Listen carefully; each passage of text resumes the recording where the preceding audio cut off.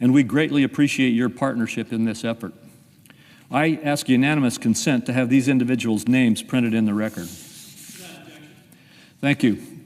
I also have to thank my incredible staff who have foregone sleep over the past several months to provide timely, indispensable insight, facts, legislative text, counsel, and so much more. Without them, we would not be at this point and ready to deliver this much needed growth-focused policy for the American people. I ask unanimous consent to have the names of my entire Finance Committee staff printed in the record. Without objection. Thank you. Even with all that, and all that we accomplish in this legislation, there are dozens of additional good ideas, smart policies, and common sense reforms that we were not able to include today. And I commit to working with my colleagues to advance those goals as well as we move forward. But today's historic legislation is more than a good start and will pay dividends for American families, extending good tax policy, delivering targeted relief, and reining in wasteful spending as achieved in this bill is the best way to restore economic prosperity and opportunity for all Americans. I look forward to getting it to the President's desk as soon as possible. Thank you, Mr. President.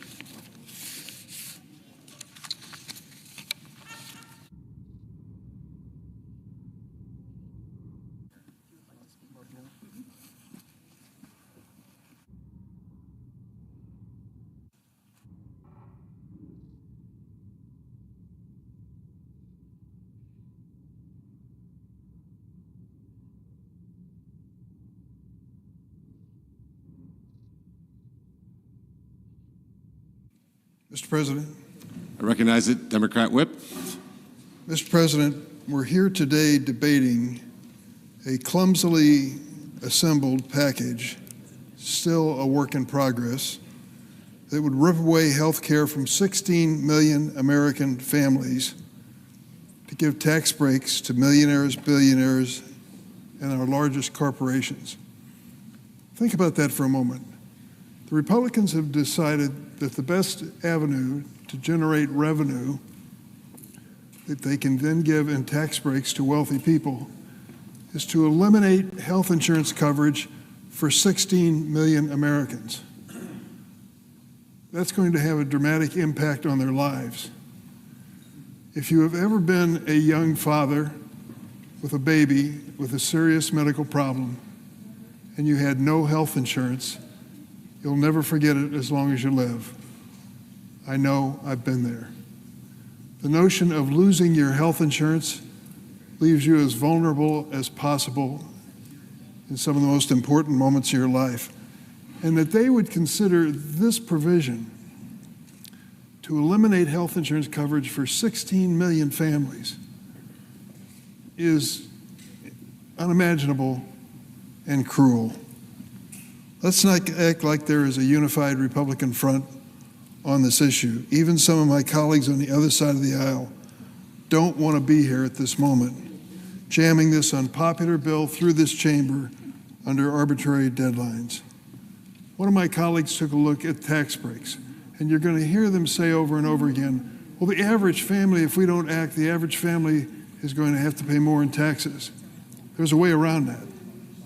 If we limit any tax breaks in this bill, in this effort, to people making $400,000 a year or less, $400,000 a year or less, it virtually eliminates 2/3 of the cost of this undertaking. And it means you don't have to take away the health insurance of 16 million families. So there are ways to do tax breaks which make sense. Count this Democrat in with the Republicans for helping working families who are struggling to get by, and a lot of them are, living paycheck to paycheck. And the notion that we would say to them, we're going to take away your health insurance, we're going to raise the cost of health insurance for you, is no answer to their problems. Behind closed doors, my Republican colleagues continue to be consumed with infighting, bickering over the bill's substance, and for good reason. We have a process here which is almost impossible to explain to an ordinary person of how we reach reconciliation. The parliamentarian's office, and she's sitting here, God bless you for what you've been through for the last several months, and all your staff, have to make decisions on a daily basis over and over again as to whether or not provisions of this bill are eligible under the law that governs the United States Senate. We're in the process of debating this on the Senate floor. I see our ranking member on the Budget Committee, Senate Budget Committee, the senator from Oregon. We're in the process of still appealing to the parliamentarian's office on provisions in the bill. This is truly a work in progress. I think what they do know is troubling, and it should be. This bill would be a disaster for hospitals. The Senate Republican bill, unfortunately, is going to endanger hospitals all over the United States.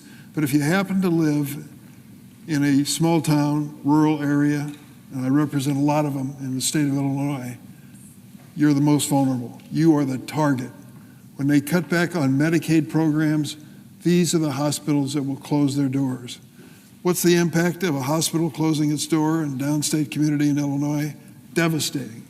Hospitals are not only the center for emergency medical care, good doctors, nurses, and such, they are also a major economic force in small-town America. Take away a hospital and then try to attract a new business to your community. Good luck. This Senate bill cripples one of the main ways that states fund their Medicaid programs and keep hospitals afloat, especially rural and low-income areas. It's called the provider tax. Earlier this week, a Republican senator,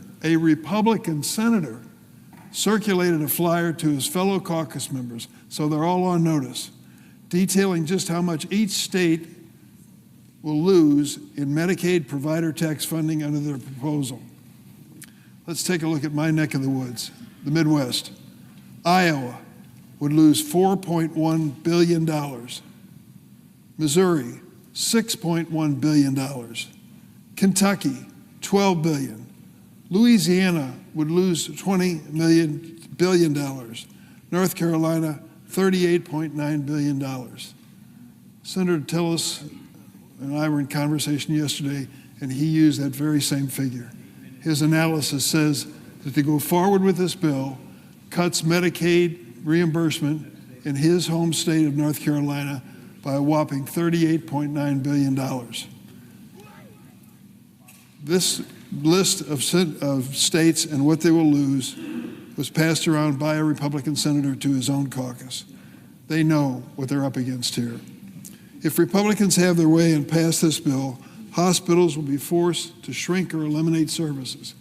In Decatur, Illinois, one of the major hospitals facing the crunch time had to make a decision whether they keep their doors open.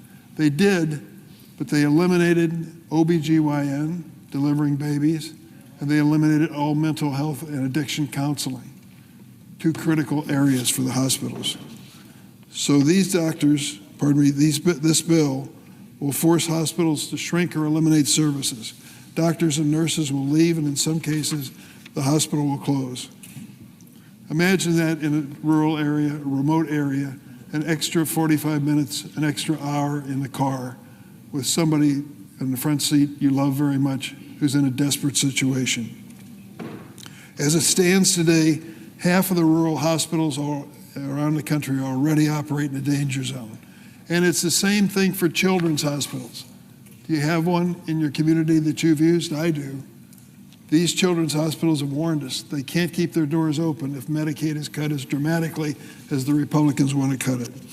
If Republicans have their way, we're going to see massive layoffs, fewer nurses, technicians, and doctors, along with decreasing quality of care.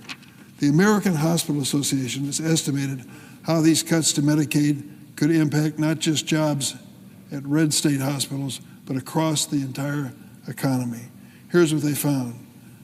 If the Republican provision goes through that cuts Medicaid reimbursement in order to provide tax breaks for wealthy people, Maine, as an example, one state, would lose 5,000 jobs. Kansas, 6,200 jobs. Iowa, 11,000 jobs. Missouri, 26,600 jobs. I've talked to the administrator of BJC in St. Louis, Missouri. The reason is it's not just a Missouri hospital. They have their facilities on the Illinois side of the river. In fact, 1/3 of their patients are from Illinois, and 1/3 of their patients overall use Medicaid to go to their hospital. So he's told me what's going to happen if the Republican measure goes through and the cutbacks to these hospitals. They came up with, incidentally, the rescue fund to solve the political problem. I want to check and make sure Senator Murray can back me up on this. Our overall cut in Medicaid now is at about $1 trillion. Correct. $1 trillion. Imagine, this is Washington, we talk in those terms. Cutting Medicaid nationwide $1 trillion. And the rescue plan for the small hospitals that are in danger, the ones I've talked about, $1 trillion cut. How big's the rescue plan? $25 billion. Do the math. It's a joke. It is a joke. If Republican leaders think this is an adequate amount to alleviate pain all of our nation's rural hospitals are going to feel, then that's like trying to put out a forest fire with a garden hose. This simply won't work. I want to conclude by saying this. We passed the Affordable Care Act 15 years ago. Of all the things that I've worked on in Congress, I think it had more positive impact to help the families across America than anything. We found a way to make health insurance more affordable for families 15 years ago. And to do it, we held hearings, 100 hearings on the Affordable Care Act. Obamacare is what they called it. Roundtables, walkthroughs. 2 committees spent a combined 21 days holding markups so that everyone could offer an amendment. Do you know how many amendments were made to the Obamacare program? 400. 400 votes in committee and on the floor on amendments. 147 Republican amendments were included, though not a single Republican senator ended up supporting the Obamacare when it was all over. What do we have here with this measure? At the end of the day, that legislation, the Obamacare, allowed more than 40 million Americans to gain health insurance.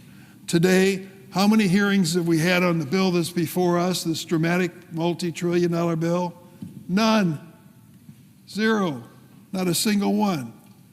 Zero markups for senators to offer amendments. 400 amendments on Obamacare. None on this one until it comes to the floor today. Zero bipartisan input. Our friends on the Republican side have said basically it's a big deal. Take it or leave it. Should this bill become law, do you know what we'll done? Thrown 16 million Americans off health insurance and closed many vulnerable small hospitals, all to pay for tax breaks for millionaires and billionaires. Maybe some of my Republicans are okay with that. I don't think the American people are. I'm hoping that sanity and common sense prevail. We need 4. We need 4 senators to step up and say, stop this train. We've got to sit down and do our homework. We cannot expose the American families and the American economy to do this in the name of preserving tax breaks for the wealthiest people. Elon Musk seems to be doing okay in life, right? The wealthiest man in the world. Do you know what the tax break is for Elon Musk on the bill that's before us on the floor? $346,000. We do a little trolling. It's called we do a little trolling. He won't even notice it. Giving him a tax break, he won't notice, and taking away health insurance from families who will be devastated. 16 million. We do a little trolling. It's called we do a little trolling. It's an important choice, and it's one we should make the right one. I yield the floor. President. I recognize a senator from Kentucky. We do a little trolling. It's called In we do a deciding little whether trolling. to vote for the big, not so beautiful bill, I've asked a very specific question. Will the deficit be more or less next year? The answer, without question, is this bill will grow the deficit. The federal government has fancy formulas and hundreds of wonky accountants who inform us of their projections over 10 years. But you often can't trust these projections. In an excellent piece written by the Foundation for Economics and Education entitled "The CBO's Projections Are Worse Than Useless," Eric Schuler writes, "Long-term analysis and language is commonplace in U.S. national politics, but it achieves no useful outcome. It confuses far more than it clarifies. It does not provide accurate estimates of long-term results. It does not improve the average voter's understanding of policy effects. And it gives politicians a means to claim they are being fiscally responsible without actually ever exercising any prudence whatsoever. Sometimes the predictions are off because a new Congress is elected and changes the law. Eric Schuler writes that for any projection of a 10-year budget to be accurate, the Congressional Budget Office has to assume that the law won't change for 10 years, even as most of the politicians that make the laws risk being replaced every 2 years, and all of them advocate for changes of one stripe or another. Schuler states that few in Washington will admit Congress has a knack for starting any proposed cuts in the later years while letting spending run wild in the immediate future. Sometimes these predictions are off by $1 trillion or so because the economy grew more slowly or more quickly than anticipated. Bruce Thompson, a former Senate aide and Assistant Secretary of Treasury, writes, "The Congressional Budget Office miscalculated the deficit last year by $1 trillion. So in deciding whether to vote for any big, monstrous bill, it helps to ask the right question. To me, the most pertinent question is, how will the bill affect the deficit in the next year? Currently, our deficit is estimated to be a little under $2 trillion this year. What will happen to the debt in 2026 if this bill passes? Well, using the math most favorable to the supporters of the bill, referred to as the policy baseline, the deficit in 2026 will still be $270 billion more than this year. So even using the math, even using the formulas that the supporters of the bill like, the deficit will grow by $270 billion next year. That's just not good if you profess to be fiscally conservative. Why will the deficit grow next year? Well, even if you argue that the 2017 tax cuts don't need to be counted in the calculation at all, the new tax cuts add up to $234 billion to the debt next year. In addition, the big not-so-beautiful bill adds new spending of over $500 billion, military, border, agricultural subsidies, etc. That spending is front-loaded and will be spent in the first 4 years of the 10-year window. Legislated spending is one of the few items in the bill that is exact. It isn't estimated. If they say they'll spend $500 billion, they're going to spend $500 billion, all in the first few years. So in order not to add to the deficit, the BBB, the big not-so-beautiful bill, has to have corresponding spending cuts to counter all the new spending. Unfortunately, the spending cuts are backloaded to the final 5 years of the 10-year window when several tax cuts expire and the spending increases are finished. In addition, elections occur every 2 years and could easily wipe out any perceived savings that might occur in the later years. The only real certainty in this budget drama are the budget years coming in the immediate future. It's the next year or two are the only things that are actually of any certainty. So if we analyze this bill from that perspective, we discover that the bill increases the debt by $500 billion in the first 5 years. This is not the CBO projection that Republicans have not liked. This is the projection they are using, says the debt will add $500 billion in the first 5 years. Now, they say somehow, miraculously, in the last 5 years, it gets to a $500 billion in savings. So it's $1 trillion shift from year 5 to year 10. The CBO scores it differently, not as encouraging, and says it adds over $3 trillion in debt. So which is it? Does this bill save $500 billion over 10, or does it add $3 trillion over 10? The truth is that anybody, that even a person with a magic crystal ball, it's anybody's guess. Which brings us back to maybe we have to judge the effects of the big, not-so-beautiful bill by looking at what happens to the debt next year. Supporters of the bill admit it adds $270 billion to the debt next year. That's the only thing we know for certain. We don't know what happens in year 3, 4, 7, 8, 9, 10, but we know next year this bill will grow the deficit by $270 billion. In addition, the bill increases the debt ceiling by $5 trillion. What does that mean? That is an admission that they know they aren't controlling the deficit. They know that the ensuing years will add trillions more. So we're adding $2 trillion this year, but they're anticipating, the authors of the bill anticipating adding more than $2 trillion next year. That doesn't sound at all conservative to me, and that's why I'm a no.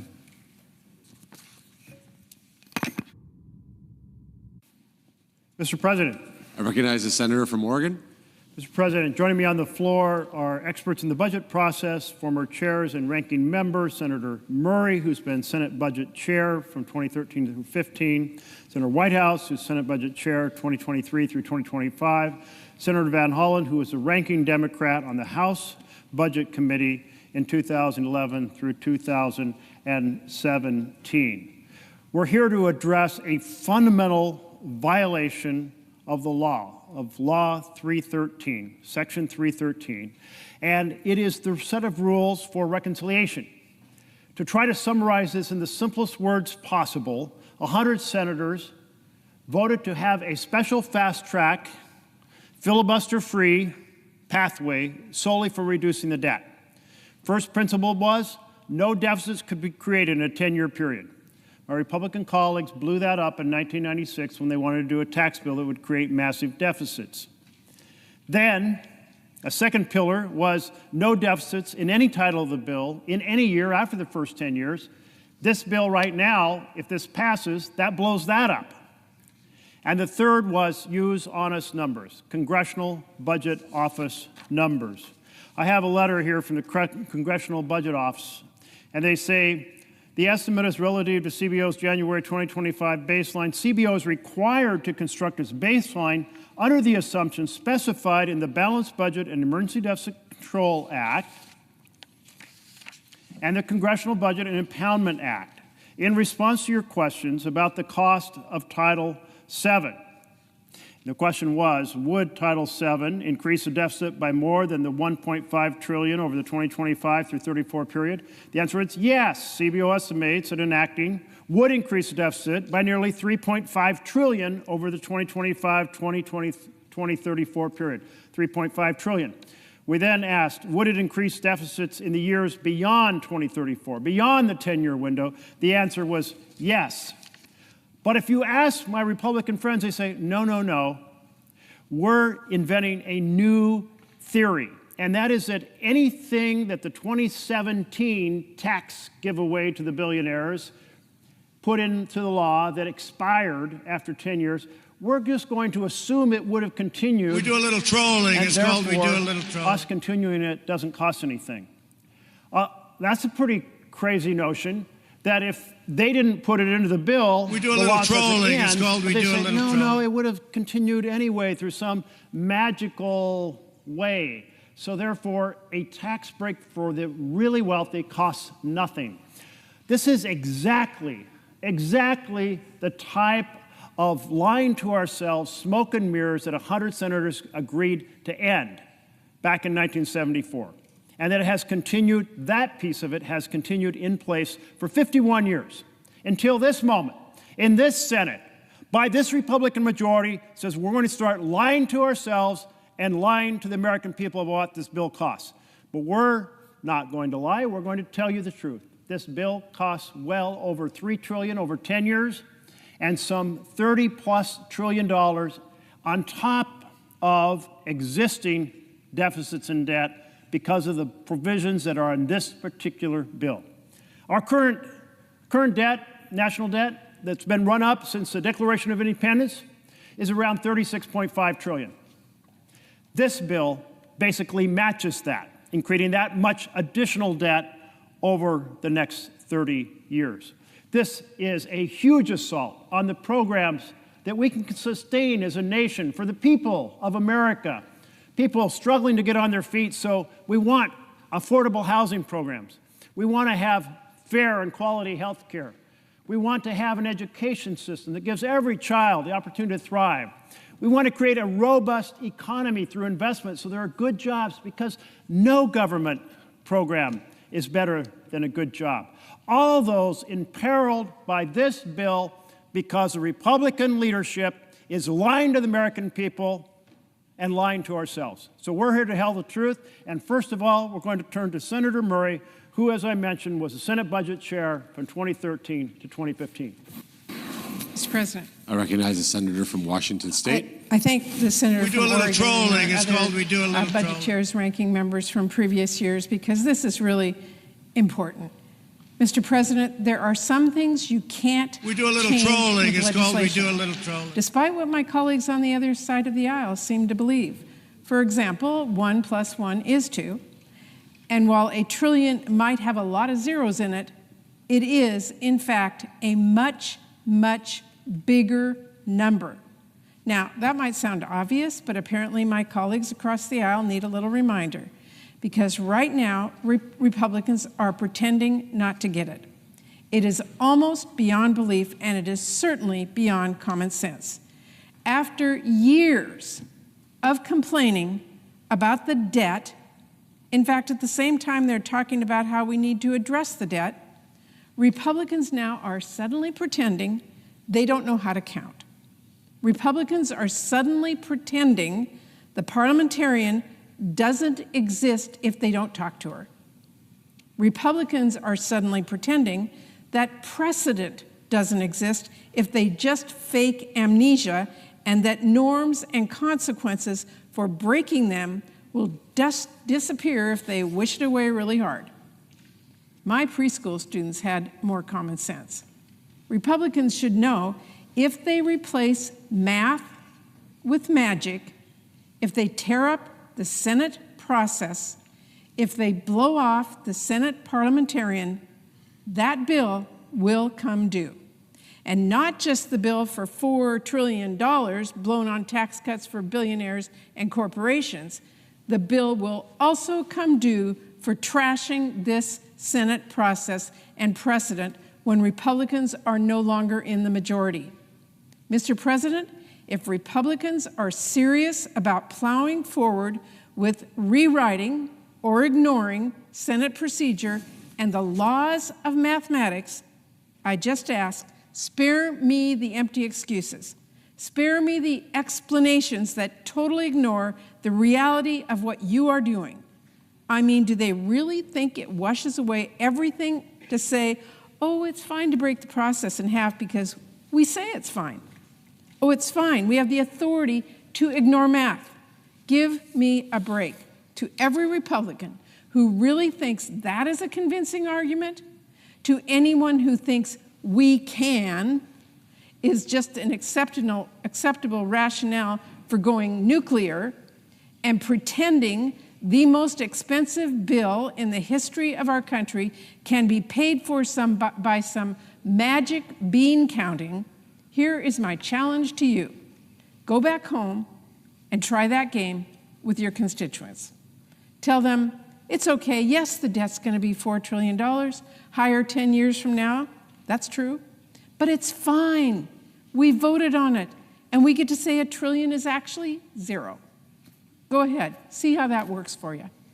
And you may as well tell them you are voting against gravity next, because that's just as reasonable. And don't forget, when you tell your families back home that trillions of dollars in tax cuts for billionaires and companies are free because you waved a wand or you said some magic words, don't forget to tell them those are just tax cuts for the billionaires, not for working families.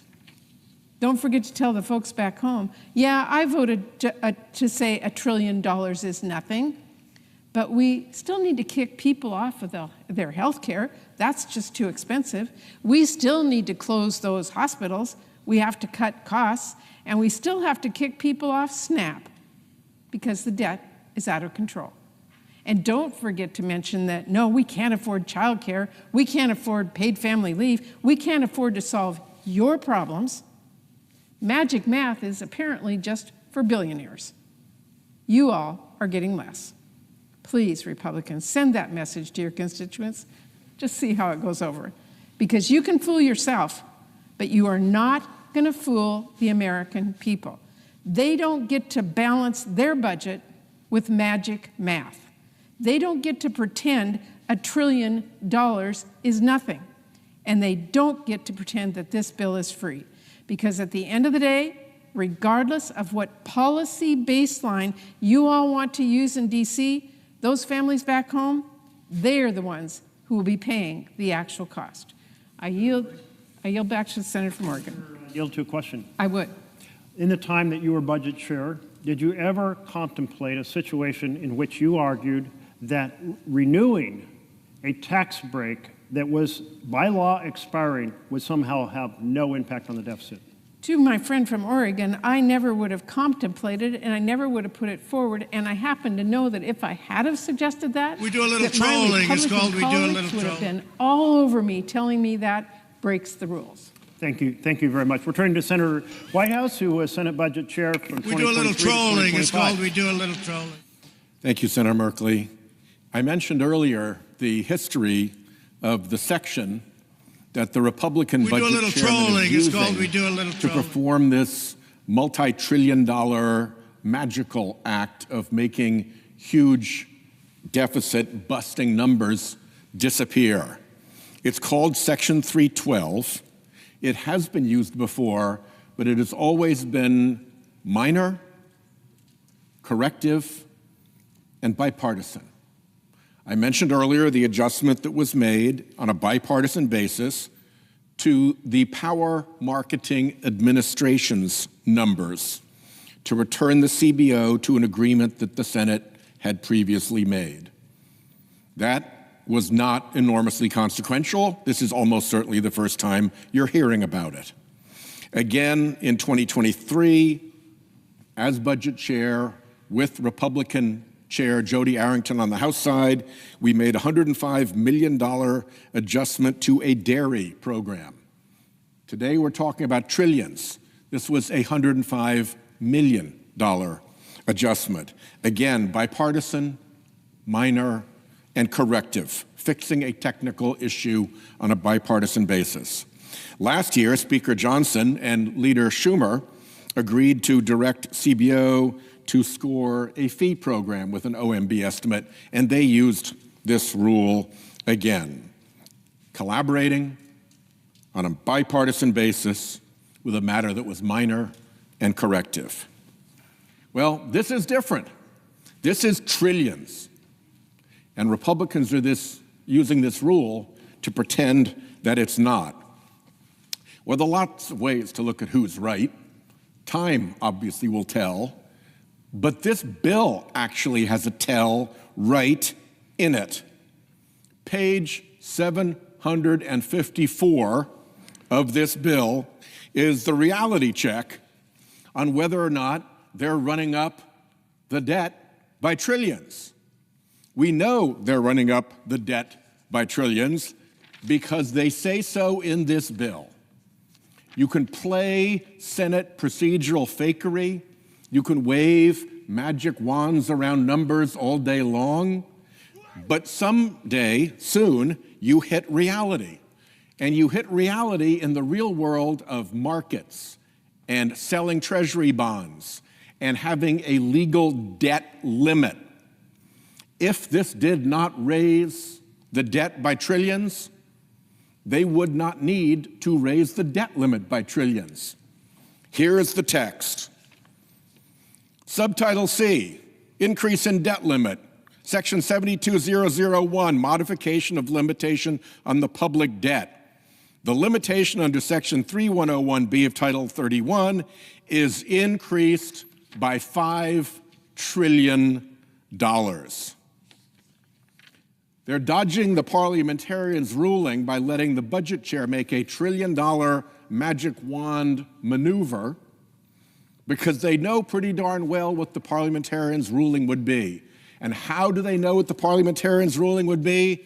Because the answer's in their own damn bill. I yield the floor. Would the senator from Rhode Island yield for a question? Of course. You mentioned the use of Section 312, which gives some flexibility to resolve, as you put it, minor issues on a bipartisan basis to correct an issue, a technical issue. In those cases you mentioned, were those on a reconciliation bill?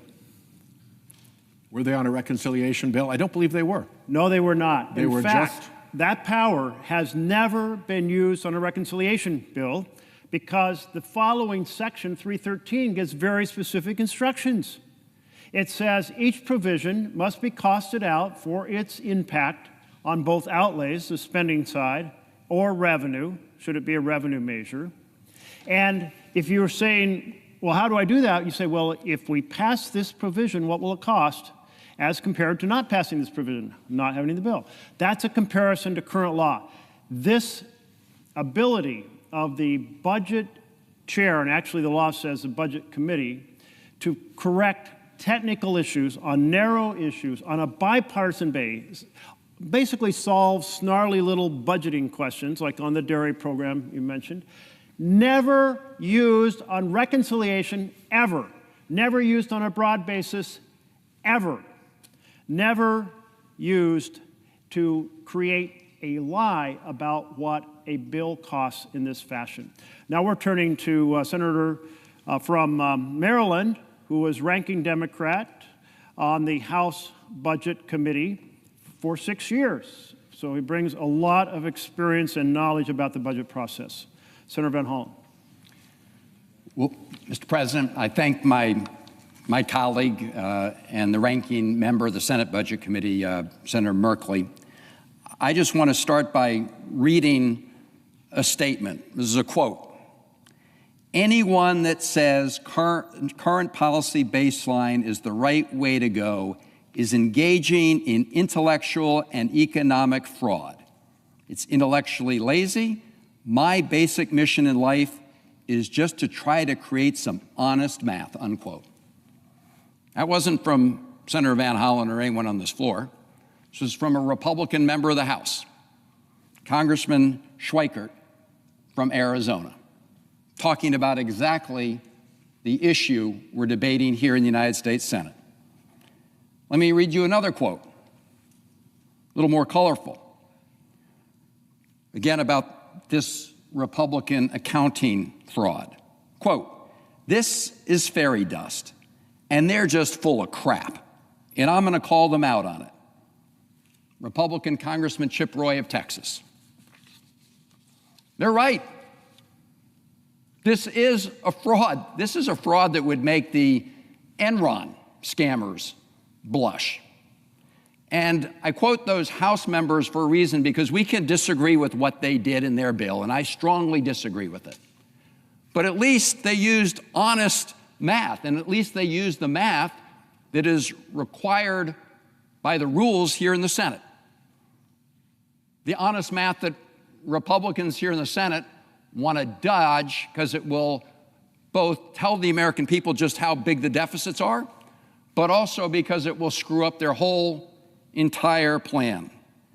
Just so people listening have some sense of how these Senate numbers are designed to disguise the real impact of their deficits. Look at, for example, the basic individual tax rates in the House bill. When they extended those tax rates from the Trump 2017 bill, it costs $2.2 trillion. Under what we call the current law baseline, which is the reality baseline, because that's what it will cost when you understand that they sunset at the end of this year. We do a little trolling. It's called we do a little trolling. To renew them. So under honest accounting, it's $2.2 trillion. Under the Senate fraudulent accounting, we do a little trolling. It's called we do a little trolling. That $2.2 trillion deficit miraculously becomes an $83 billion deficit. Let's look at the House permanent extension of key deductions for businesses. That would cost honest accounting $821 billion. We do a little trolling. It's called we do a little trolling. $6 billion. So what we're seeing here is this blatant, deliberate effort to mislead the American people it's called we do a little about the true costs of this bill, about the deficit impacts of this bill, about how it will impact the debt. And we all know that when the debt goes up and we have to put more of our costs on Uncle Sam's credit card, it puts upward pressure on interest rates. That means Americans will pay higher interest rates on their mortgages, on their car loans, and everything else. So when you try to hide the deficit impact, you really are trying to fool the American people, and we're here to blow the whistle. Now, I just want to show our colleagues something that was put together by the Committee for a Responsible Budget. And if you look at the blue, you can see for each year, starting this year, 2025, 2006, the blue is what Senate Republicans claim their bill will add to the deficit. The red is how much more it will actually add to the deficit. So at the end of this 10-year period, what you see is Senate Republicans are claiming that their bill will add $441 billion, which is still a big number, but the real number when you do honest accounting, when you add up all of these, it's $4.2 trillion, a much bigger number. Now, I do want to point something out on this chart. I think everybody watching should understand it. If you look at these orange parts, these are the additional deficits from tax cuts. Starting here in year 2029, 2030, you'll see that they actually do start going down. Why is that? It's because the tax cut that President Trump promised for no tax on tips, they phased those out. This is all just a make-believe ruse. Yeah, we start providing no tax on tips, but those disappear. The tax breaks for wealthy people, they go on, and they go on not just for this 10-year period, but the reason they violate all the rules of reconciliation is because they keep going on after that. And as Senator Merkley said, if you look at the entire history of the Byrd rule, that's Senator Byrd, it was designed to make sure that 51 senators through a vote could not make these kind of permanent changes in any area, but specifically they were worried about areas that increased the national deficit and debt. So what Republican senators are doing is not only misleading the American people, but they're violating the entire structure that carved out this special procedure that we call reconciliation for the budget. We do a little trolling. It's called we do a lower little deficits and debts, not have them go on forever. As Senator Merkley has pointed out, I think if you look over a 30-year period, we're talking about $35 trillion plus additional to the debt. And Republicans want to hide that from the American people. That is budget fraud, pure and simple, and it is a violation of the rules of the United States Senate. This whole special structure that was created not to blow bigger holes in the debt and deficits, but to actually try to constrain them. So shame on everybody who's part of this fraud on the American people. I yield back my time. Would the senator from Maryland yield for a question? I will. I found it very interesting that you pointed out that these tax provisions for the middle class, no tax on tips, is phased out, and no tax on overtime is phased out. And what you're saying, I believe, is that when they put into this bill that a tax break is ending, they're saying that it doesn't cost any more in the following years. So they are certainly saying that their current policy baseline that they want us to make believe about would say that this wouldn't cost them. In other words, if they extended this, it wouldn't cost anything.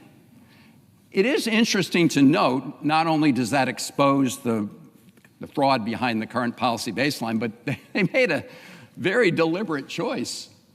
Even though they now say that they can make these tax cuts permanent and still comply with the rules, they decided to make the tax cuts for very rich people permanent. But even though they say it's not going to cost anything anymore to provide, tax cuts with no tax on tips, they're phasing those out. And all of these areas are where President Trump made promises that he was going to take care of some working people. Well, man, those go away fast. Tax cuts for the rich, they go on for not just the full 10 years, but they keep going, which is why this is a violation of the entire reconciliation process. So I find two things very interesting. They're saying if something was in the law that they passed in 2017 and it expires, they're pretending it doesn't expire, and therefore extending doesn't cost anything. But in their own bill, when they say a provision expires, they say, no, it really does die, and therefore we're saving money in the years after. How is those two things possibly consistent? Well, clearly they're not. I mean, this is literally magical thinking. This is why Republican Congressman Schweithart called this, or Chip Roy called this fairy dust, and why the congressman from Arizona said this was pure intellectual and economic fraud. That's what it is. That's the bottom line. Well, I really thank the senator from Maryland also pointing out that President Trump, he did, when he was campaigning, say he was fighting for ordinary families. But at his inauguration, who did he have standing behind him? Not champions for health care or champions for housing, certainly not champions for nutrition, or education, but in fact, a series of... We do a little trolling. It's called we do a little trolling. And now you're telling me that in this bill, and I want to make sure the American people understand this, the provisions that were sweeteners to say we were helping... We do a little trolling. It's called we do a little trolling. But they're keeping all the tax breaks for billionaires. Well, you're right. You know, it was right down this hall, actually, that President Trump was sworn in, and he said it was going to be a new golden age for working people. Well, as you're pointing out, and this chart clearly shows, and their own budget reveals, it's clearly a golden age for billionaires and people who make a lot of money. And in this bill, they make sure that that golden age for very rich people goes on forever. They had a few little crumbs that they were throwing for a little while, we can see, to others, but just for a little while, and just small amounts compared to the golden age for the billionaires. Well, I must say my impression is, and I hope you'll correct me if I'm wrong, is that the Republicans are embarrassed by the fact that they're proposing a bill that creates over $3 trillion in debt in 10 years and over $30 trillion over 30 years, and that the vast bulk of it goes to billionaires. And so they want to say, we're so embarrassed because we mentioned fiscal responsibility when we were running for office. We were going to get the budget under control, and they're doing the opposite. And they're embarrassed that they're doing these cuts in programs to fund tax breaks for billionaires, cutting regular health care, 16 million people losing health care for tax breaks for billionaires that, as you point out, go on and on and on, actually permanent. I would certainly love to yield to my colleague from Rhode Island. When I was budget chairman, and we were trying to focus, for instance, on the impending economic nightmare coming our way through climate-caused property insurance failures, what I would get is nonstop regular lectures from Republicans on the Budget Committee about how we had to take responsibility for the deficit, we had to reduce the debt, nothing else mattered as much, it was absolutely vital. And now, of course, we see that at their very first shot, with the power to do anything through their majority and using reconciliation, they're raising the debt. They're raising the deficit, and not by little, but by trillions. And I'm wondering if in your time as chairman, or perhaps in Senator Murray's time on the committee, or perhaps in Senator Van Hollen's time over on the House committee, you were favored with such constant lecturing by Republicans about the debt and the deficit, and how credible that all seems right now. I'll yield to Senator Murray. I thank the senator for his question, because it's just stunning to me that the vast majority of debate, in fact, all the debate that came from Republicans at the time I was chair of the Budget Committee trying to put forward a smart budget for the United States of America, the only thing they talked about was debt and deficit. The only challenge they made to us was debt and deficit. The only time we tried to do anything for childcare, for health care, they threw the debt at us. So it is pretty stunning to me that now that they need to raise the debt for giving tax breaks to the very rich people who stood behind the president at his inauguration, then they play with the numbers and pretend it's not real, and $1 trillion all of a sudden becomes zero, and I'm using some rule you've never heard of to try and pretend that this isn't real. It's fairy dust. I just want to say, to answer the question from the senator from Rhode Island and pick up on what my colleagues have said, that when I was the senior Democrat, the ranking member on the House Budget Committee, Paul Ryan was the chairman of the committee. And look, we disagreed on many things. We agreed on many things. We both agreed that we should get our deficits and debt under control. We had different ideas on how to do it. He wanted to privatize Medicare. We wanted to close tax breaks for the rich. But we wanted to close tax breaks for the rich. But the reality is that the holy grail, I mean, the only guiding North Star for Republicans at that time was we've got to bring down deficits and debt. This is not that Republican Party, not in any way, shape, or form. They clearly don't give a damn. In fact, they are worried, as we can see, that the American people still care, which is why they want to engage in this fraudulent scheme. But I'll just close on this. I remember one of those years, I believe it was the 2012 Republican convention. They even put up a debt clock. They put up a debt clock at the convention. I can't find it. Right? I'm looking under my desk for the debt clock here because Republicans seem to have hidden it away forever. They want to wish it away. That's what they're telling us. But the bill actually is required to raise the debt limit by $5 trillion. So in reality, there's a huge hit to our debt, huge additions to our deficit, and it makes me a little bit frustrated to think back to all those lectures that I had to receive as budget chairman, which the senator from Maryland witnessed as a longtime member of the Senate Budget Committee, which the ranking member witnessed in his time on the Budget Committee, and which Senator Murray experienced when she chaired the Budget Committee. We have been lectured to death by our colleagues, and at the very first instance when they had the power to do something about it, they went 180 the other direction and are cranking the national debt in order to give big benefits to the rich people who fund their campaigns. For a question, and I know we need to move on here. I just want to add one thing. It's not just that it's going to be debt. It's the cost to families because this debt they are putting in place. I would ask the chair of the Budget Committee now, as he knows as I do, people's houses are going to cost more because their mortgage interest rates are going to go up. Their cars' interest rates are going to go up. This is not just magic numbers sitting out there pretending they're not.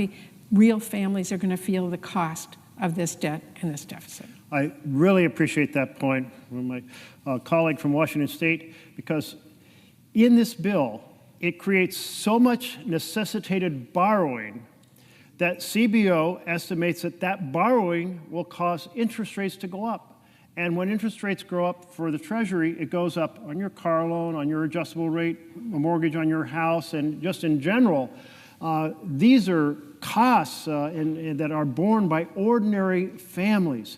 And I find it very interesting because the Republicans were demanding what they called the dynamic score, saying, well, won't these cuts produce such a great economy that it will kind of lift all boats and produce more revenue, and maybe the deficit won't be as bad.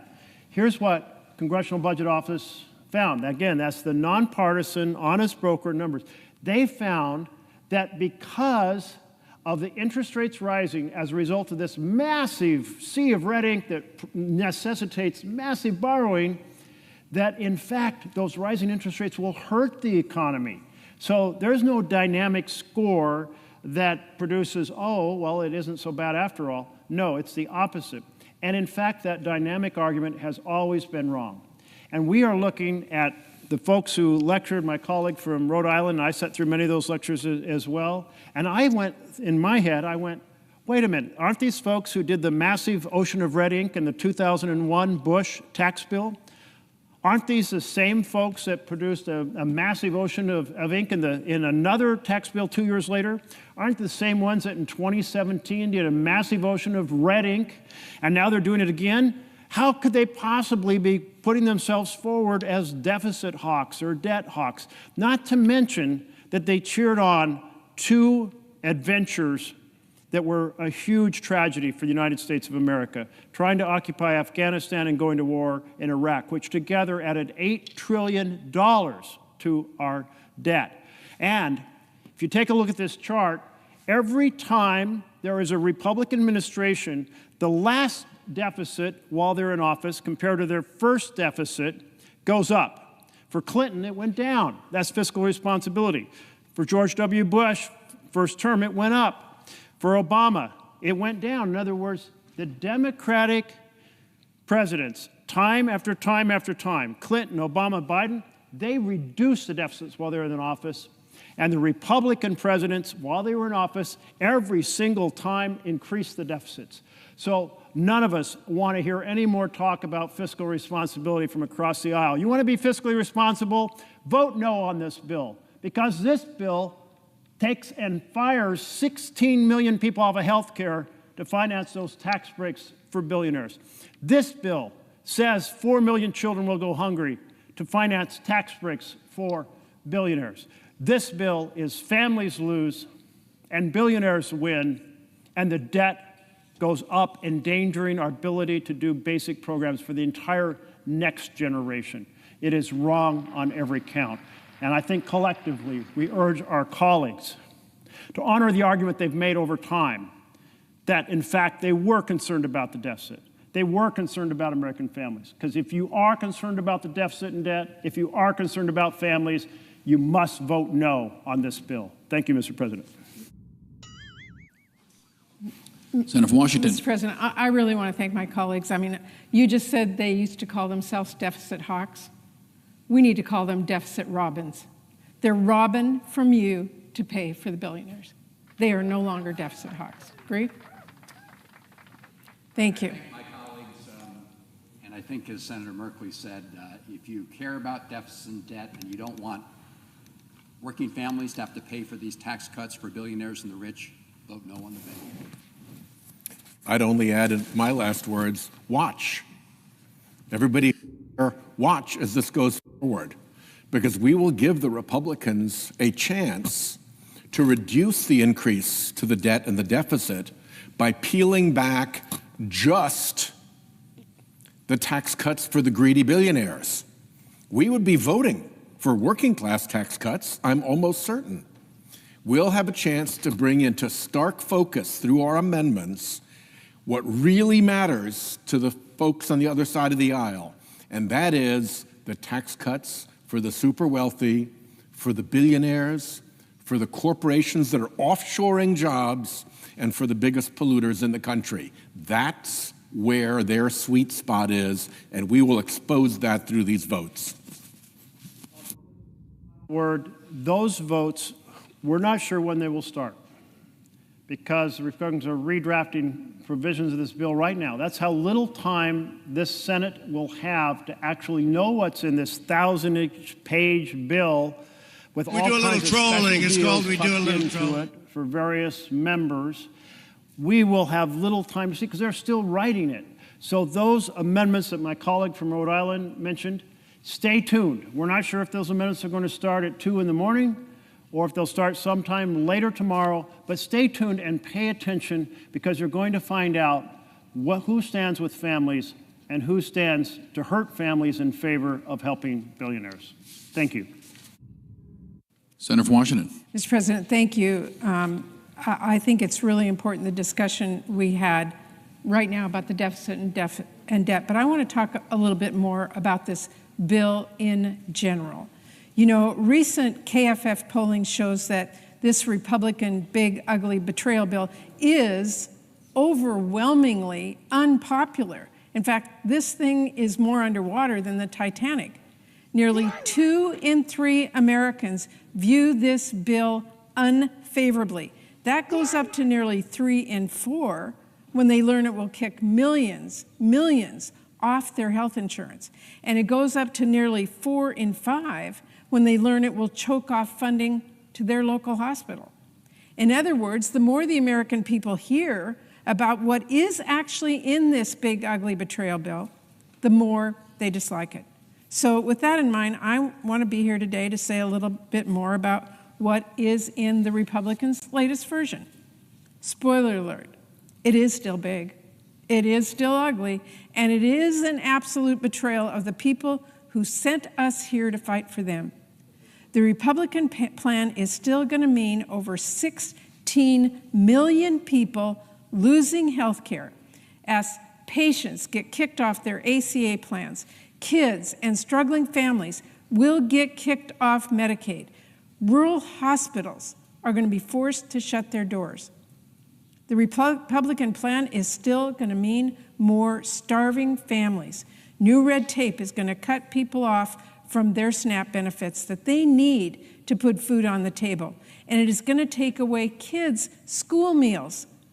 The Republican plan still rips away support from the people in this country who are struggling the most to give away billions in tax breaks to billionaires who need help the least. In short, this latest version of Republicans' bill would still be one of the biggest transfers of wealth from the people at the bottom to the people at the top in our nation's history.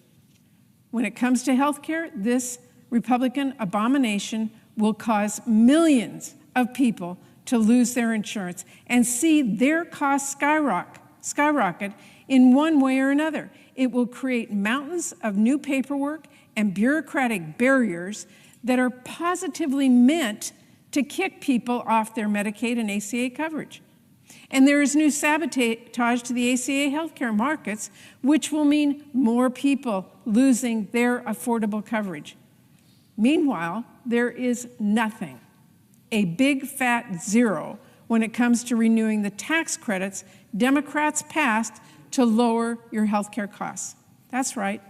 While Republicans are showering their billionaire donors in new tax breaks, they will not lift a finger to extend healthcare tax credits that are saving millions of families thousands of dollars a year on health coverage. Instead, they're going to make sure people lose health care coverage, including our seniors, people with disabilities, pregnant women, millions of patients who rely on Medicaid.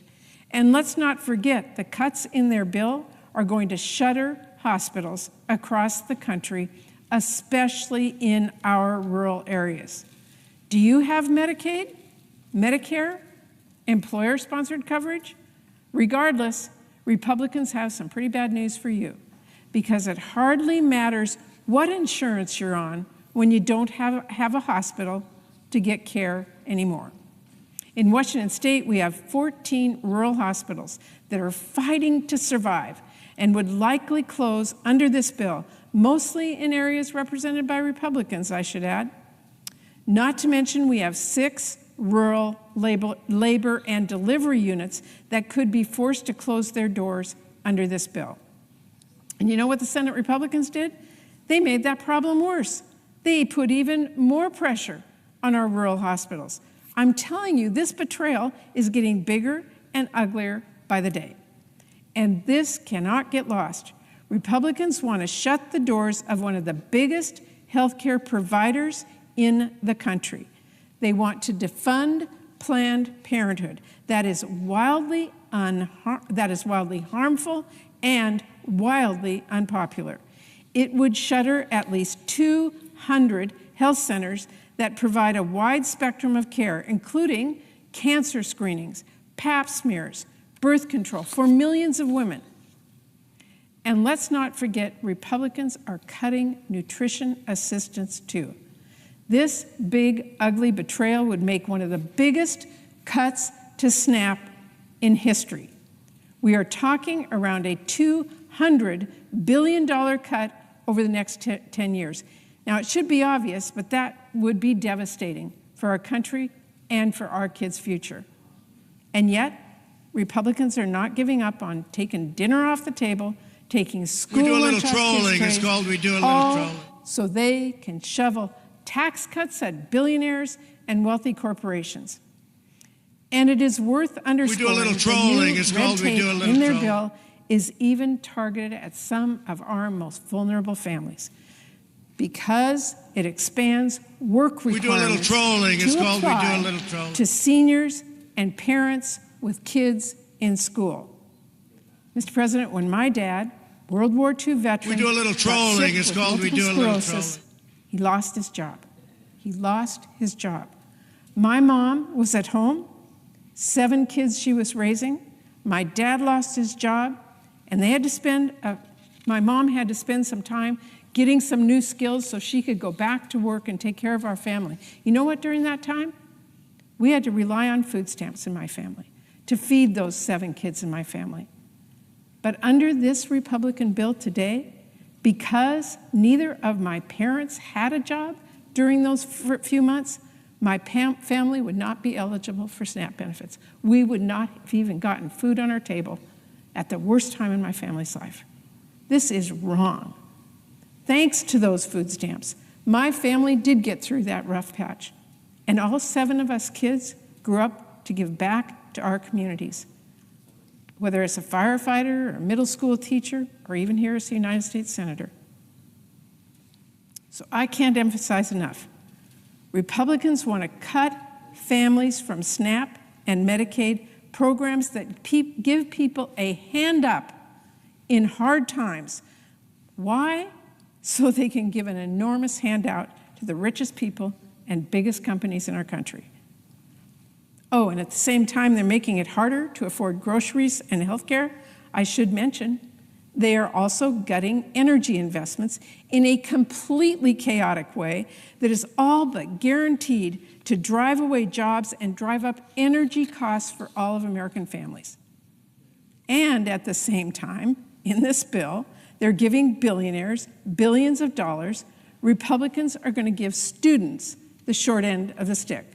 This big mess of a bill would tear away programs and protections that make it possible for many students to pursue a higher education. It eliminates Grad Plus loans. It cuts families off from Parent Plus loans. It punishes students who go into public service or a medical residency, and more. Meanwhile, they are tearing down the guardrails from gutting regulations that protect students whose universities commit fraud, to opening a Pandora's box for Pell Grants with a new loophole that will let low-quality programs suck up our taxpayer dollars. These changes are especially going to hurt students from low-income families and first-generation college students and our veterans. Some of them will have no way to go to college when Republicans take their support away. Some will be driven into predatory private loans they can't afford. And some will get lured into low-quality programs that take their money, waste taxpayer dollars, and leave the student worse off. And if that wasn't enough, if the Secretary of Education wanted to try and stop this kind of fraud and protect students, Republicans will leave them at about as much authority as a school hall monitor, because in this bill, Republicans prevent any Secretary of Education from making regulations that carry added benefits for borrowers. And it hardly matters if that is a good impact, like saving students money or protecting taxpayer dollars from fraud or making higher education more accessible. Republicans are going to make problems worse and make fixing them even harder. Students in this country should be outraged. And I want to be perfectly clear about something. If Republicans charge ahead with this big, awful mess, which they seem intent on doing, they can kiss any last shred of credibility goodbye, as we just talked about, when it comes to pretending they care about balancing the budget or addressing the national debt. The idea was already laughable. For the entirety of the 21st century, the biggest driver of the national debt has been tax cuts that Republicans championed. But now, as we just talked about, they want to put at least $4 trillion, that is trillions with a T, on the national credit card. Why? So they can shower the richest people on the planet with more money. And then they're pretending all the math works and it's kind of easy peasy if they can do it if they kick people off health care or take enough meals away from kids or close enough hospitals or better still, use some absurd accounting gimmick to pretend to pretend that billions of dollars in new tax cuts for their billionaire donors actually just don't cost anything. Well, I've got some bad news for Republicans. Your math is terrible, and so's this bill. This thing is very expensive, and you don't have to take my word for it. Ask the nonpartisan Congressional Budget Office, which just said the latest version of this bill will add 4 trillion, T-trillion, to the debt with just over the next 10 years. If Republicans want to ignore them, you can also ask the fiscal hawks at the Committee for a Responsible Federal Budget. They calculate that the House bill adds $5 trillion to our debt when you include interest payments and the cost of making temporary provisions in this bill permanent. And we are told the Senate bill is even less fiscally responsible. Everyone agrees this thing is not beautiful, but it is recklessly big, and it won't just increase the debt, it will blow it up. Mr. President, this may very well be the most expensive bill in history. I say may because Republicans are still planning changes. We have not yet gotten the final bill. They already cut out even more taxes for multinational corporations. SNAP benefits, they're still on the chopping block. Healthcare, still on the chopping block. In fact, they want to cut Medicaid even more painfully. We may not know how expensive the Republicans will be in the end, but we know who is paying for it. Paying for it is you, working families. And it is important for people to know, as bad as this bill is, Republicans were trying to make it even worse. Now, Democrats have been fighting them every step of the way, and we have notched a few important wins by challenging every single provision we possibly could under the Senate rules. So I want to talk about some of the things Democrats were successful in We do a getting little out. trolling. It's called we do a Because little if Republicans had their way, not only would this bill take away more food from our struggling families or shutter even more hospitals and kick even more people off their health insurance, it would have also sold off all of our public lands. And if instead of just slashing CFPB funding, it would have completely shuttered the doors of a very important federal watchdog that protects Americans from getting scammed. If Republicans had their way, this bill would make it easier to buy gun silencers, harder to get your earned income tax credit or pay off your student loan, and effectively impossible to get insurance plans on the marketplace that cover abortion care. If Republicans had their way, this bill would have also given Trump more power to deny funding to our constituents on a whim and less power for the courts to stop him.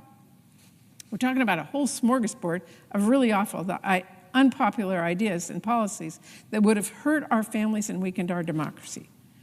Ideas that were this close to making it into this bill. But Republicans did not have their way. Democrats have been fighting back at every single step. We got those provisions tossed in the shredder, and we are still doing our darndest to send the rest of the bill to the shredder as well. Now, let's be clear. When we talk about how unpopular this bill is with the American people, the reason is simple. This bill polls like garbage because it is garbage. That's why it should go nowhere except a trash bin. Democrats are going to keep pushing back on this monstrosity with absolutely everything we've got at every step we can.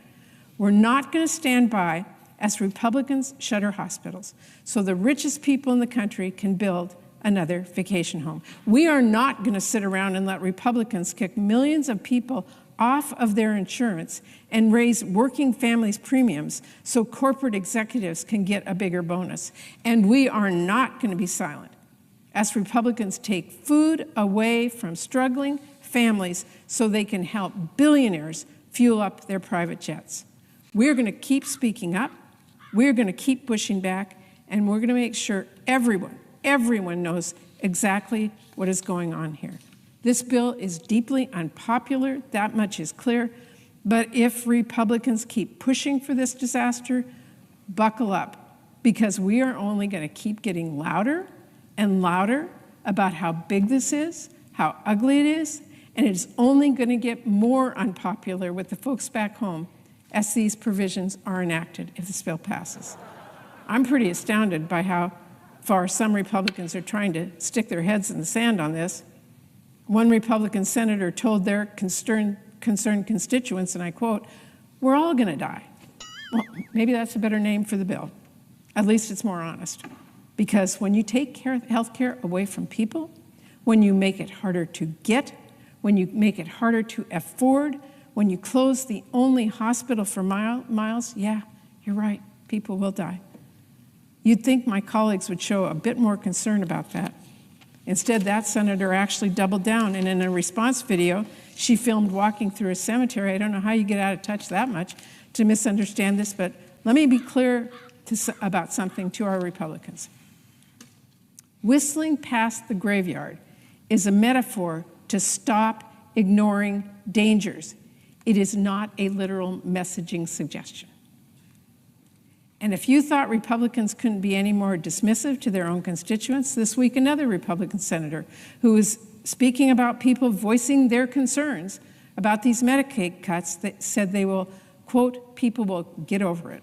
Mr. President, I have news for every one of my Republican colleagues who is trying to deny the reality of this bill and pretend the fairy tales they are telling themselves are true. When someone's local hospital closes, they don't get over it. When someone's kid is kicked off health care, they do not get over it. And if Republicans don't want to take my word for it, they can listen to the doctor I spoke with who warned when patients go uninsured, they delay care and it increases costs for everyone. Instead of paying $10 for diabetic medication, we'll pay $10,000 for an amputation. Or Republicans can actually read the countless letters I'm getting from my constituents, sharing their stories. Quote, "My dad is a double amputee. He relies on Medicaid. Without Medicaid, we couldn't get my kids anti-seizure medication."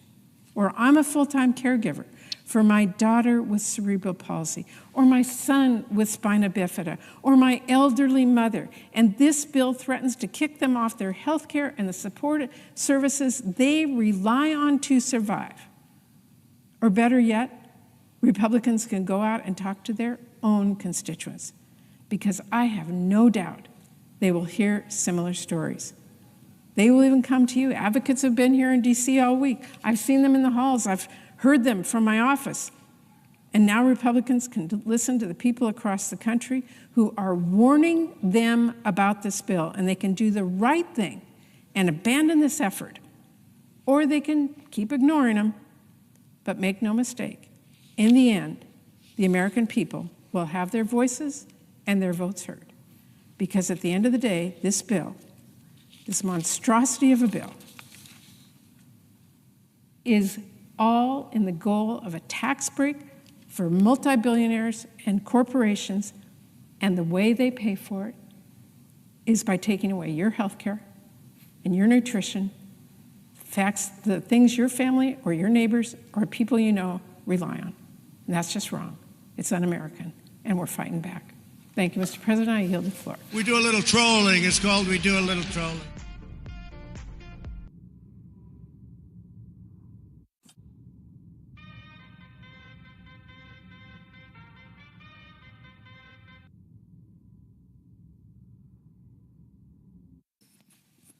Mr. President. Senator from Rhode Island. Thank you, Mr. President. Mr. President, I rise today to oppose this partisan reconciliation bill. Republicans have named it the One Big Beautiful Bill, but you'd only use that kind of title if you were trying to hide something.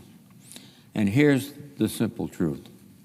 This bill takes health insurance and food assistance away from millions of Americans and gives President Trump's billionaire and millionaire friends giant tax cuts. And this bill, it would provide hundreds of billions of dollars in tax giveaways to the country's 902 billionaires and millionaires, while kicking 17 million Americans off their health insurance. Just weigh the balance. 902 beneficiaries with extraordinary tax deductions and tax benefits versus denial of health care to 17 million Americans. It doesn't balance. And despite slashing health care, somehow this bill will add trillions of dollars to our national debt. It will further weaken our financial position in the world. It will indeed have many countries wondering if the United States is, as it has been since the end of World War II, the place to put their resources, their investments, their reserves. This could have profound fiscal and monetary implications for the United States. And if you tie that together with this tariff battle, we are headed economically in the wrong direction as we are socially. This bill is loaded with outrageous special interest giveaways and President Trump's personal political priorities. For example, $7.5 billion for wealthy developers to use for luxury housing and other high-priced developments at a time when affordable housing for working family is a crisis in every state in the country. We do a little trolling. It's called we do a little trolling. $1.7 billion for gun makers who will be able to sell silencers, sawed-off shotguns, short barrel rifles. We do a little rifles, trolling. It's called we do a little trolling. Very dangerous weapons and components tax-free, making our streets more dangerous for police and for the American people. And indeed, especially for the police, because they're the first responders. They're the ones that are typically going to the door wondering if the person behind that door has an automatic weapon or some other weapon designed not to hunt or shoot, but to kill. Hundreds of millions of dollars in new tax cuts for extraordinarily wealthy oil and gas companies, and $40 million for a Garden of Heroes, a sculpture garden to honor President Trump's favorite historical personalities.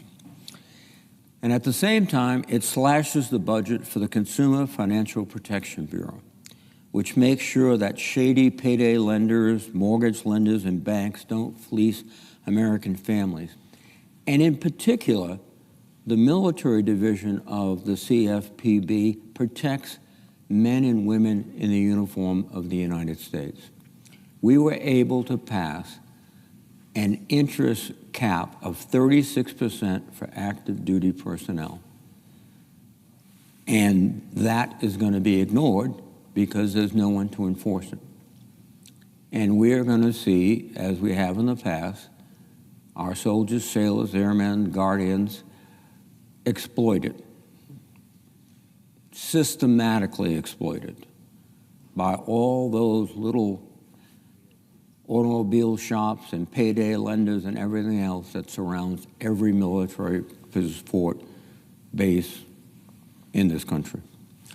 It's a tale as old as time.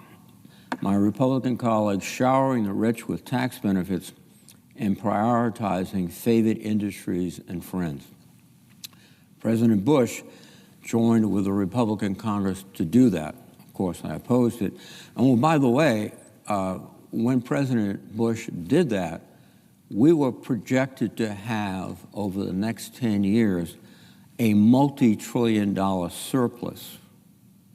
Of course, this legislation will lead us to a multi-trillion-dollar deficit. And it's interesting because when I was younger, the Republicans all associated themselves with fiscal responsibility, balanced budgets, surpluses. That's not the case. President Trump exacerbated the situation in his first term by his grand giveaway. But this time, President Trump and my colleagues on the other side of the aisle are depriving millions of Americans of their health care coverage to pay for it. They are intent on punishing the most vulnerable Americans in this bill, simply for the crime of being poor.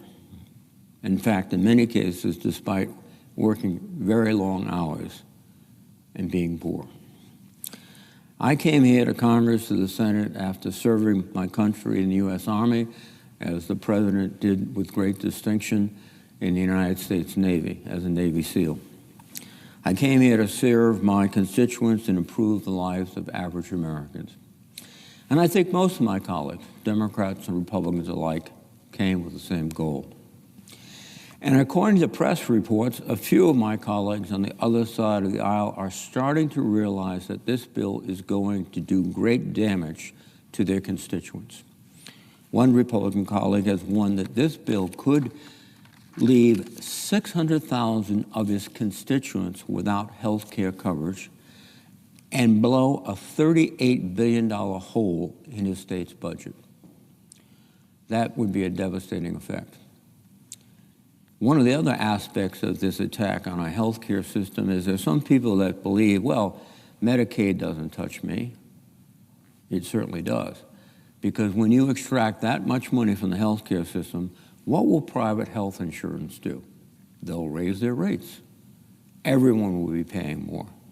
And some won't be able to afford it. They'll have to go without coverage. And that is going to be a tragedy for this country. Now, knowing the damage this bill is going to do, one must ask, why would anyone support this? But this legislation is more than just numbers. I've heard from countless Rhode Islanders who are concerned about We do a little trolling. It's called we do a little during trolling. meetings, in letters, when I bump into them at the grocery store or the pharmacy. They've been telling me about how Medicaid... We do a little trolling. It's called we do a little trolling. I've been meeting, for example, with Christina from Smithfield, Rhode Island, for many years. Her daughter, Lauren, was born with cystic fibrosis and has endured countless hospitalizations, procedures, medications, and other challenges as she navigates life with this disease. Christina, Lauren, and their family have private insurance, but Medicaid also helps cover the expenses not covered by private insurance for people with serious illnesses who are not able to work. When President Trump and congressional Republicans began proposing these cuts to Medicaid, Christina told me, and I quote, "Lauren was born with CF, a rare genetic progressive disease which affects her lungs, GI, and endocrine systems. I had no idea we carried this gene. When Lauren was born, she spent a month in the hospital. We almost lost her. When she was 5, she contracted a germ that put her in the hospital for a month and almost killed her. Her lung function fell to 70%. At 13, I thought she was going to die. Her hospital stays were every 3 months for 2 weeks with IV treatments. Her lung function fell to 30%. With one of the medicines for CF, she was able to finally get her lung function back to 65% at 23 years old. She still suffers every day. Just trying to breathe is difficult. If she catches the common cold, it could put her in the hospital. She has had a hard time keeping weight on, and her GI is a disaster. She spent hours in the bathroom. She developed CF-related diabetes, which always puts her in danger. Every day is rigorous treatments and medications just to stay alive. It is with the help of the NIH and the FDA that she is still alive. Please do not make these cuts. If Medicaid is cut, when she is 26, 2 years from now, she will have no way to pay for all of her hospitalizations, medications, and treatments. Few could afford to keep her alive. It is this simple. Without Medicaid, she will die. We need your help. Carolina from Central Falls, Rhode Island, shared similar concerns for her daughter. My daughter has special needs, and we rely on Medicaid for her needs. Not having Medicaid would create a sinkhole for us. People with profound autism need lifetime, 24/7 care. As you consider budget cuts, it is important to me, as your constituent, that you work to ensure that this vulnerable population has access to the critical supports that it needs to survive. I will be looking to you for your courage and leadership. Indeed, and now we're looking across the aisle for courage and leadership to reject this flawed bill.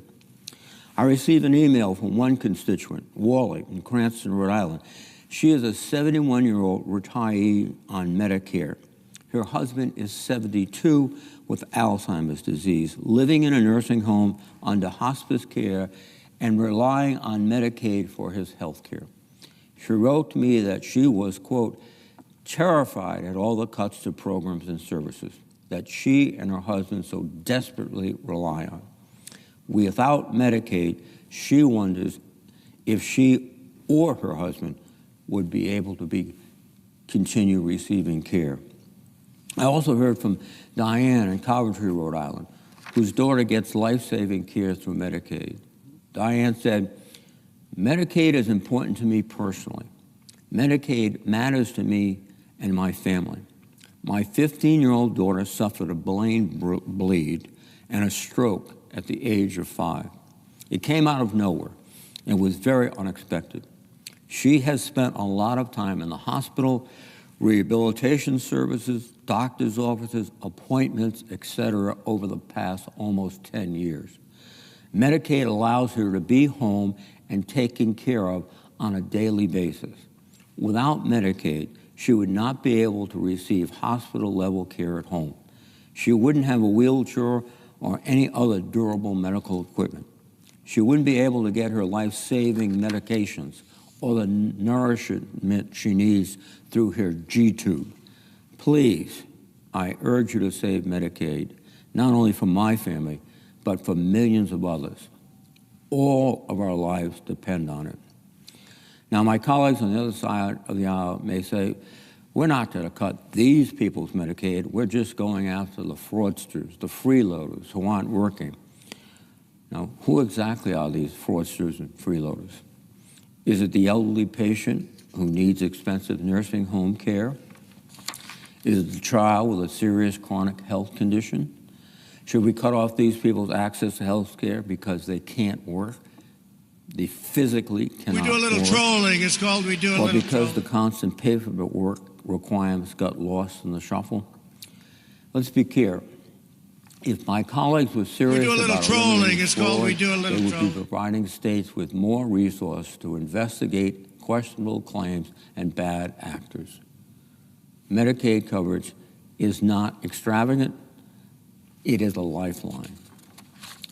If my colleagues were sincere in their claim that these cuts are about protecting the program, quote, for the people who need it the most, as the majority leader has claimed, then they would be investing the so-called savings back into Medicaid instead of blowing it on tax cuts for the well-off. Instead, this bill is cutting funding to states for Medicaid, and states will have no choice but to pick and choose who will get access to care. But don't take my word for it. The Nonpartisan Congressional Budget Office, CBO, estimates that this bill will cause nearly 17 million Americans to lose their health insurance. 17 million people. That's not fraud. It's just making it harder for people to get health care.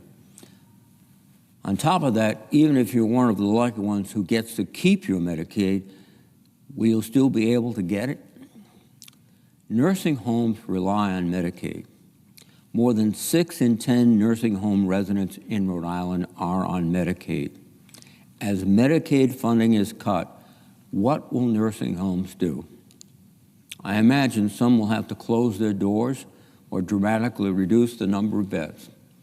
So you could be one of these fairly well-to-do Rhode Islanders trying to get mom in the Medicaid home, the nursing home, I should say, and you're willing to pay, but if it's closed, or there's only 5 beds where there used to be 20, she's going to be where, in my generation, grandparents were, in the living room, in a hospital bed, being cared for, in those days, typically by your mother. So this approach to Medicaid is going to touch every aspect of American life. And the same can be said about the community health care centers. Medicaid makes up a huge portion of the operating budget for community health centers, which provide primary, dental, and behavioral care to more than 200,000 Rhode Islanders. That's roughly 1 in 5 Rhode Islanders. It's hard enough to find a doctor now. It will only get harder if a community health center closes its doors and thousands of patients don't have a doctor anymore. And where do all those patients end up when they can't get routine care? The emergency room. That means there will be lines out the door, and if you have a serious health event and need to get in, you better get used to waiting a long time. This is not how a health system is supposed to run. And in Rhode Island, our health system is already on the brink. People are just getting by. People are waiting in the hallways of ERs for a bed upstairs. People are spending days on the phone trying to find a doctor. We should be making these things better, not worse. But again, Republicans' main priority seems not the physical or financial health of everyday Americans. It is providing massive tax cuts to President Trump's billionaire and millionaire friends. There's certainly nothing wrong with being successful, and there's nothing wrong with wealth. That's something that has been part of the American dream since our beginning. But what it requires is opportunity. And one of the fundamental opportunities it requires is good health and good education. And what this bill will do is destroy our healthcare system and force the states to make dramatic cuts to the education system. We are shutting down opportunity in America while we enrich the wealthy elite. The American dream, as I believe it, is about the middle class and a government that's focused on them, not taking $1 trillion from Medicaid so Republicans can gift to those who've already benefited from many other gifts. Mr. President, let's put the enormity of this transfer to the wealthiest in perspective. There are about 128 million households in America. Yet somehow this bill gives the top 0.1% of households a $250,000 tax cut, a giveaway that's over 3 times larger than what the median American household makes in a year. When confronted with this point, Republicans consistently try to hide the ball. Middle and working class Americans are getting tax cuts too, they say. Who cares if the rich gets richer? Well, the Senate bill raises taxes on the lowest income Americans, the same families from whom Republicans are ripping away health care and other benefits. While we are voting on this bill without a full analysis of its impact on households, the Congressional Budget Office found that the House-passed version would take around $1,600 away from these lowest income households each year after accounting for tax changes and benefit cuts. And it's not just low-income Americans. Researchers at Penn's Wharton School of Business have found that most Americans lose money under the House bill in future years, too. I want to be crystal clear. We need to reform our tax care system. We need to make it fairer for working Americans, not just for the ultra-wealthy. We hear from people so often that government is broken. They're right. Our tax system is unfair and needs reform. But giving the top 1/10 of 1% of Americans an extra $250,000 every year is not fixing the government. It's just adding to the sense of We do a little unfairness trolling. It's called we do a and little trolling. brokenness that so many citizens feel. We can do a bipartisan tax bill that is both fully paid for and that helps average Americans. In fact, we almost did that last summer when the House passed a tax bill 357 to 70 that would have extended the child tax credit and reinstated tax cuts for businesses without increasing the deficit. 48 bipartisan senators voted for that bill in this very chamber, but it was blocked because Republican leaders wanted to pass something like this bill before us today. My Republican colleagues have drafted a bill that is neither paid for nor helps most Americans. Worst of all, they have chosen to take from the poor and the middle class and the working class to give to billionaires. This bill is very bad policy. It's almost un-American if you believe that the essence of America, as expressed by one of our greatest presidents, Abraham Lincoln, was to give every person a fair chance in the race of life. This bill denies that chance to millions and millions of Americans while enhancing and filling the pockets of the wealthiest. And I oppose it. I yield the floor. Mr. President. Good.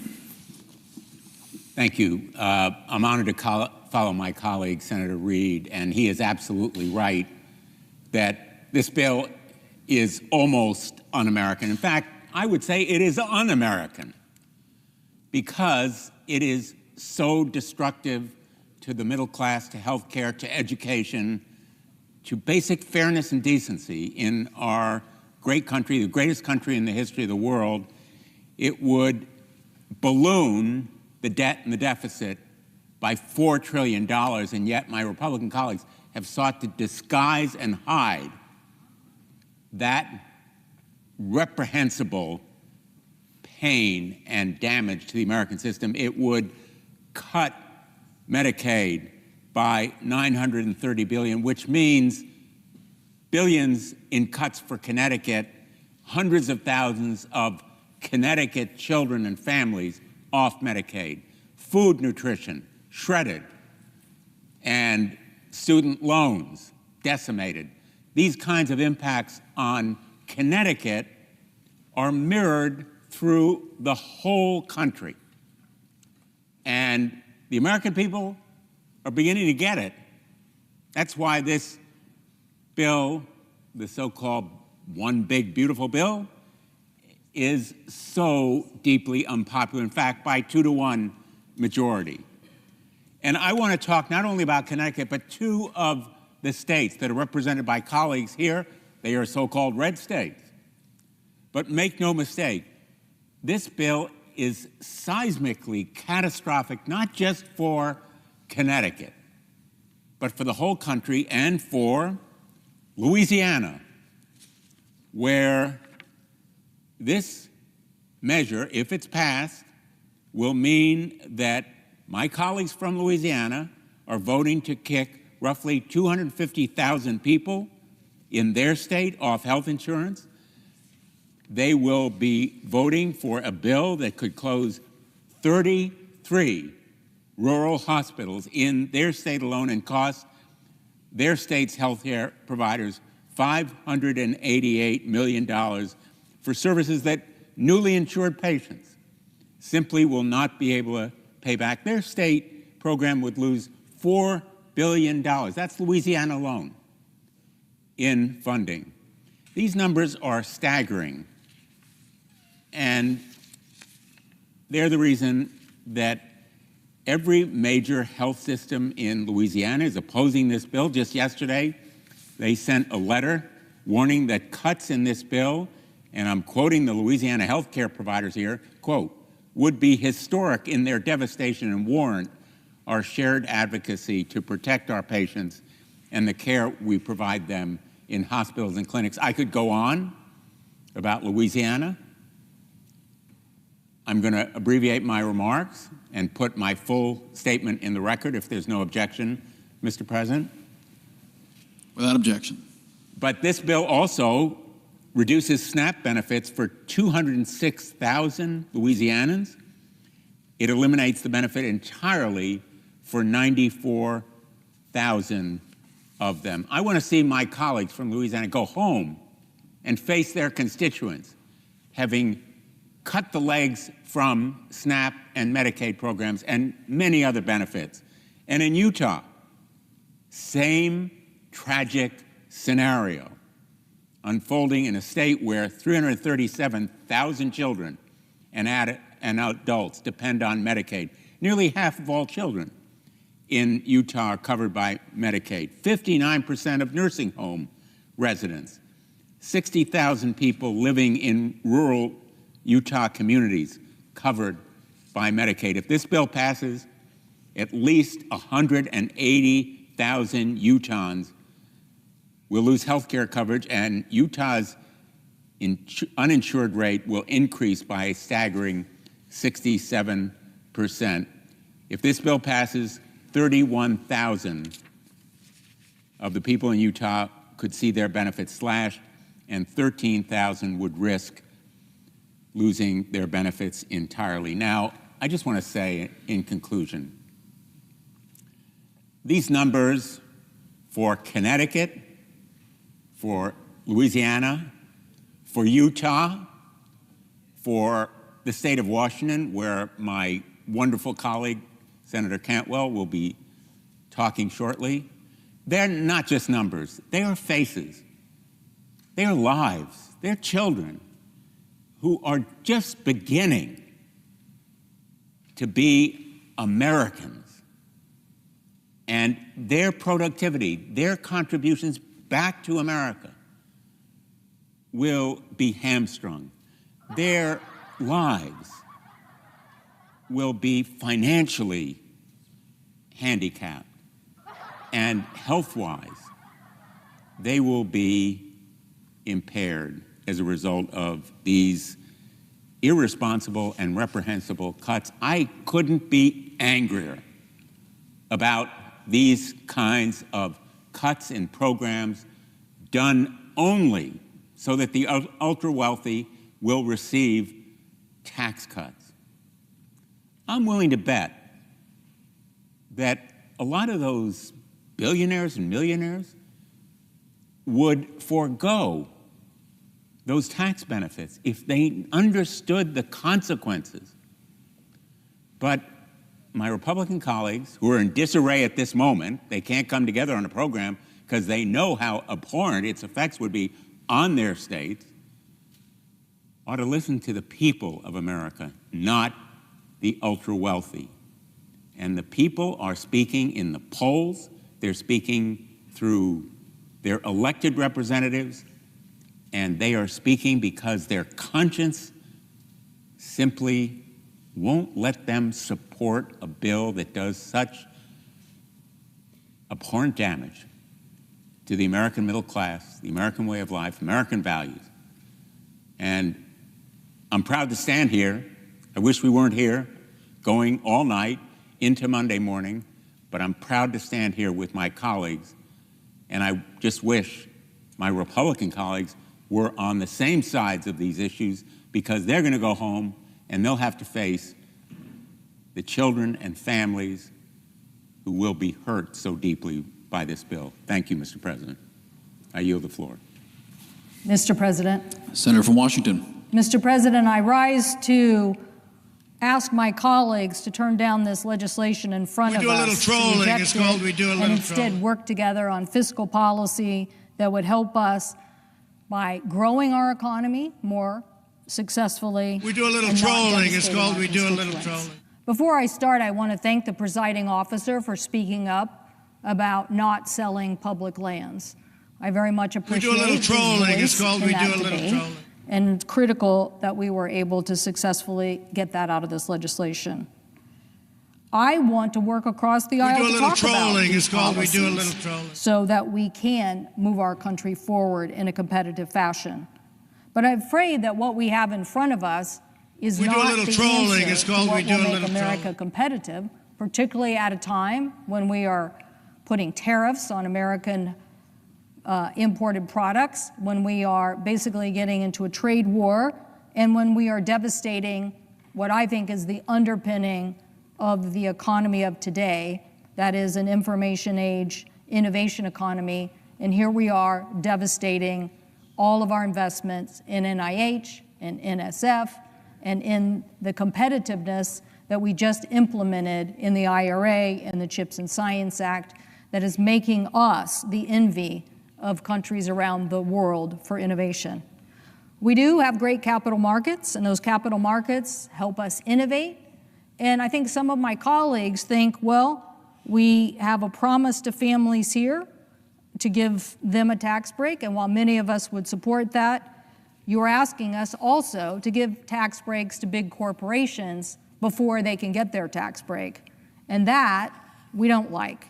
We don't like it because it raises the cost on everybody, and that cost for middle class and lower income people will be devastating, particularly at a time when we continue with this tariff policy. This bill would make the entire healthcare system less responsive and more expensive for everyone by dismantling Medicaid and shifting more of the cost burden onto states and threatening the very existence of rural hospital. This bill also sells spectrum out from under our national defense and safety agencies and forces states to choose between protecting their citizens from dangerous AI or providing broadband service, and it just gives away big breaks to companies like Meta, that's Facebook, or Google, who I'm sure at this point in time don't really need that additional tax break. Clearly, though, the most egregious and certainly most destructive part of the bill of this reconciliation is the changes to health care. The fact that 17 million people will be uninsured and raise the cost on everyone. This is from the Congressional Budget Office. We do a little trolling. It's called we do a little trolling. We don't need to be raising health care costs on our constituents. The CBO analysis revealed that hasty We do a little trolling. It's called we do a little updates by trolling. Republicans discussed on behind closed doors early Saturday morning added that $130 billion in Medicaid cuts to the bill. That's a whopping $930 billion in total Medicaid cuts.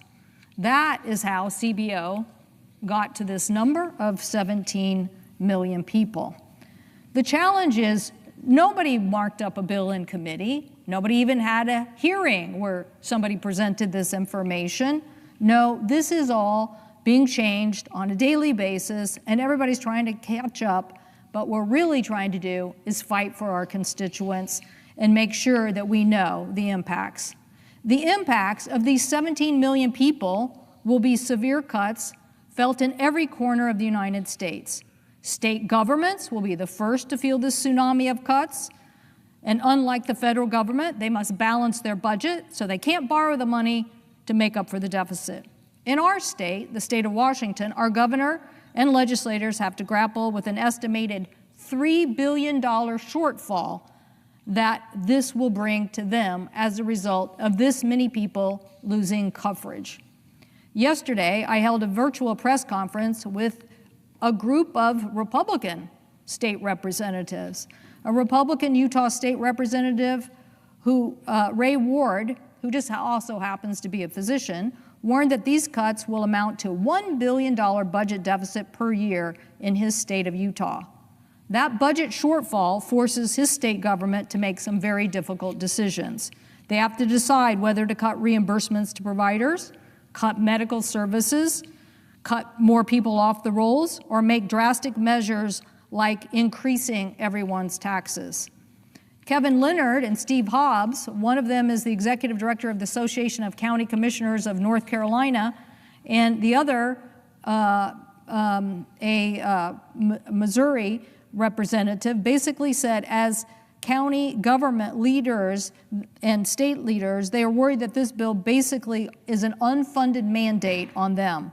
Commissioner Hobbs said where they will feel it most is that services like behavioral treatment will now have to provide be provided through the jails instead of a medical setting. We do a little trolling. It's called we do a Our little own Peninsula Health expert who was on the call basically said that in their region of our state, this could be as much as a 25 to 45% cut in behavioral health. So that's what happens when you cut people off of Medicaid. The amount of money, since Medicaid is $1 in $5 is a Medicaid dollar, you're going to take that much out of the system. These people do not operate on wild, profitable margins, oftentimes barely breaking even, or in behavioral health, oftentimes losing money. But I guarantee you, if instead of seeing this Medicaid population in a behavioral health setting, you think you're going to see them in the emergency room or a jail, it is going to cost us a lot more money. It's going to cost our state, our county, and the local region a lot more money. Not only will this bill diminish their Medicaid revenues, but it will also increase the uncompensated care. Some are estimating to be $42 billion. Our rural hospitals, our rural healthcare challenges will be devastating. In Washington, over 300,000 people will lose health insurance. And these are people who were easily treatable, conditions that if you treat them, chances are they will be dealt with. But now, if you don't treat them, they're going to go to the emergency room and they're going to raise costs on everyone. These families depend on this care. Last week, I spoke on the floor about one of my constituents. Britton Winterrose talked about his daughter, Leda, a 5-year-old girl who had a rare condition that when she stopped breathing, she does stop breathing in her sleep if she doesn't have oxygen. Mr. Winterrose talked about how even though he had a very expensive platinum plan, it didn't cover her costs. And just by doing this Medicaid and covering their cost, basically they have saved her life and they have enjoyed her in the many years enjoy that they have given to them. Why are we making the Winterroses sweat over whether their daughter is going to be able to keep Medicaid, about whether the whole system in their part of our state is going to be able to keep doing Medicaid? Right now, people are estimating that 5.4 million people will get pushed into medical debt because of health care and the cuts in this bill. The total amount of medical debt that Americans will owe will increase by $50 billion. So is it really worth it to take $880 billion, or whatever it is now, $930 billion out of Medicaid so that you're actually increasing the personal debt of people, making counties basically have unsustainable budgets, or having state legislatures come back in to cover our costs? As one of these commissioners said, this is nothing more than cost shifting to the states.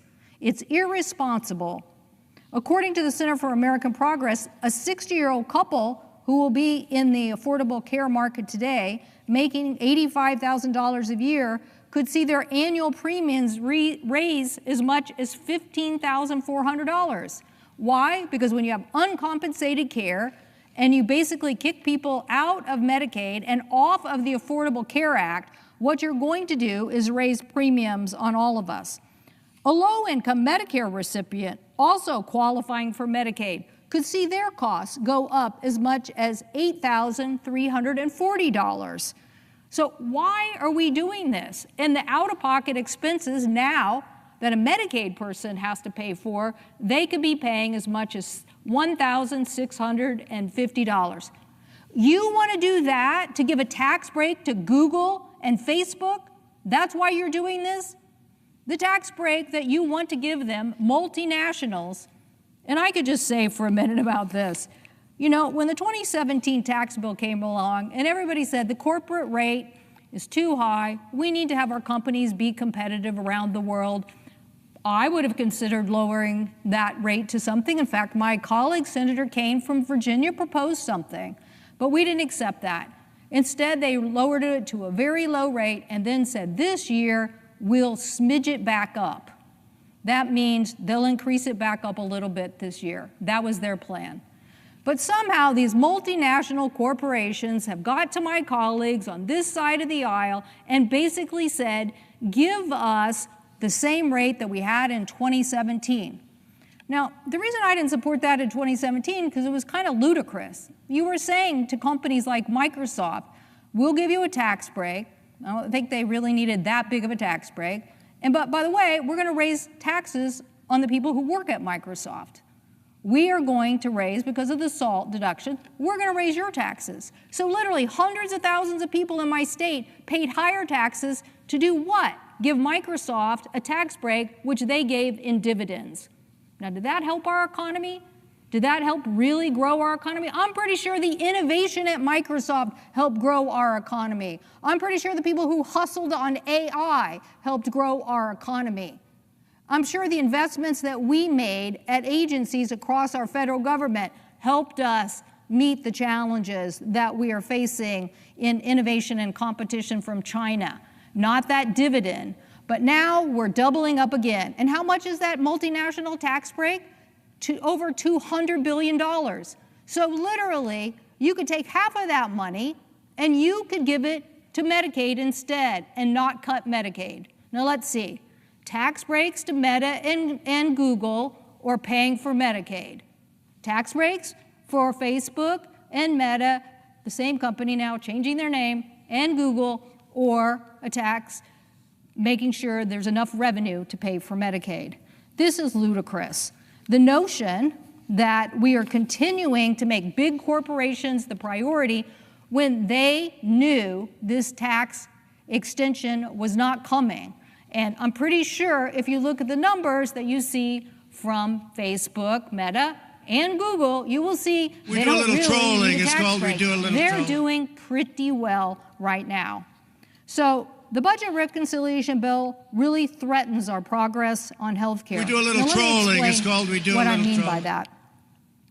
It's not enough to just say that this health care issue that we are really winning do a little today. trolling. It's called when you we look do a at little what trolling. happened to us in health care, when our whole goal of doing the Affordable Care Act was to basically get more people covered under insurance. Why?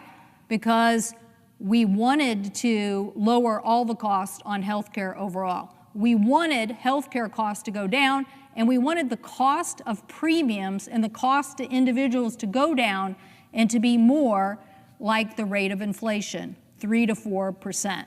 That has been our goal forever, forever. And so prior to the Affordable Care Act, it rates on an annual basis. Think about this, on an annual basis, your healthcare premiums, your healthcare costs were generally rising about 5.4% a year. Okay, who could keep up with that? Who could keep up with every year your healthcare costs continuing to rise? And so we did the Affordable Care Act, and guess what? We did get that into the rate of inflation. I think there's more we could have done. Lots of things happened in between, but we literally got it down to 3.7%. And we did that by covering more people. The audacity of my colleagues over here to now claim that Medicaid expenses got too expensive, when in reality we made this choice to drive down these premium costs so they were only rising close to inflation, and that was our goal, and we succeeded. So what are we doing now? Well, under the GOP plan, Wakely Healthcare Institute and the Center for Budget Policy, these are numbers that come from them. The GOP plan will now go back to raising your premiums and your healthcare costs between 7 and 11% a year. A year. So we're going to go blowing way past the 5.4. We're going to go back here. And why? Because you're going to cut off millions of people from health care. You're going to increase the cost of uncompensated care. You're going to make people wait to go to emergency rooms, and then they're going to be sicker, and that's going to cost, I don't know how much it costs, but it's definitely a multiple of 5 or more. I don't know if it's, what do you know? What do you think it is, Kevin, at emergency room? 10. Okay, 10. He says 10. It's 10 times more expensive to deal with somebody at an emergency room than just get health insurance and get covered. Okay, so now we want to know, why are we raising the cost on everybody's health insurance, including these plans? Because this side of the aisle basically wants to cut a bunch of people out of a system that lowered the cost of healthcare plans overall and kept it more in the rate of inflation. Why? Why would you want to do this? So it makes no sense, and I hope our colleagues will think long and hard about that. I also think that you could still take the Google Meta tax break for multinationals and pay for $100,000 and cover the Medicaid. You could take another $100,000 from that big tax break, and you could pay for some of the energy tax credits that were so essential to combating the Chinese in what they are doing on the clean energy front. The Chinese firms are doing everything they can to invest and undercut the United States in EV and battery technology. The U.S. is responding aggressively to that. That's why we did the Inflation Reduction Act. In fact, the Inflation Reduction Act, we basically enacted more than 2,000 new clean energy industrial manufacturing jobs, more than 980 private sector jobs, and more than 3.4 million Americans claimed clean energy tax credits that improve their efficiencies. In fact, the Joint Economic Committee estimated that the typical household could save between $460 and $1,000 in annual energy costs, thanks to the Inflation Reduction Act. But what do we have now? We have President Trump and inflation. We have inflation because of multiple issues, consumers struggling to keep up amid higher prices, mounting debt, and fiscal uncertainty. That's what we have. And so we're reversing the very tax credits that help lower the cost, and we're going to help us be competitive against China and help us succeed as a nation in the one thing that I always think the United States is really great at, and that is innovation. I don't know if it just started with Ben Franklin or many other people along the way, but you give Americans the task and they will do the job. If you give them the education, if you give them the R&D with a university partner, they will get the job done. And so now, don't take my word for it, take Mr. Musk's word for it. The latest Senate draft bill destroys millions of jobs in America and causes immense strategic harm to our country. Utterly insane, destructive. It gives handouts to the industries of the past while severely damaging the industries of the future. Yeah, he said it best. But back to that chart, we were doing the energy because we wanted to diversify, but we also wanted to lower costs and we wanted to be competitive. Right here it says the vehicle. Okay, natural gas, propane. Okay, that's why we were diversifying, because all those things are going up. So, and this bill is not going to help electricity. You're getting rid of the electricity tax credit. So again, instead of helping Meta and helping Google, you could be helping to lower the inflationary cost by making the investments in these tax credits. But Mr. President, there's more in this bill that I don't like. My colleague from Texas is proposing an AI moratorium. He literally wants to stop states from regulating the rollout of autonomous vehicles, like Texas Governor Greg Abbott, who signed a letter last week to regulate how autonomous vehicles are licensed and deployed in Texas. And how do proponents of this moratorium propose to get started? By holding broadband money hostage unless you implement an AI moratorium. Well, I know what the Heritage Foundation said. The Heritage Foundation said that federal AI power grab could end state protection for kids and workers. Again, you are giving states a big, fat bill, and now you're trying to override laws that have been on the books for a long time, protecting consumers from fraud, from abuse, and they are there to protect kids, and now you want to get rid of them. So it's no surprise that stakeholders on the right and left oppose this in the bill.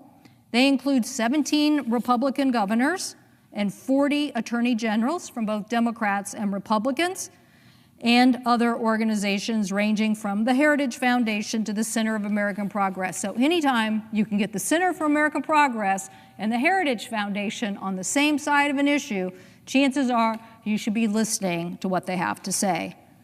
But Mr. President, this letter, I would like to enter into the record from the National Association of Attorney Generals.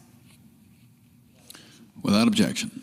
This bill would affect hundreds, I'm quoting now from this letter, quote, this bill would affect hundreds of existing and pending state laws passed and considered by both Republican and Democratic state legislatures. Some existing laws have been on the books for many years, end quote. Okay, so these are attorney generals from a variety of states who basically know the laws on their books, and they're basically saying, don't do this to us. Don't override our laws. So I'd also like to enter into the record, Mr. President, a letter from 17 Republican governors also against this provision. Without objection. Their letter, I'd like to read from, is really about this point I was trying to make about fighting China. I mean, I thought we were here to be competitive against them, to basically beat them in a race on innovation, just like we did with chips and science to try to move for the future. But basically their letter says, quote, we fully recognize that AI is dominant in the next industrial competition between the United States and adversaries like Communist China. States have led anti-Communist China action, banning Chinese affiliated companies from owning farmland and property critical for infrastructure and military bases. But America should not sacrifice the health and safety and prosperity of its people in this fight. We must curb AI's worst excesses while also encouraging growth, which is exactly what states have done through their creation of their own regulatory framework, end quote. So they're basically saying the states are on the front lines of helping to protect on AI. Now, Mr. President, I have no idea why the President of the United States has not protected the American people or the American military from the Chinese scams that are happening on TikTok. No, we would never let China own ABC News and put out Chinese communist propaganda on ABC News, but we let them do that on TikTok. This body and our colleagues said, no, stop that and stop the Chinese. And yet we still haven't stopped the Chinese. So now here we are in this bill cutting out the state's abilities to fight Chinese AI companies like DeepSeek or Alibaba, and they have no interest in stopping the scammers from using their AI products to harm Americans. They have none. And if you think we're going to pass something here, I'm always ready to sign up to get legislation done. But that isn't going to happen anytime soon. And so now you're telling these governors, these attorney generals, yep, I'm not even going to let you fight China because I'm going to take that tool away from you. So clearly, I don't support this part of the legislation, and I appreciate my colleague from Tennessee and her attorney general working on this very important issue. And finally, I come to the issue of spectrum. This is a very ill-conceived plan to auction off our precious spectrum. Such an auction will fundamentally compromise our defense capabilities while endangering aviation and important federal capabilities like weather forecasting and scientific research. This bill would require the FAA would require an auction of 800 megahertz of spectrum critical to our military and civilian infrastructure. It would compromise military radio frequencies. We do a little trolling. It's called we do a little spectrum trolling. Issues. Most importantly, drone operations. And I know the presiding officer knows how much drones are now at the epicenter and forefront of warfare and is reshaping the battlefields across the globe. So why would we do this? Well, my colleague, Senator Cruz, is pushing for something that experts say would risk military operations. Last Congress, we got the Department of Defense and the Department of Commerce to agree that we should test bed the next generation of technology because we don't like interference. Now, I'm sure most Americans sitting at home thinking, what is she talking about? Well, if you drive in a car and you have a radio station and all of a sudden the radio station doesn't get its signal or has some interference, you know that there is an issue. The tower, not big enough, not strong enough. This is the same. This radio spectrum has been used by Department of Defense for secure purposes, very important secure purposes.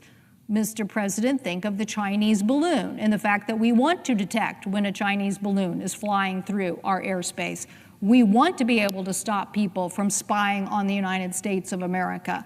And yet, instead of basically saying, we are going to look at this military spectrum and make sure that it continues to be secure, my colleague is suggesting to all of us that we sell that and basically allow, I believe, for what is going to be a good amount of interference without solving this problem first. Why does that bother me? Because I think we live in a world where you're going to see more and more spectrum, more and more warfare based on satellite and communication, and the landscape is changing. So I certainly don't want our military preparedness to be affected. Air Force leaders warned that spectrum bands are crucial to this radar operations, and I'm not going to go into more about why, but I'm just saying, just like you can't have 4 radio stations basically interfering with each other, my colleagues want to allow the major telcos, mostly AT&T and Verizon, who are so hungry to sell more, whatever it is, $79.99 plans or $59.99 plans. They literally are going to give away national security just so they can sell more telephone plans. In fact, I would ask them, what have you done to clean up the last disaster that you had when the Chinese hacked you on Salt Typhoon? Now, they didn't successfully hack the telecom company in my state because they were smart enough to do all the preparatory work not to be hacked. But these guys didn't do the work, and now they're up here pushing our colleagues to say, give us more, give us more, give us more, without doing the homework required to figure out how to make sure our military is protected. But what's even more infuriating is they want the same spectrum from our airlines as well. They want to cause confusion between the spectrum of aviation and in this telecommunication.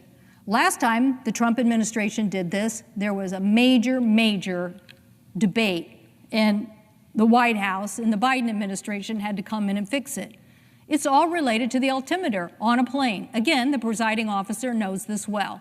An altimeter helps tell the plane what altitude they're at and what to do. We do a little trolling. It's called we do a little altimeter, as we just saw in this helicopter accident, we're pretty sure now that this accident between an American plane, regional jet, and an Air Force helicopter, there were some altimeter issues, and that caused a discrepancy and a crash. So I am not for any interference with an aviation altimeter. I'm not for it.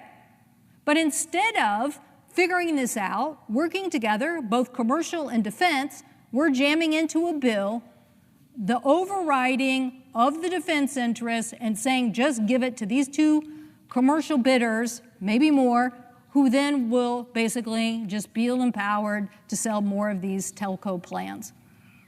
Mr. President, our competitiveness is too important. Our effectiveness is too important.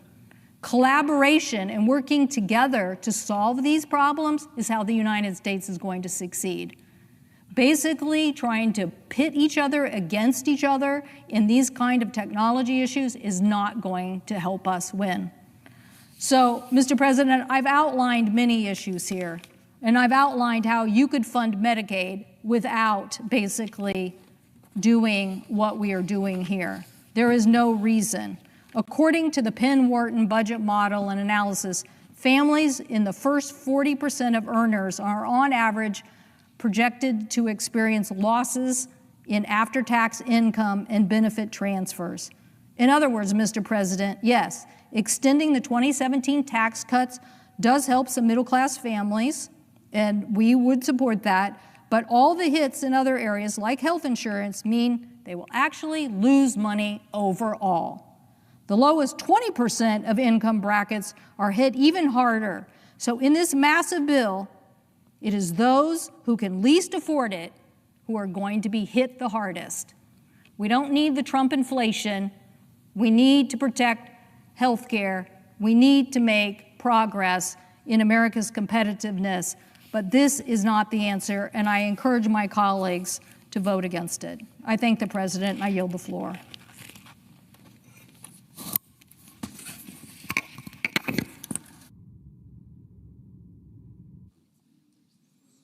Senator from Vermont. Thank you.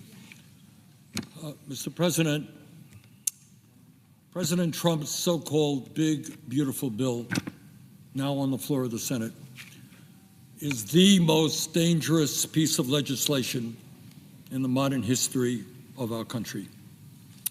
It is a gift to the billionaire class while causing massive pain for low-income and working-class Americans. Actually, though, Mr. President, I'm wrong. This is not a gift to the billionaire class. They paid for it. This bill is an absolute reflection of a corrupt campaign finance system which allows billionaires to buy elections. And when billionaires spend hundreds and hundreds of millions of dollars trying to elect a president or a senator or a member of Congress, they're not making that investment just for the fun of it. They want something in return, and this legislation, big time, is what they are getting in return. So what is in this bill that they invested in? Well, if you are in the top 1%, you and the class you represent will receive a $975 billion tax break. $975 billion tax break at a time when the richest people in this country have never, ever had it so good. Further, this is really quite unbelievable. If you are among the wealthiest 0.2%, not talking about 1%, talking about the top 0.2%, you will be able to pay zero taxes on your $30 million inheritance. So all of you folks out there who are waiting to inherit at least $30 million, today is a good day for you. Collectively, you will receive approximately $211 billion in tax breaks for the top 0.2%. Congratulations, you hit the jackpot. If you are a large corporation and you want to throw workers out on the street and replace them with artificial intelligence, or maybe you want to shift your profits to the Cayman Islands or other tax havens, you are going to get a $918 billion tax break. Congratulations to the CEOs of large, profitable corporations. But while the rich and large corporations make out like bandits in this bill, what does it do for low-income and working families? Well, let me say a few words on that. If you are concerned about health care, which I suspect that everybody in the world is, this bill throws over 16 million people off the health insurance they have, according to the Congressional Budget Office, by cutting Medicaid and the Affordable Care Act by over $1.1 trillion. In other words, the top 1% getting a $975 billion tax break, and that is coming directly by throwing 16 million people off of the health insurance they have. This bill, for the first time, forces millions of Medicaid recipients who make as little as $16,000 a year to pay a $35 copayment every time they visit a doctor's office. So what is the impact of all of that? You throw 16 million people off health care. You force people who don't have any money pay a $35 copayment. So what's the impact of it? Well, this is not my view. This is what the Yale School of Public Health and the University of Pennsylvania determined based on a study that they did. And this is the result. And it is almost so horrific, so grotesque, that it is difficult to speak about.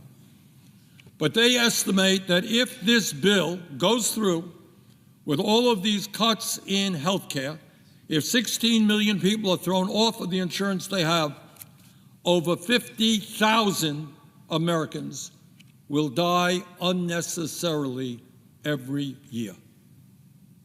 50,000 Americans will die unnecessarily in order to give tax breaks to billionaires who don't need them. In other words, this bill is literally a death sentence for low-income and working-class people. Further, if this legislation is enacted, rural hospitals all over the country, and I come from one of the most rural states in America, rural hospitals are already struggling. But when you make massive cuts to Medicaid, many of them are going to shut down or not be able to provide the level of services they do today. In other words, this bill would be a disaster for rural America. It would also make massive cuts to community health centers and nursing homes who are very heavily dependent upon Medicaid funding. Bottom line is that this legislation is the most significant attack on the health care needs of the American people in our country's history. We already have, as everybody knows, a health care system which is broken, which is dysfunctional, and instead of addressing it, instead of doing what every other major country on earth does, guarantee health care to all people, we are throwing 16 million people off the health insurance that they have. But it's not just health care.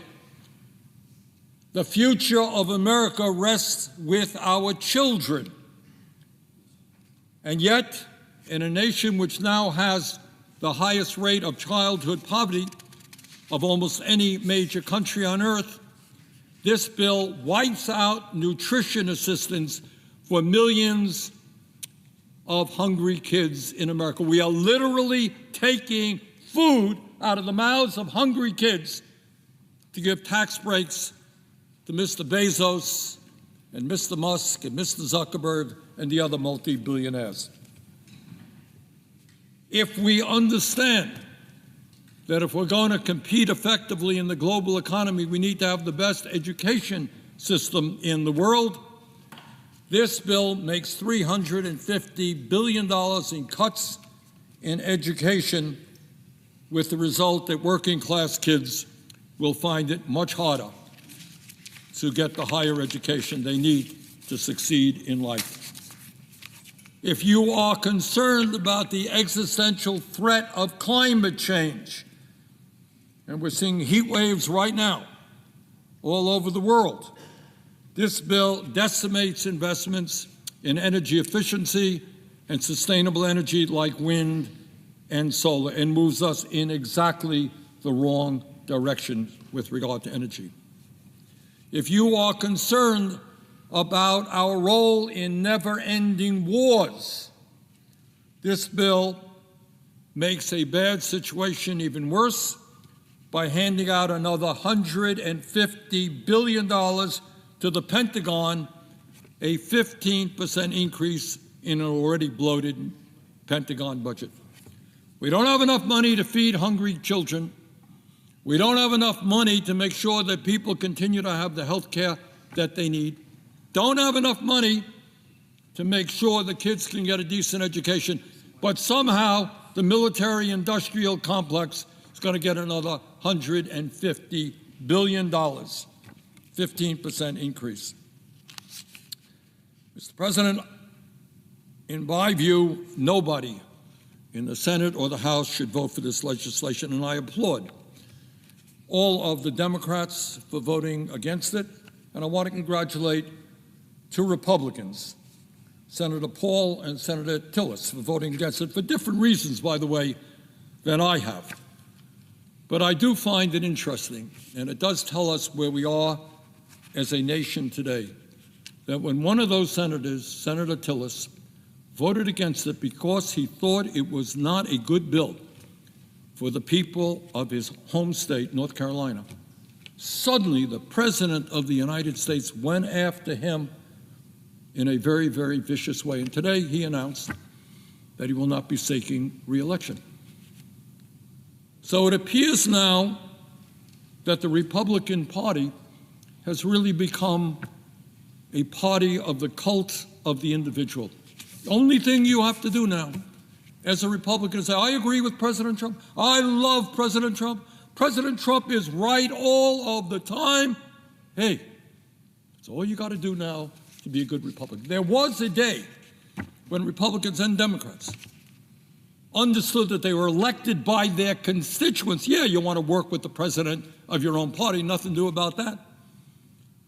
But there was an understanding that you were also elected to represent your constituents and not simply pay homage and bow down to every wish and whim of the president.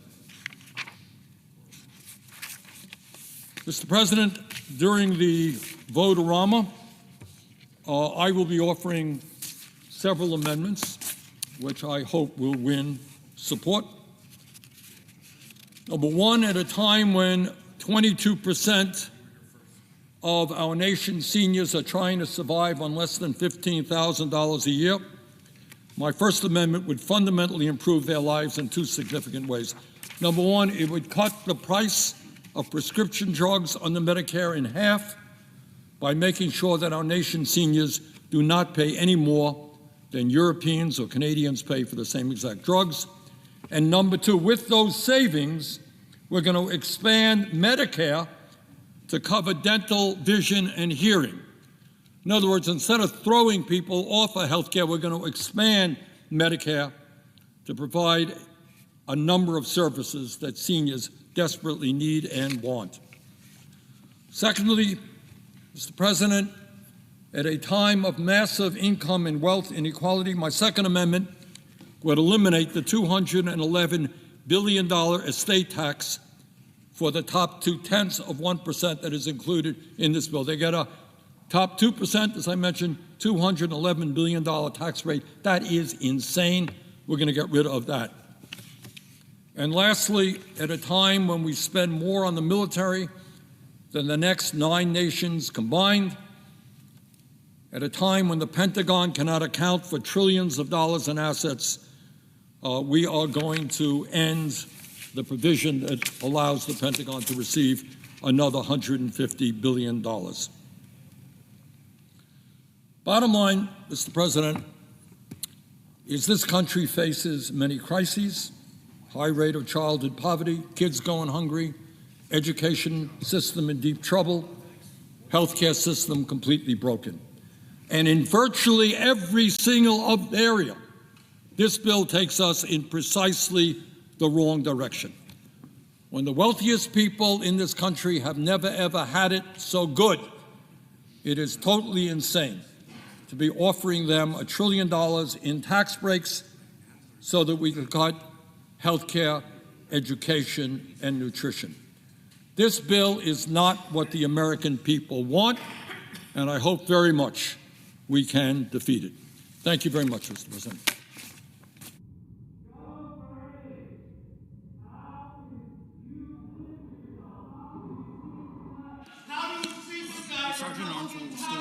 The Sergeant of Arms will restore order. The Sergeant of Arms will restore order in the galley. The Sergeant of Arms will restore order. The Sergeant of Arms will restore order in the galley.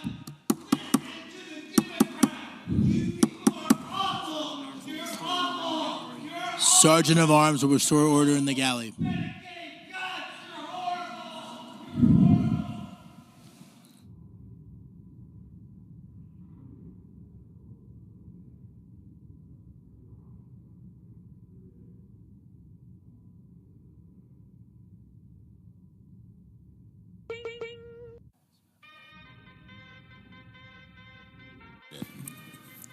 The Democratic Leader.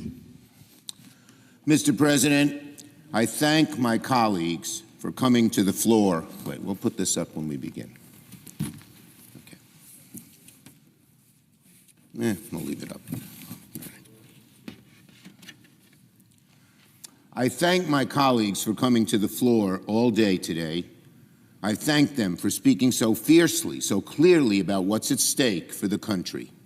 And the American people deserve to see this debate. That's why we last night forced a reading of the bill. Republicans don't want people to know what's in the bill. They want to hide it. They know it's not popular. We all know it's not popular. We all know it's totally against what people want. But a small cabal of very wealthy people and hard MAGA people run that show to the detriment of the party itself and, of course, to the American people. So we forced a reading of the bill last night and allowed people to catch up because the bill was just put on the floor right before the reading started, the amended bill. So we're here today to continue to shine a light on how bad this bill is, and this debate will continue.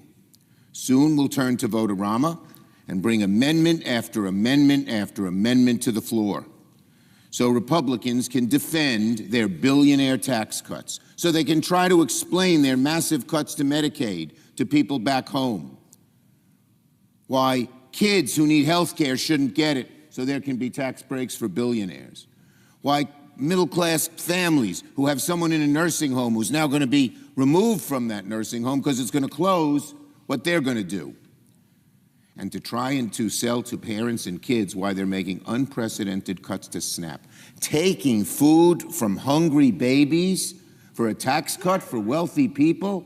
What kind of world do these Republicans live in? It's a slanted world. It's really a corrupt world. Kids will get $5 a day to feed themselves. You can't buy a dozen eggs for $5. And then they're killing millions of good-paying jobs. It's estimated, and by the way, the clean energy cuts are even worse. Before this, it was estimated 850,000 jobs would be lost in America on clean energy alone. Over 1 million jobs in health care. 2 million jobs approximately lost. At least 2 million lost because of this bill. That could create a recession. So this has been a long few days in the Senate, but the hardest choices for Republicans are still in front of them. Because we know that so many of our colleagues on the other side aren't happy with this bill. Tillis is not an exception. There are many others who think the same way he does. Well, they ought to vote their principles, their conscience, and what's good for their constituencies. Our side is going to give our Republican colleagues a chance to do the right thing in front of this chamber and in front of this nation. The American people deserve to know exactly what's happening right now in the United States Senate.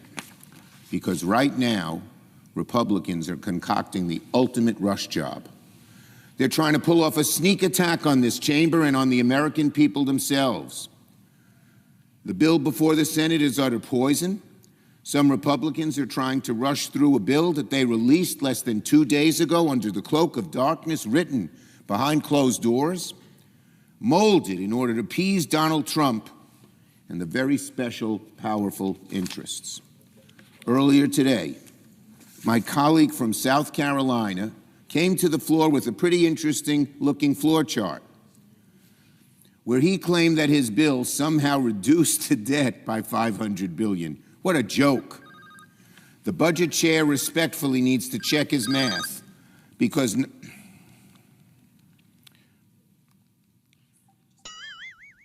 somehow Lindsey Graham, the chairman of the Budget Committee, said that his bill reduces the debt by $500 billion.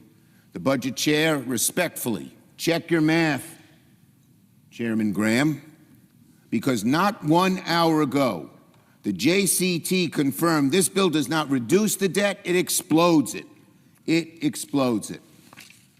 That's what it does. Here's what his chart should have looked like. $4.45 trillion deficit explosion. According to the JCT, the Republican bill explodes the debt by $4.5 trillion, as this chart, drawn slightly better than Lindsay's, shows.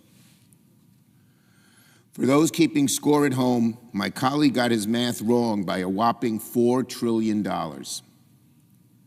All this, just so billionaires are rewarded while millions lose their health care break. $4.5 trillion deficit explosion. And that's not just an abstract concept. What does that mean? The average American will pay more to buy a home. The average American will pay more to buy a car. The average American will pay more on their credit card debt, on issue after issue after issue. Prices will go up because of this deficit, because of taxes for the billionaire. That's $4.45 trillion. Also, some people, wealthy people, God bless them, they made a lot of money, okay. They don't need a tax break. Let it be known that this bill is the death knell of the supposed party of fiscal responsibility. We always knew that this was a sham. And now this bill ends the charade of Republicans caring about the debt for all time coming. When they say they have to cut health care on any bill or food stamps on any bill because it reduces the deficit, we will know it's utter hogwash because of $4.5 trillion they're doing now for tax breaks for the wealthy. So, Republicans want to move quickly. That's why we're here on the weekend. That's why they released a bill in the dead of the night, all because they want to hide the truth from the American people. You know, it's hard to believe, my colleagues. This bill is worse, even worse, than any draft we have seen thus far. Every time the bill comes to the floor, a new bill, a new amendment, the hard right handful over on the Republican side, we're not voting for it unless you hurt kids more, you hurt people who need health care more, you hurt rural hospitals more, you hurt clean energy more. And the Republican leadership folds and does it. And the more mainstream, the handful of more mainstream Republicans who know how bad this is right now haven't had the backbone to oppose those changes. We hope they find them. So, this bill is worse on health care, worse on SNAP. It'll kill 900,000 good-paying jobs in clean energy. Folks, you don't like paying your electricity bills? You'll pay 10% more on your electric bills because of this big, ugly betrayal. It'll also kill 1 million health care jobs. You put it all together, and there's no other way to put it. At the very last minute, the Senate Republicans made the bill more extreme to cater to the radicals in the House and the Senate. Republicans want to hide the truth so badly, in fact, that they're even ready to blow up the Senate rules to get it done. Senate Republicans are doing something that has never been done before in this chamber, never, by Democrats or Republicans, using fake math and budgetary hocus pocus to make it seem like a gargantuan tax break for billionaires is going to cost virtually nothing. That's insane. It's delusional. Current policy baseline doesn't take into account that our actual budget numbers show these cuts expiring. So when you put them back up again, the deficit increases. It's simple math, second-grade math. But our colleagues, just again, in a frenzy to help the billionaires, are willing even to do that. Republicans know it. That's why they're squirming. You can see sort of the faces come on the floor. They don't look very happy because they know how bad this stuff is. And they can use whatever budgetary gimmicks they want. Republicans can use whatever budgetary gimmicks they want to make their math work on paper. But you can't paper over the real consequences of adding trillions and trillions to the debt in one fell swoop. And CBO, nonpartisan, everyone who looks at this says it's going to increase the deficit. Not the so-called party of deficit hawks. That's out the window. So, what's going to happen when they pass this bill, if they do? Hope they don't. Our children and grandchildren are going to be faced with a lifetime of higher borrowing costs. As I said, mortgage costs, costs to buy a car, costs for a credit card, harder to start a business. Every one of these will get worse. And the economic ceiling of this country will close in on itself. The economic engine that's been the driver of American innovation and growth and optimism for so many generations will sputter and ossify with this $4.45 trillion deficit explosion. It's deeply irresponsible to future generations, to our children, to our grandchildren, to pass this bill. And that's not just members on this side of the aisle saying it. Independent experts across the political spectrum, many of them very conservative Republicans, but who are at least honest about what they're doing, say it too. And plenty of Republicans in both the House and Senate have said it. It remains to be seen if their words and their actions will align. And the question is asked, has to be asked, why is this even happening? Why is this nightmare of a bill moving forward? Why are Republicans forcing our country down this ruinous road when they know the fiscal harms, when they know this is a rush job? Well, we know by now. Tax cuts to billionaires and corporate special interests. And not just another round, but in fact, they make them permanent. Our children, our grandchildren are going to be saddled with these cuts so that a handful of billionaires get a big break. While working people lose their Medicaid, while hungry kids lose access to food funding, while clean energy jobs that support so many Republican communities are taken away, I'd say to my Republican friends, when that plant that makes batteries or wind or solar or the person who's employing hundreds of people to put panels on people's roofs all fold and the people lose their jobs, don't shrug your shoulders and say, I don't know why that happened. You made it happen with a nasty bill. It just makes no sense. We need more energy. AI, everyone says we need more energy. And to take away the cheapest, quickest way to put more electrons on the grid, solar, makes no sense, except we know Donald Trump has an irrational, infantile mania against clean energy. So they all listen to him. Makes no sense. This bill is sabotaging of America. It's the sabotaging of America. It's antithetical to what the country needs. It's antithetical to what the American people demanded last fall. And our Republican colleagues don't even want to tell the American people the truth. That's why Democrats are here on the floor today, sounding the alarm, setting the record straight. I also must say this. The way this bill is being passed so deeply violates the spirit of the Senate. The majority forgets that this chamber is unlike any other institution in government. It's meant to facilitate debate, careful consideration, sound judgment, honest numbers. We're supposed to resist the passions of the radical extreme. We're supposed to hold the line against policies that will devastate our country. We're supposed to resist the gravitational pull of extremists like Donald Trump, who gets these little bugaboos in his head and then wrecks America because of it, and they all go along. Senate Republicans are turning their back on the Senate's long-standing tradition of debate deliberation. By rushing this bill, by upending the rule of the chamber, by engaging in what amounts to accounting magic to hide the cost of their bill, Republicans, simply put, are accelerating the erosion of the Senate to the nth degree. Senate Republicans are turning their back on what makes this institution great. More importantly, they're turning their back on the people, their own constituents, in their own communities. People struggling to afford going to see a doctor. You have a child with cancer and you don't have health care? How can we put people in that position? Or families who have to choose between paying for groceries or paying for prescription drug costs, or families who are watching their electricity bills go up and up.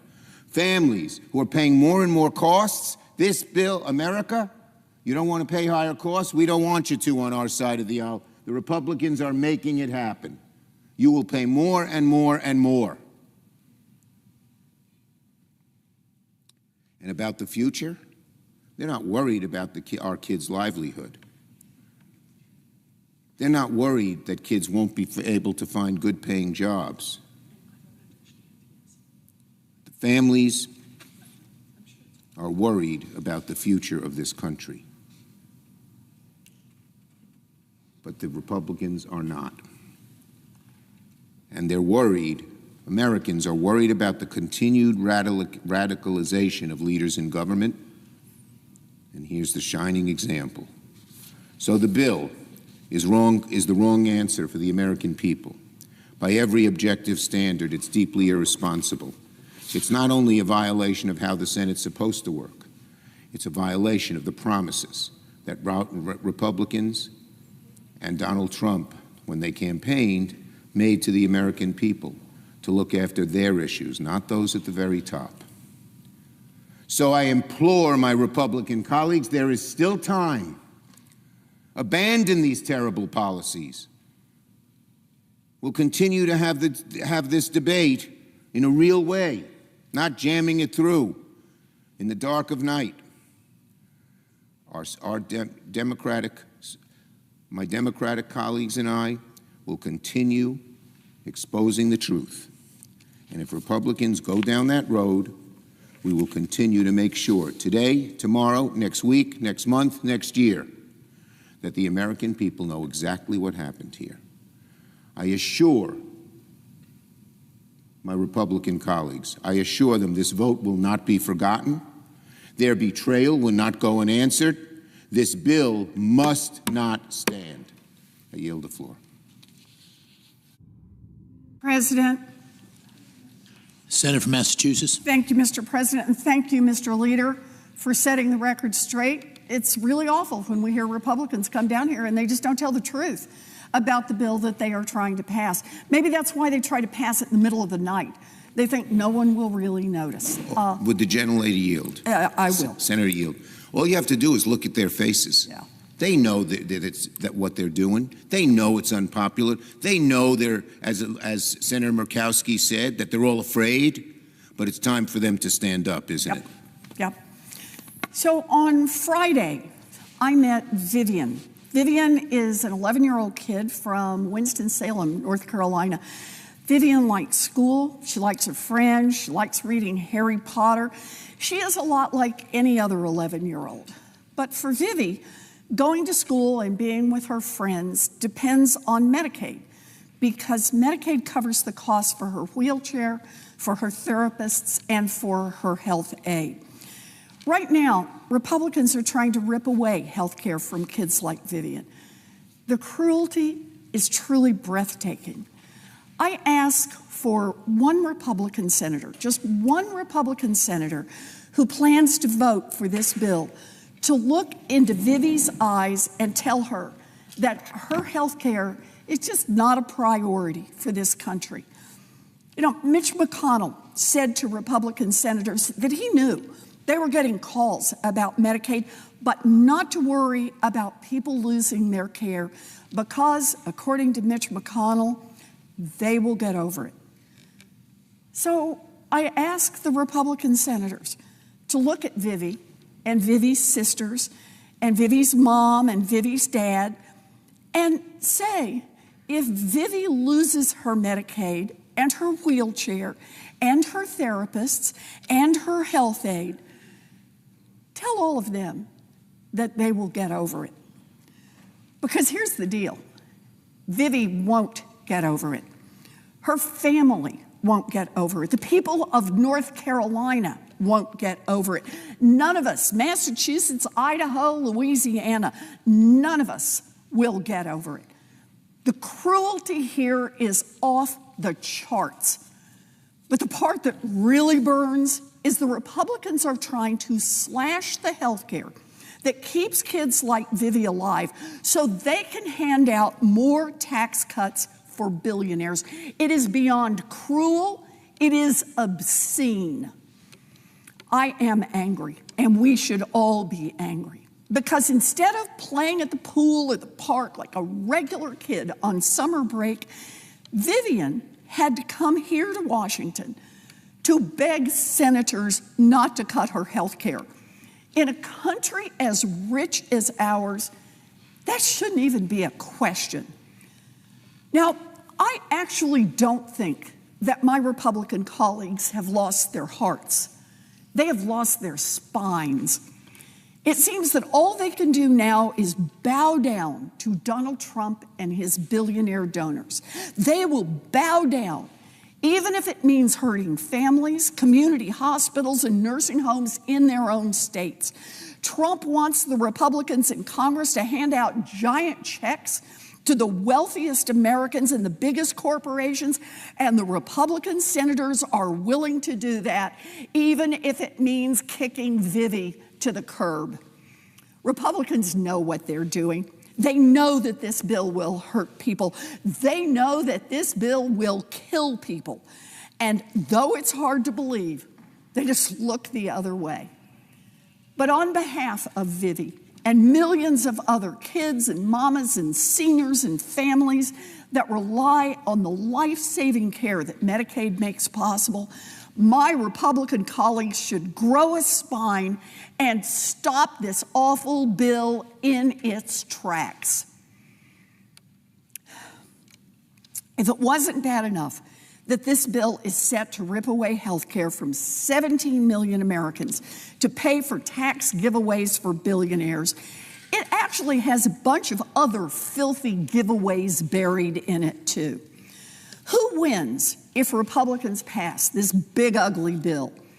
Billionaires, Wall Street, big tech, big oil, the wealthiest Americans, and the biggest corporations. Big oil will get a special get out of paying your taxes card, while millions of people lose their health care coverage. Billions of dollars for big oil, nothing for Vivi. Meta, oh man, Meta, there's a company that's really struggling. Meta will win $15 billion to incentivize them to do research in 2022, 2023, and 2024. Think about that. Unless a time machine comes with this, what Meta does in those 3 years is already done. But under this bill, Meta gets a $15 billion check on the day this bill passes, simply for existing, while families lose access to their health care. Wall Street wins big with a provision Republicans squeezed in that would slash funding for the Consumer Financial Protection Bureau. Giant corporations want the opportunity to cheat American families again. So Republicans are desperately trying to take the cop off the beat. And who loses thanks to this big, ugly bill? Americans who can't afford health care. Families who need a little extra help putting food on the table.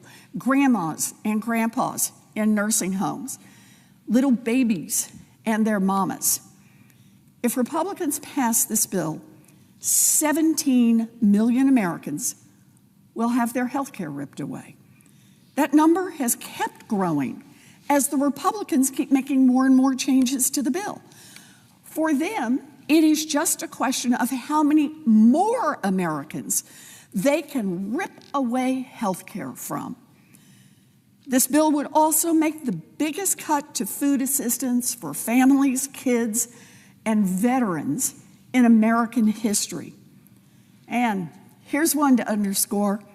1 out of every 4 nursing homes in America would have to shut down under this bill. We do a little trolling. It's called we do a little trolling. My Republican colleagues should just call a few seniors who are in nursing homes in their home states and just go over the plans for where those folks are supposed to go next. What exactly do the Republicans have in mind for them? Maybe call the daughter of someone who's in one of those nursing homes and explain how she has to become a full-time caregiver once this bill passes. Maybe call just a few of the people whose lives you plan to tear apart. Budgets are about our values, and Republicans have made their values clear. They are willing to throw millions of Americans under the bus so that they can help out a handful of their billionaire buddies and giant corporations. They should be ashamed. Here's what Democrats believe. Democrats believe that no baby should go hungry so that Mark Zuckerberg can buy another Hawaiian island. Democrats believe that no person with a disability who needs a wheelchair or a home health aid to live independently should have to give that up so that Jeff Bezos can buy a third yacht. And Democrats believe that no grandma should be pushed out of her nursing home so that Elon Musk can take a subsidized rocket ship ride to Mars. It doesn't have to be this way. What if, instead of tax breaks for billionaires, we make the rich pay their fair share? What if, instead of slashing health care for our kids, we make it possible for every American to see a doctor when they're sick without breaking the bank? And what if, instead of giving big oil more giant handouts, we make universal child care a reality for families all across this country? We can tax the rich.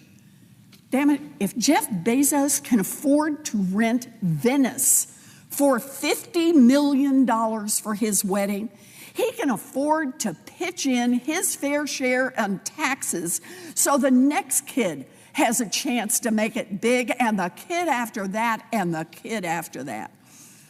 We can make life better for working people. We can make it easier, not harder. We can lower costs for families, not jack them up even more like this bill does. We can put families first, not billionaires and billionaire corporations. Democrats believe this. Democrats are willing to fight for this. We will vote no on this awful bill. And for kids like Vivian, for seniors in nursing homes, for families who rely on home health aides, and for the millions more Americans that this bill will hurt, I urge my Republican colleagues, grow a spine and vote no. Thank you, Mr. President. I yield the floor. Senator from Oregon. President, before she leaves the floor, I want to thank my colleague in particular for putting a human face on what this is all about for us on this side of the aisle. That small child, the senior you were talking about, I'm going to pick up on what you said, and I thank you for your leadership. Mr. President, I'm going to get into the specifics of this horrifying bill in a moment, all the details of the healthcare carnage and the clean energy bloodbath that Republicans are dragging America toward. First, though, I want to spend just a few minutes on the state of the Senate and our democracy. As of a few hours ago, the rules of the Senate are whatever Republicans feel like when the day begins. It's democracy defying, plain and simple. The bill before the Senate is loaded with fraudulent budget math that hides trillions of dollars in handouts to corporations and the ultra-wealthy. It's a violation of the rules that used to be followed for years for the reconciliation process. It's a violation of the Congressional Budget Act. It's a violation of common sense. Republicans decided that none of that matters, so they've kind of gone nuclear to advance the bill. Apparently in this chamber, if the Republican chair of the Budget Committee says so, 1 + 1 = 3. That is unsustainable. We are going to be a sicker, poorer, and weaker country if this bill becomes law, and the Republicans have used this process. We do a little trolling. It's called we do a little trolling. But these moves cut both ways, and there'll be a lot of cleanup for Democrats to handle down the road. Now, in my time in public service, Mr. President, I have never seen a more destructive, regressive, common sense defying bill debated in the Senate. This bill is going to determine the future of health care in America. Millions of Americans will lose their health insurance if Republicans pass the bill. My colleagues seem to be ignoring, for example, the fact that rural hospitals are the anchor of life in much of America. This bill will sever that anchor and set rural health care adrift. Here's how flawed the Republican plan is. The danger they're causing for rural hospitals is so great, Republicans have had to create a rural hospital relief fund. It is a Band-Aid on an amputation. I can tell you one thing I know for sure is only in Washington, D.C. would you create a relief fund to address a problem that you caused. How about you just not cut $1 trillion from Medicaid in the first place? Now, I wanted to get a sense of what rural America thought of this legislation. So last weekend, I held 4 town halls in 3 Eastern Oregon counties. It's as rural as it gets. Donald Trump carried these counties overwhelmingly. One of them was Malheur County, where Donald Trump received more than 70% of the vote. This is where I held an open-to-all town hall meeting. It happens to have one of the highest Medicaid enrollments in the country. The message I heard was very clear and very loud. This bill will be a disaster for Malheur County on rural health. Now, healthcare is a top employer in America. If these cuts go through, the healthcare workforce in rural areas of our nation is going to be decimated. Nurses, doctors, and support staff will lose their jobs, and rural economies are going to suffer. Many of the Americans that will feel the consequences of this legislation today walk an economic tightrope. Many have multiple jobs. Millions more Americans will lose their benefits like home care and mental health and services that already fall far short of what our people expect. These are overwhelmingly kids, people with disabilities, seniors, all to pay for more tax cuts for multinational corporations and the ultra-wealthy. It's not just the cuts. It's also a whole lot more red tape, making it harder for people to get care. At the center of the Republican Medicaid changes is a bunch of red tape thickets designed to entrap people into a never-ending maze of AI chatbots and phone trees that make it impossible for them to get the coverage they need. And even if you manage to get through all that bureaucratic water torture and sign up for Medicaid, the Republican plan says if you lose your job, you lose your health care. Why would the Congress want to inflict that on more people? Nobody I could find wants these cuts, no matter their political persuasion, and I was in places that were bright red. I'm sure most of us can agree there's a real debate to be had on how we can make health care more affordable and accessible, but this bill achieves none of that. Let me mention seniors. My colleagues have touched on the elderly. 2 in 3 nursing home beds in America are covered by Medicaid. If Republicans pass this into law, conditions will deteriorate. Seniors will be forced out of their nursing homes or forced to move in with family that doesn't have the necessary skills to care for their aging parents or grandparents. Nursing homes would be forced to shut their doors as a result of these cuts during a time when states are in desperate need of more nursing home options, not fewer. The bill also repeals nursing home safety standards. That's going to mean fewer nurses in nursing homes. You would think that'd be a concern of Republicans in the Trump administration. But when the Finance Committee was considering the nomination of CMS Administrator Mehmet Oz, he said, and I quote, "I believe we can provide quality of care equivalent to having a nurse in that nursing home using tools and technologies." Dr. Oz was apparently talking about AI. And I said, "You're for cutting nurses. What's going to happen when an 85-year-old woman has to go to the bathroom in the middle of the night and needs some help?" He had no answers, but he's still being a big booster on artificial intelligence. I'm deeply troubled about what the Trump administration has in store for America's seniors. That's on top of the fact that home-based care We do a little trolling. It's called we do a little will be one of the first benefits states are forced to cut because it's optional now rather than mandatory. Hundreds of thousands of seniors, Mr. President, are going to see a premium increase of about $200 a month. The bill also applies the worst forms of corporate red tape to the Affordable Care Act.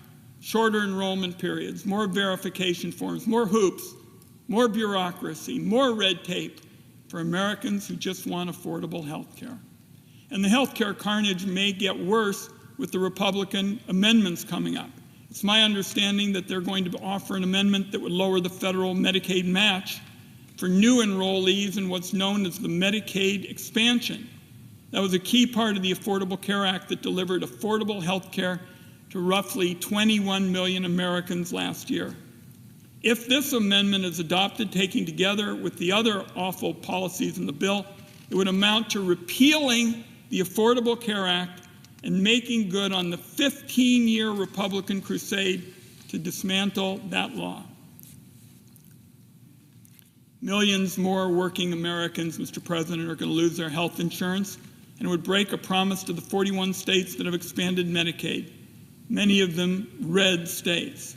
These health care cuts aren't just going to be felt by Americans with Medicaid, and those who buy health insurance on their own are going to be similarly hit. Emergency room wait times are going to skyrocket, and premiums will spike. Families will be one lost job or financial calamity away from being tossed onto a safety net that has rips and tears everywhere you look. So many are going to fall between the cracks. I also wanted to touch on another horrendous provision on health care buried in the bill, the defunding of the Planned Parenthood program, and they're doing it in a way that's essentially a backdoor, nationwide abortion ban.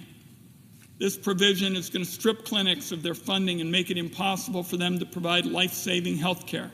Cancer screenings, annual exams, all of that will disappear for the people that rely on these clinics for basic care. The health care cuts are getting a big focus, Mr. President, with myself, my colleagues, because of the challenge for so many communities. But there's something else that's absolutely imperative. That's the clean energy bloodbath, and it certainly deserves attention.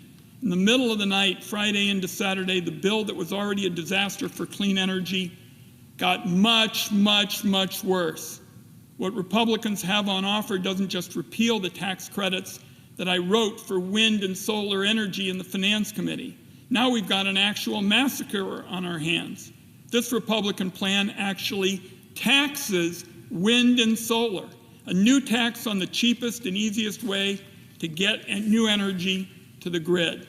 At the same time, somebody tucked into the bill a brand new tax break for coal. So here we are, 2025, and the Senate is about to pass a bill that taxes wind and solar while subsidizing coal. It is so backward, it leaves you slack-jawed. When you look at this bill, it's awfully clear that the Republican goal is to destroy key sources of clean energy in America. It's a death sentence for the wind and solar industries in our country. A total abandonment of hundreds of thousands of workers who are about to lose their jobs as a direct result of the bill. The head of the North American Building Trades Union, that represents millions of construction workers, issued a stunning statement on the bill yesterday. I'll read a few select lines from the statement. He said, "It's the biggest job-killing bill in the history of the country. is how he described the Republican plan. Staggering and unfathomable job loss, a threat to an estimated 1.75 million construction workers. And this union leader said it was the equivalent of terminating 1,000 Keystone XL pipelines. And it was another lifeline and competitive advantage to China in the race for global energy dominance. He also said critical infrastructure projects will be sacrificed at the altar of ideology. Mr. President, those were all direct quotes. Hundreds of billions of dollars in clean energy investments under the Republican plan will simply disappear. Not government subsidies or handouts. These are private sector investments we will not have. And even worse, this is a guaranteed way to hike utility bills for families and businesses of all sizes in every nook and cranny of America. I have never seen this kind of economic self-sabotage. The demand for energy booms right now. Even the heads of companies involved in fossil fuels are saying to me and other members of Congress, we need solar quickly to get more electrons to the grid.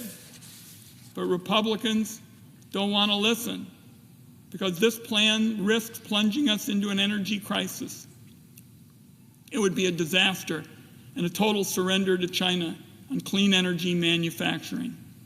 It's clear as a sunny day that all the talk from Donald Trump and Republicans about American energy dominance was just a fraud, nothing but a hollow campaign slogan. And I'll close with this. There is no question in my mind, Mr. President, the American people went to the polls in 2024 to vote for cheaper groceries, cheaper utilities, and cheaper gas. They didn't vote to kick 16 million people off their health care so Republicans can give more tax breaks to billionaires and corporations. They didn't vote for an energy crisis that benefits nobody except big oil investors. There is a real cost of living crisis facing American families right now. And this Senate ought to be focused on finding ways to lower drug prices, for example, expand access to quality and affordable health care, and bring down the cost of living. Instead, Republicans are using every ounce of their power to jam through another round of tax breaks for those at the very top, and they're doing it on the backs of everybody else.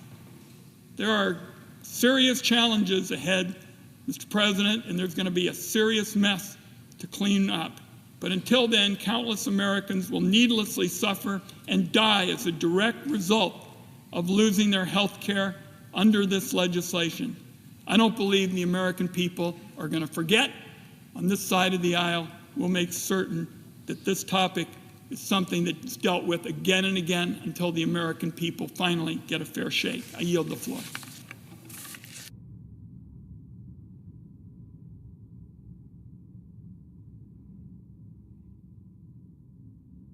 Mr. President. The Senator from Hawaii. The presiding officer is a distinguished businessman.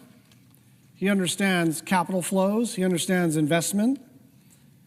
There are a lot of people in this chamber and across the country who, on a non-ideological basis, want a consistent tax code so that businesses can invest with certainty and predictability. So let's look at some of the numbers here in terms of the impact of this bill. This bill will kill 300,000 jobs in wind and solar per year. We're going to lose out on $450 billion in capital as thousands of projects go under. And because of that, we're going to generate about 500 gigawatts less energy in the next decade. Now, there was a time, and I lived through it as a politician, there was a time when people who wanted to take climate action had to argue for that climate action because it is a planetary emergency, and there were trade-offs. And people on the other side said, look, as we try to take action to deal with this planetary crisis, we can't create shortages, we can't increase prices, we can't impede economic progress. All that has flipped. This bill will create shortages. This bill will impede economic progress. This bill will increase prices. The 500 gigawatts less energy in the next decade is pretty much exactly the amount of energy that we're going to need to meet rising demand. We are going to have energy shortages as a result of this legislation. And you don't have to love clean energy or be an environmentalist, and I love clean energy and I'm an environmentalist. But you don't have to care about the climate. I think you should. You don't have to care about the climate to understand that this is a basic question of supply and demand. Energy demand is soaring for the first time in decades, largely, not exclusively, but largely because of AI data centers. And our best chance of meeting it in the next few years is with wind and solar, not oil and gas. Even nuclear and geothermal are going to take a while. That is not just a political talking point or a preference of mine. It's just a fact that gas turbines are stuck in a years-long backlog. It's also a fact that 80% of the new capacity on the grid last year came from solar and storage. It's growing, it's cheap, it works. And there are hundreds more projects that are in the pipeline waiting to be hooked up. So the idea that we're going to kill the only energy that can be brought online in the short run, the very same week that half the country was melting in a record heat wave, which left tens of thousands without power, is beyond absurd. Let's talk about how this bill does all of this damage. Specifically, it creates an impossible deadline for projects to be operational in order to claim the clean energy tax credits. Remember, these clean energy tax credits are federal law. They're on the books. So when you have a federal statute, it is not unreasonable as an investor to say, look, I got this tax credit, I'm going to get X percent back for my initial investment, and you do the pro forma, you do the underwriting, and you figure out that the thing pencils out. And now what they're saying is that you got to be operational in 60 days. If anyone has even built a deck in their front yard or tried to do an extension, nothing gets built in 60 days, certainly not a clean energy project. And it has to be placed in service. What does placed in service mean? It means not only do you have to have the thing built, you have to have a power purchase agreement through your Public Service Commission or Public Utilities Commission. You have to have a deal in place in the next 60 days after enactment, or you get nothing. So imagine you're a company investing in a solar or battery storage project. You've already put money down. You've secured land and a power purchase agreement, and you're working on permits. And when you started the project, the tax code said you could claim a credit to cover the upfront costs. Now, unless you are fully operational, you're out of luck.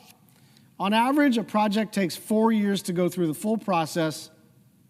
So even if you've already started that progress, you now have very, very little time to get it done. We are going to strand hundreds of billions of dollars in capital. And so the impact on price is going to be crazy. The impact on jobs is going to be crazy. But the impact on America as an investable proposition is the most dangerous part of this. I don't know that we've ever, through federal law, made a big subsidy, made a big bet on a certain industry. We do a little trolling. It's called we do a little never mind, we didn't mean that. You're stuck. According to the Edison Electric Institute, and by the way, I can guarantee you this is the first and maybe last time I will ever quote the Edison Electric Institute. That'll cost people, not companies, people, ratepayers, $60 billion in this decade alone. Your electric bills are about to go up. A representative of a solar company in Hawaii put it this way: it is really unclear in the current version of the bill what the renewable energy industry even looks like if it were passed today. An owner of a solar company in Montana worried that the credits disappearing would force him to lay off half of his workers. He says, Montana is deeply red, but it's also a very practical place. And so green energy renewables became a taboo phrase somehow. The practical energy needs are undeniable, so we can get past our disagreements.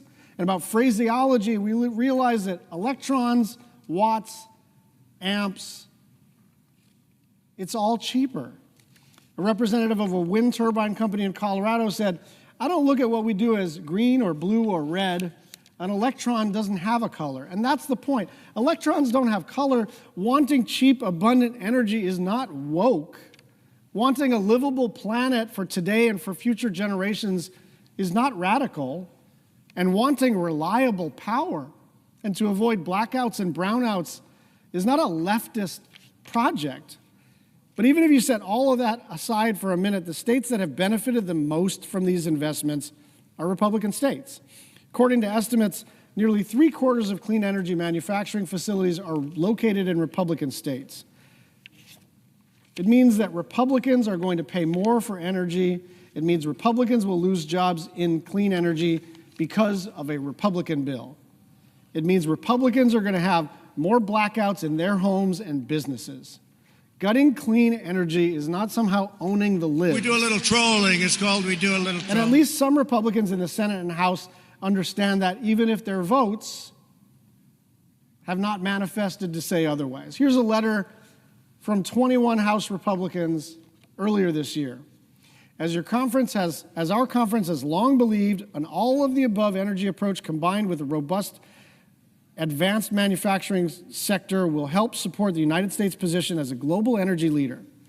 Countless American companies are utilizing sector-wide energy tax credits, many of which have enjoyed broad support in Congress to make major investments in domestic energy production and infrastructure for traditional and renewable sources alike. And it goes on, as energy demand continues to skyrocket, any modifications that inhibit our ability to deploy new energy production risks sparking an energy crisis. 21 House Republicans are worried about an energy crisis imposed by the Republican Congress.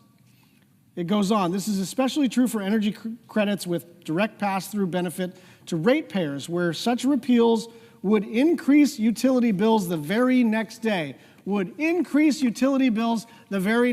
This is not me, progressive senator from the state of Hawaii, who has made a career out of fighting climate change.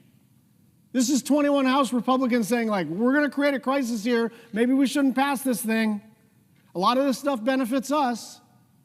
If we're all out here talking about all of the above, why are we cutting off our nose to spite our face just because someone wants a talking point? Like, people are literally going to lose their jobs immediately upon enactment. America is going to become a very challenging place to make major investments in immediately upon enactment. The AI industry may move abroad immediately upon enactment. And prices will go up pretty much right away as well. A group of 175 mayors and local leaders wrote, for the first time, state and local governments, as well as essential nonprofit community organizations, such as houses of worship, hospitals, and schools, can access the same clean energy tax credits as the private sector through elective pay. This has led to major projects in our communities like solar installations for town halls, alternative fueling infrastructure, and charging stations for local government fleets. After 1 year of direct pay implementation, over 1,200 organizations, including 500 state and local governments, are already accessing these incentives. We are excited about these projects and the benefits that they will bring to our communities. However, as local leaders, we are concerned that repealing these tax credits would create economic uncertainty in our communities, as it would prevent us from accessing those important benefits. You know, I grew up to understand Republican, look, I didn't grow up as a Republican, but I did understand Republicans were for avoiding unintended consequences. Republicans were against radical change too quickly. Republicans wanted a solid business environment that people could rely upon. This is literally none of that. This is ideology manifesting itself as energy policy. And what's going to happen is people are going to lose their jobs and pay tons more for electricity. The building trades union called this bill, quote, the biggest job-killing bill in the history of this country. And they go on, simply put, it is the equivalent of terminating more than 1,000 Keystone XL pipeline projects. I've been here for a while. Keystone XL was a big deal to our friends in labor. I had some very tough conversations with my friends in labor about how important that project was to them and how it was in tension with some of our climate goals. But listen to what they say. It is the equivalent of terminating 1,000 Keystone XL pipeline projects. These guys are not me or Jeff Merkley or Eddie Markey or Sheldon Whitehouse or Martin Heinrich or Rep. Ocasio-Cortez or any climate advocate. This is the building trades. And they're saying this is the biggest job killer perhaps in American history. We actually don't have to do this, you know? The impetus behind this bill was essentially border spending and preventing the Trump tax cuts from expiring. And then a bunch of stuff got added on because that's what happens. And we were there for our own version of this, our own BBB, our own Build Back Better, and everybody in your party piles on with something new. And then the thing becomes a really challenging thing to pass because everybody's got their hobby horse. And somebody's hobby horse is not just to have an all-of-the-above energy strategy, but to go out of your way to kill clean energy. It doesn't matter that it's going to raise prices. It doesn't matter that it's going to kill jobs. People at all levels in the public and private sectors across the political spectrum are all saying the same thing, which is this is a bad bill for regular people, for the economy, and for the planet. One of the great things about our climate bill was that it made what was good for the planet also good for the economy. Clean energy became eminently profitable for businesses and widely accessible to consumers. And we made a choice there because some in our party didn't like the basic premise. They were attached to the idea of personal, political, economic sacrifice because the planet is in peril. And I understand that instinct. But we paved a new path and we decided, look, there's enough technology out there. There are abundant energy sources out there that we can actually solve our planetary crisis and create jobs and lower prices. And we can do it in such a way that blue states and red states, urban, rural, suburban, all benefit. Republicans are on the verge of undoing all of that, even though it will hurt their constituents. And in doing so, we're virtually guaranteeing China's dominance in clean energy for decades to come, because if you're China, you cannot believe your luck. Your biggest competitor is willingly forfeiting the fight over who controls the energy technologies of the future because Donald Trump is too busy trying to get us back to the pre-industrial age. This is the worst piece of legislation for the planet in the history of our country, and it's not even close. Republicans are effectively codifying big oil's wish list into law without exception. They are killing clean energy. They are subsidizing coal. They are dramatically expanding oil and gas leasing. They are purposely jacking up energy prices and creating shortages. And for what?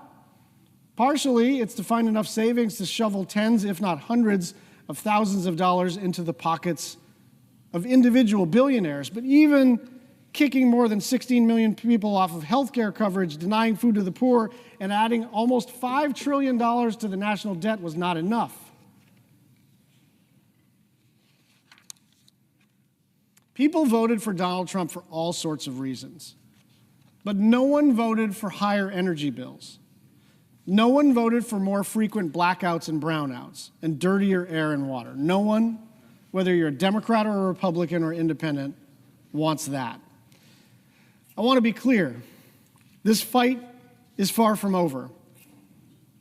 This fight over this bill is far from over, but even if this bill passes, it will set us back.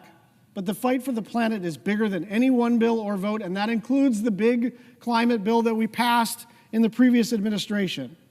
and has any movement that has successfully mobilized and made changes knows progress is not linear. Progress always has setbacks and frustrations, and progress is not assured. States like Hawaii will continue to do everything that they can to protect our environment, and the rest of the world will move on without us, because doing nothing in the face of this worsening crisis is simply not an option. But make no mistake, what Congress is doing today will cost all of us in the years and decades to come. I yield the floor. President. Senator from Rhode Island. Mr. President, I rise today, and I will confess, I rise today a bit angry about this bill. This bill cooked up in back rooms, dropped at midnight, cloaked in fake numbers, with huge handouts to big Republican donors. It loots our country for some of the least deserving people you could imagine. When I first got here, this chamber filled me with awe and wonderment. Our leader, Harry Reid, frequently called me his happiest senator. Such was the awe and wonderment that I felt here. Today, I feel disgust. This piece of legislation is corrupt. This piece of legislation is crooked. This piece of legislation is a rotten racket. This place feels to me today like a crime scene. Get some of that yellow tape and put it around this chamber.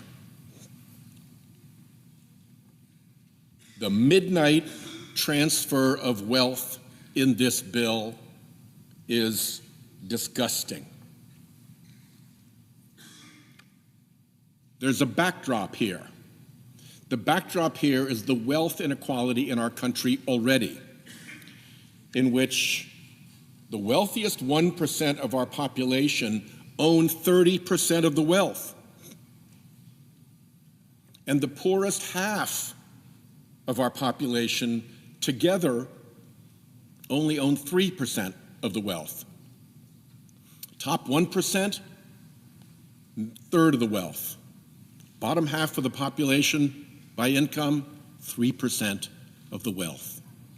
And against that backdrop, this bill transfers wealth from middle-class families to giant corporations, billionaires, and mega-billionaires.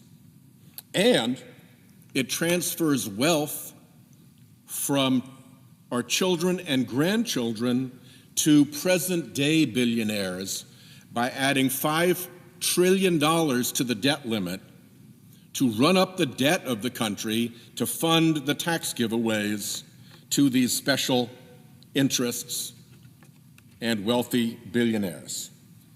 How do they do that? Take away health care from 16 million Americans. Give huge tax breaks to billionaires. Most families have someone sit down once a month and go through the bills. And you try to figure out what bills you can pay. You may not pay the whole insurance bill. You may just pay the minimum. You may not pay your whole credit card bill. You may just pay the minimum. You're aware of exactly how much money you have because you need to make those payments. That's kitchen table world. Billionaire world is different. You have a family office, you never see bills.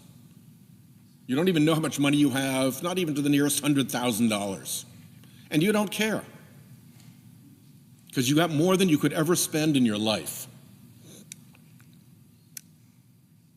You could pay taxes. like regular people. But there's something about your acquisition of wealth that can't stop. So you won't pay taxes like a normal person. You demand special treatment. You pay less of a tax rate than a firefighter, for God's sake. And that's not enough for you. Now you come here to this Senate floor wanting even more favors. You already don't know how much money you have. You could pay regular taxes and it wouldn't take a day from sunning on your private island, a day from cruising in your private yacht, a jet trip on your private jet, a ski trip to your private chalet. Nothing in your life would change if you had to pay taxes like a regular person, but you just don't want to. And the third is, oh, I should add, on the tax breaks, a lot of it goes to corporations. This bill doesn't just give big tax breaks to big corporations. It gives big tax breaks to big corporations that move jobs and investment offshore away from America. And it just doesn't give tax breaks to corporations that move jobs and investment offshore away from America. It gives tax breaks for doing that.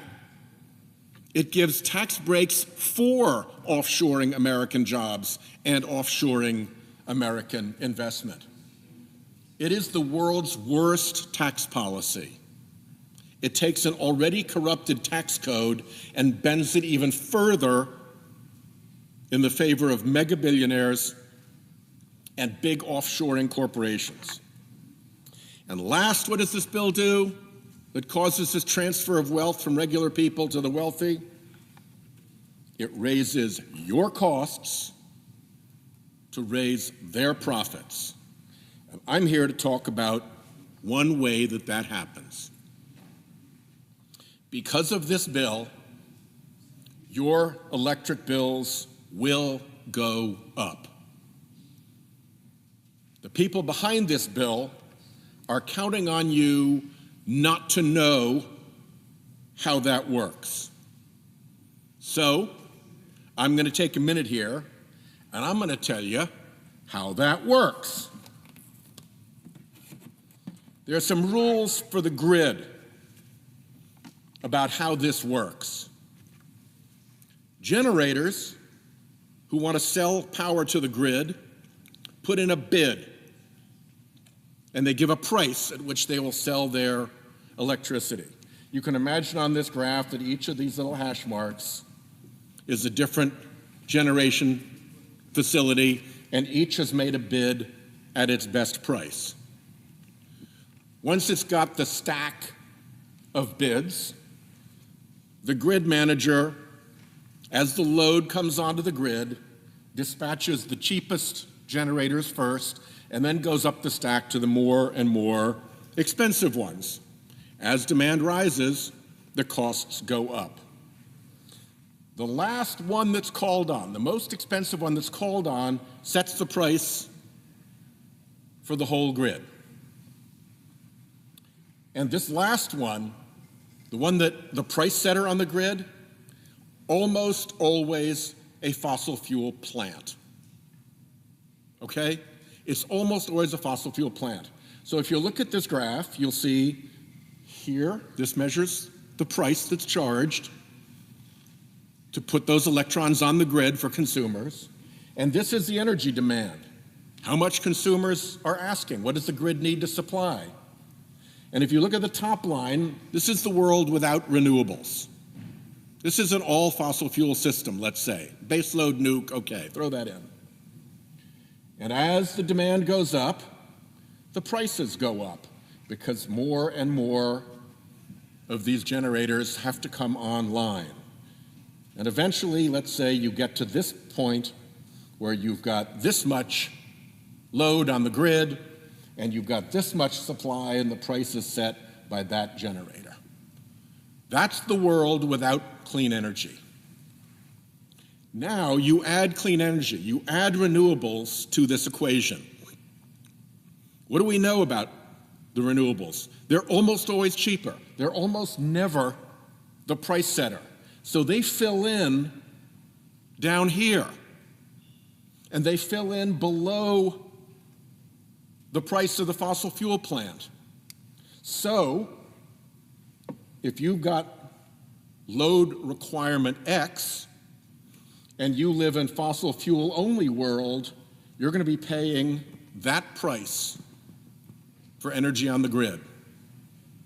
All of it, because it's set by that price setter generator. But if you filled in with renewables, then you're down here for price for that much load. You're saving huge amounts of money. The grid is way more efficient with renewables in the mix. By the time you get to the same price that you had here for load X, for fossil fuel, you're all the way out here. You got all this extra load served before you raise that price. That's the theory. That's how the system works. Let's see how clean energy fits in a specific area. Let's look at Texas. Oh, and by the way, last year, 95% of the power that came on the grid that filled in here was clean energy. If this bill kills clean energy growth, which is its intention,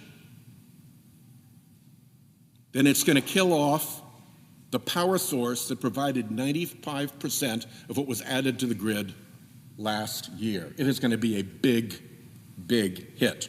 So let's look at the Texas grid, which is easy to talk about because it's a standalone grid. And somebody just did a study of the Texas grid. And they found that with renewables, and Texas is 30% renewables, okay? So we're in the with renewables situation. With renewables, the average price last August was $39 per megawatt hour. This was $39. And then they calculated what happened if you backed out all the solar that had been added. If it weren't for the solar driving this price down, instead of $39 per megawatt hour, it would have been somewhere between $55 and $90 per megawatt hour. Minimum $25 differential.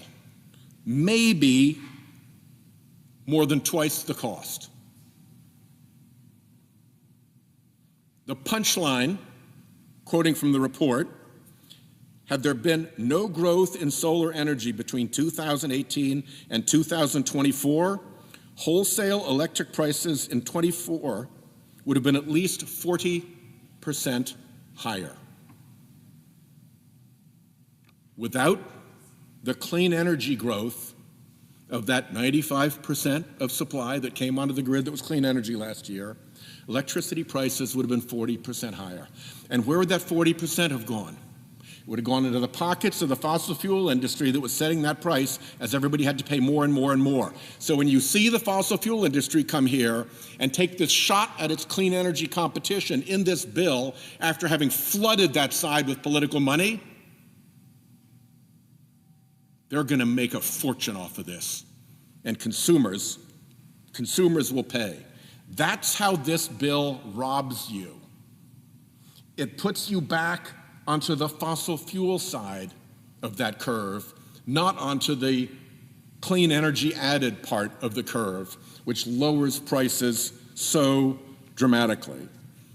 And as the report concluded, I'm quoting again, this isn't speculation or modeling, it's what actually happened in one of America's largest electricity markets.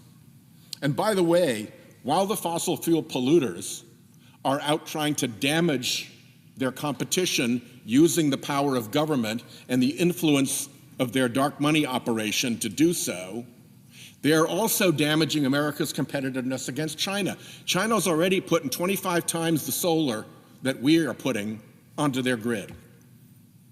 That gives them huge advantages as they construct solar panels, design solar technologies, and offer that to the rest of the world. We're in a world market for solar technology, just like we're in a world market for electric vehicles. And the fossil fuel industry's desire to destroy the American solar market and to destroy the American electric vehicle market is about as unpatriotic as you can get, because it is taking these two technologies and saying, go for it, China, we're out. We're out. Have the entire international market for solar and for energy. We're not going to compete. We're going to load up our people with new taxes. We're going to tear away the subsidies. And by the way, the fossil fuel industry that's telling you this, they're the recipients of the biggest subsidy in world history. They get $700 billion a year in the United States alone from being allowed to pollute for free. It violates market economics to pollute for free. Milton Friedman, the most conservative economist, will tell you it's not proper market theory when somebody's polluting for free. The cost of the pollution should be in the price of the product. So they already benefit, the fossil fuel industry already benefits from the biggest subsidy in world history, $700 billion with a B, $700 billion every single year to compete unfairly against clean energy. And on top of that, they want to rip away the investments that have been made, and they want to put a new tax on clean energy, and they want to drive consumer prices back up to their fossil fuel model.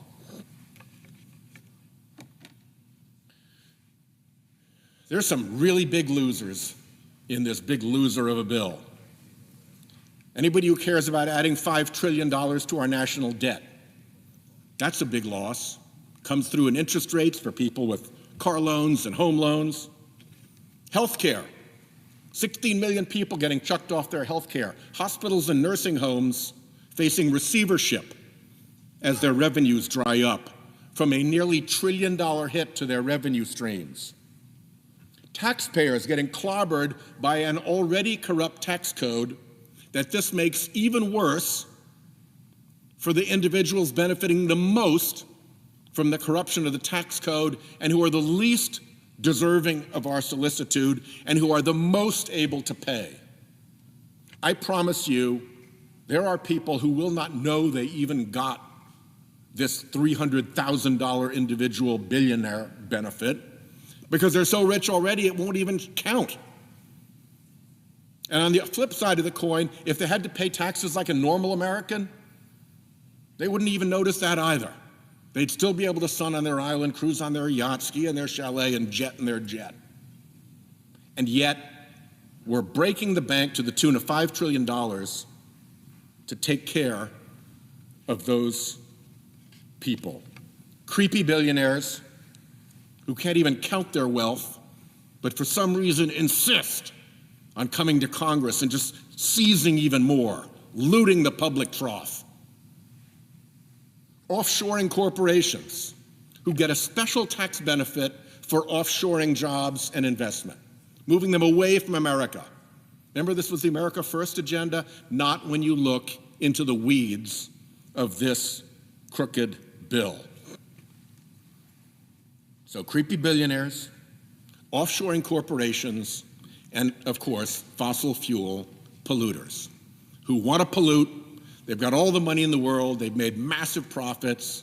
They could do their own carbon removal and make their product safer. They choose not to. They choose not to because they want to pollute and they want to kill their competition so they can pollute more and profit more and drive up consumer prices, as I showed here. And guess what? The creepy billionaires, the offshoring corporations, and the fossil fuel polluters, what do they have in common? Huge donors to the Republican Party.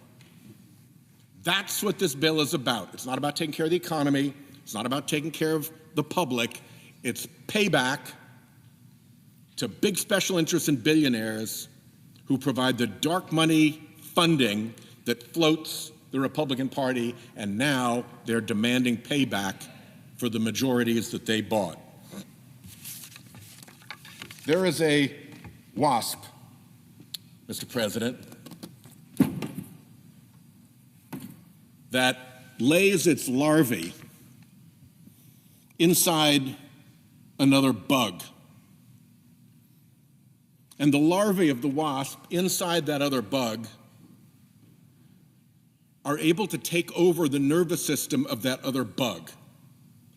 They can take over the command and control system of the bug, and they start driving the bug around from the inside. They make it do what the larvae wants it to do. They make it go where the larvae want to be. They make it hang where the larvae want it to hang, and then the larvae consume it from the inside. They eat it, and they turn into the next generation of wasps. That's a pretty good analogy for what has happened here. Those creepy billionaires, those fossil fuel polluters, those big offshoring corporations have taken over the command and control system of the Republican Party. The bug over there is being marched around by those special interests doing exactly what it's told. And it doesn't care about the 16 million people coming off insurance. It doesn't care about the added pollution, doesn't care about the increased cost, doesn't care about the unfairness, doesn't care about making the tax code more corrupt, because the special interests are in that bug running that show. I yield the floor.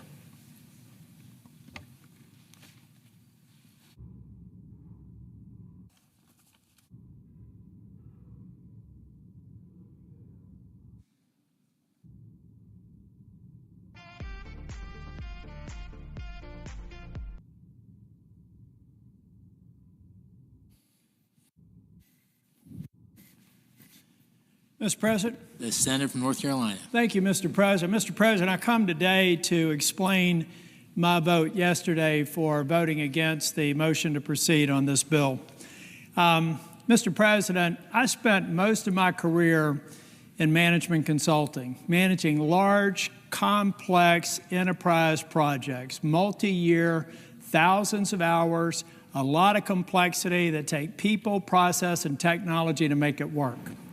I learned a lot in that career, and I was able to go to the legislature and take that mindset as a member of the minority for 2 terms, and then we got a majority in 2010, and I found myself being the Speaker of the House. Mr. President, we were in the middle of the financial crisis. When I got sworn in January of 2011, North Carolina had a $2 billion shortfall on a $20 billion general revenue fund. And I had 6 months to balance that budget. Well, Mr. President, we did something that had not been done in North Carolina. We took the time to understand every aspect and every dollar that was being spent in government. We determined how to cut government in a way that was sustainable. We cut 12% from the university system budget. Not the rate of growth, but the actual spending. And I had some people say that it was going to be disruptive and the University of North Carolina would never be the same again. But Mr. President, we did it in a way that was instructed by the operations of the university system. And we did it in a way in concert with the chancellors. And you know what happened, Mr. President? We actually balanced the budget. We did do those cuts. And the last time I checked, the North Carolina university system is still considered one of the greatest systems in the United States of America. Why do I use that example? Because the Medicaid proposal in this bill bears no resemblance to that kind of discipline and due diligence. It has no insights into how these provider tax cuts are going to be absorbed without harming people on Medicare. We do a little trolling. It's called we do a little trolling. Most of my colleagues do not even understand on either side of the aisle the interplay of state-directed payments and the devastating consequences of the funding flows that are going to be before us. Mr. President, here's how I figured out the impact in North Carolina. I used to be Speaker of the House, and I like the Speaker and have good relationship with the Speaker and the President pro tem, so I called them up. And I had my staff ask them if they would do an economic impact assessment on what this proposed bill would do to the Medicaid program in North Carolina. But I didn't want just the view of the Republican partisan staff that reports to the Speaker and the President pro tem on how they're going to absorb this bill. I decided to go to Josh Stein, the governor, and I went to his Democrat staff for Medicaid. I asked them to prepare an estimate, independent of the estimate that I had done with Fiscal Research. But I took a step further, Mr. President. I went to the Hospital Association. I asked 3 different independent groups, a partisan Democrat group, a partisan Republican group of experts, and a nonpartisan group of the Hospital Association to develop an impact assessment independent, not talking, not sharing, reporting to me. And what I found is the best case scenario is about a $26 billion cut. Now, we've got a delay, so it may be 2 years, it may be 1 year. All it does is make that $26 billion happen in year 1 or year 12, but the impact is the same, Mr. President, and it's indisputable. Now, when I actually presented this report that you can find on my website, I had people in the administration say, "You're all wet, you don't know what you're doing." I said, well, why don't we assemble a series of meetings? We're going to provide you our analytics. You go through it, tear it apart. And I told about Mehmet Oz, who I consider to be one of the most capable people in the Trump administration. He's a brilliant man, and I'd encourage my Democrat colleagues to talk to him. He knows his stuff, and he's very focused on getting efficiencies out of CMS. So we had 3 different conference calls with CMS, with Oz on the phone and on the video, and me on the video. And I said this, guys, I would love nothing more than you to prove me wrong. I would love nothing more for you to tell me it's not $26 billion or $30 billion, that it's $2.6 billion or $2 billion or $200 million. But after 3 different attempts for them to discredit our estimates, the day before yesterday, they admitted that we were right. That between the state-directed payments and the cuts scheduled in this bill, there's a reduction of state-directed payments. And then there's the reduction of the provider tax.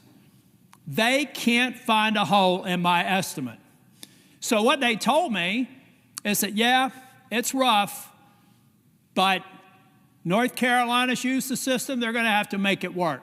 All right, so what do I tell 663,000 people in 2 years or 3 years when President Trump breaks his promise by pushing them off of Medicaid because the funding's not there anymore, guys?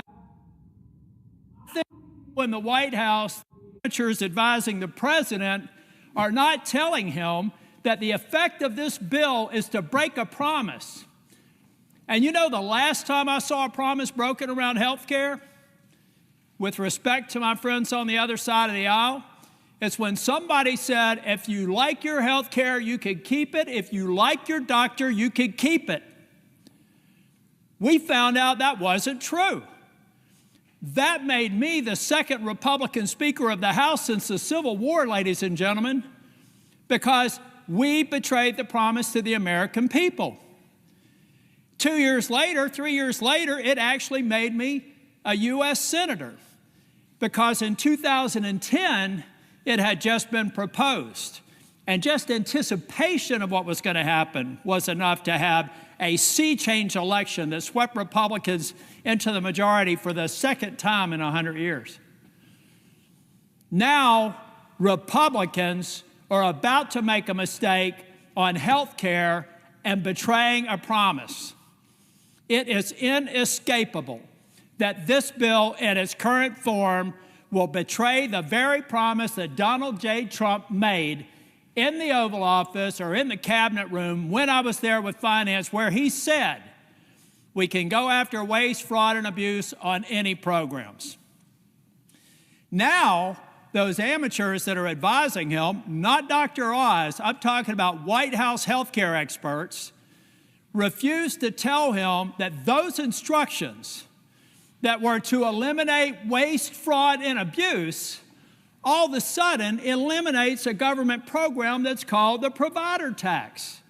We have morphed a legal construct that admittedly has been abused and should be eliminated into waste, fraud, and abuse.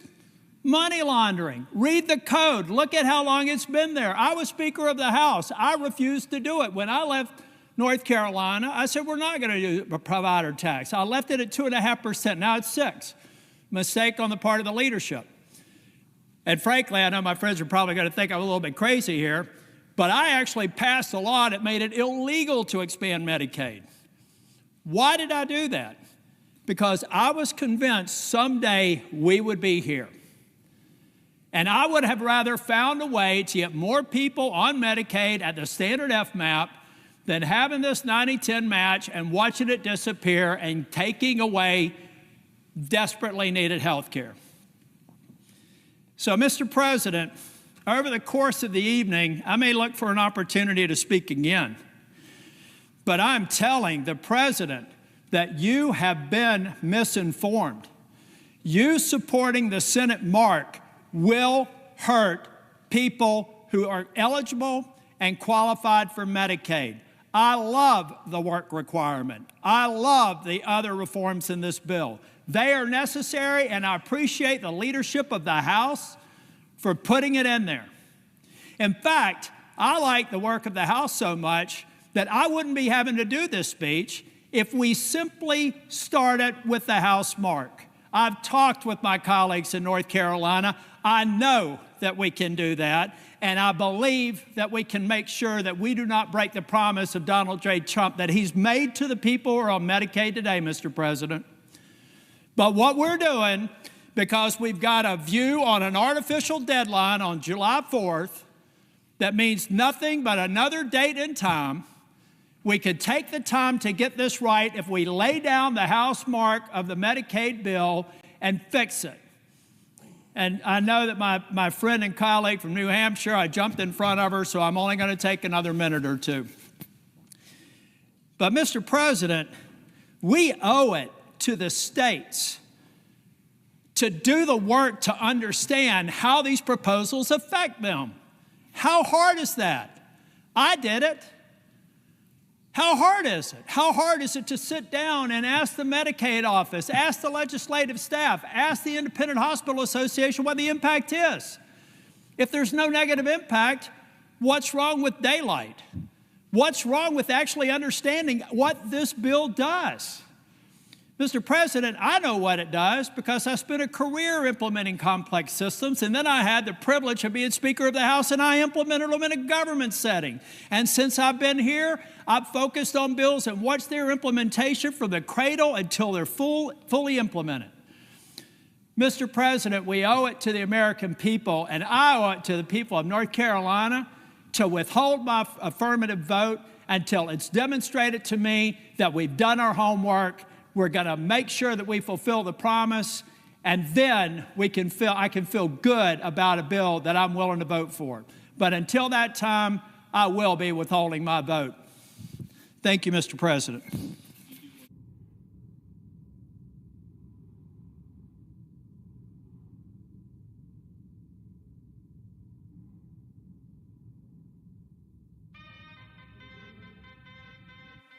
Senator from North Carolina. I ask unanimous consent that the following appear separately in the record.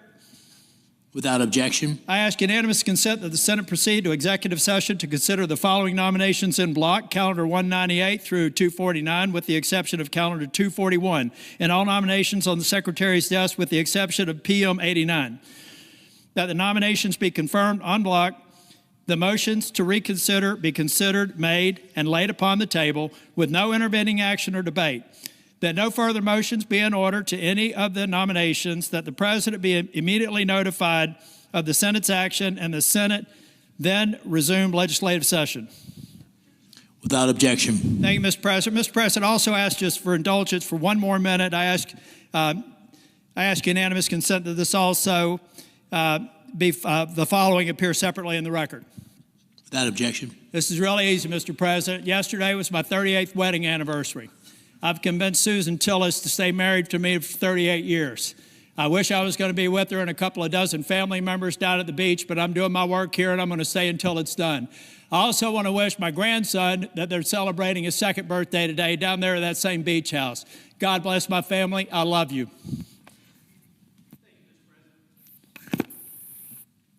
Mr. President. The senator from New Hampshire. Thank you, Mr. President. I'm sorry to see my colleague, Senator Tillis, leave before I have a chance to tell him how much I'm going to miss him.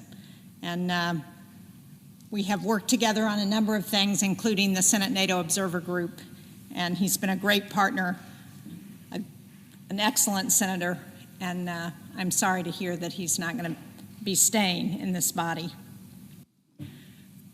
But, Mr. President, I'm really here on the floor to oppose the reconciliation bill that we're considering today.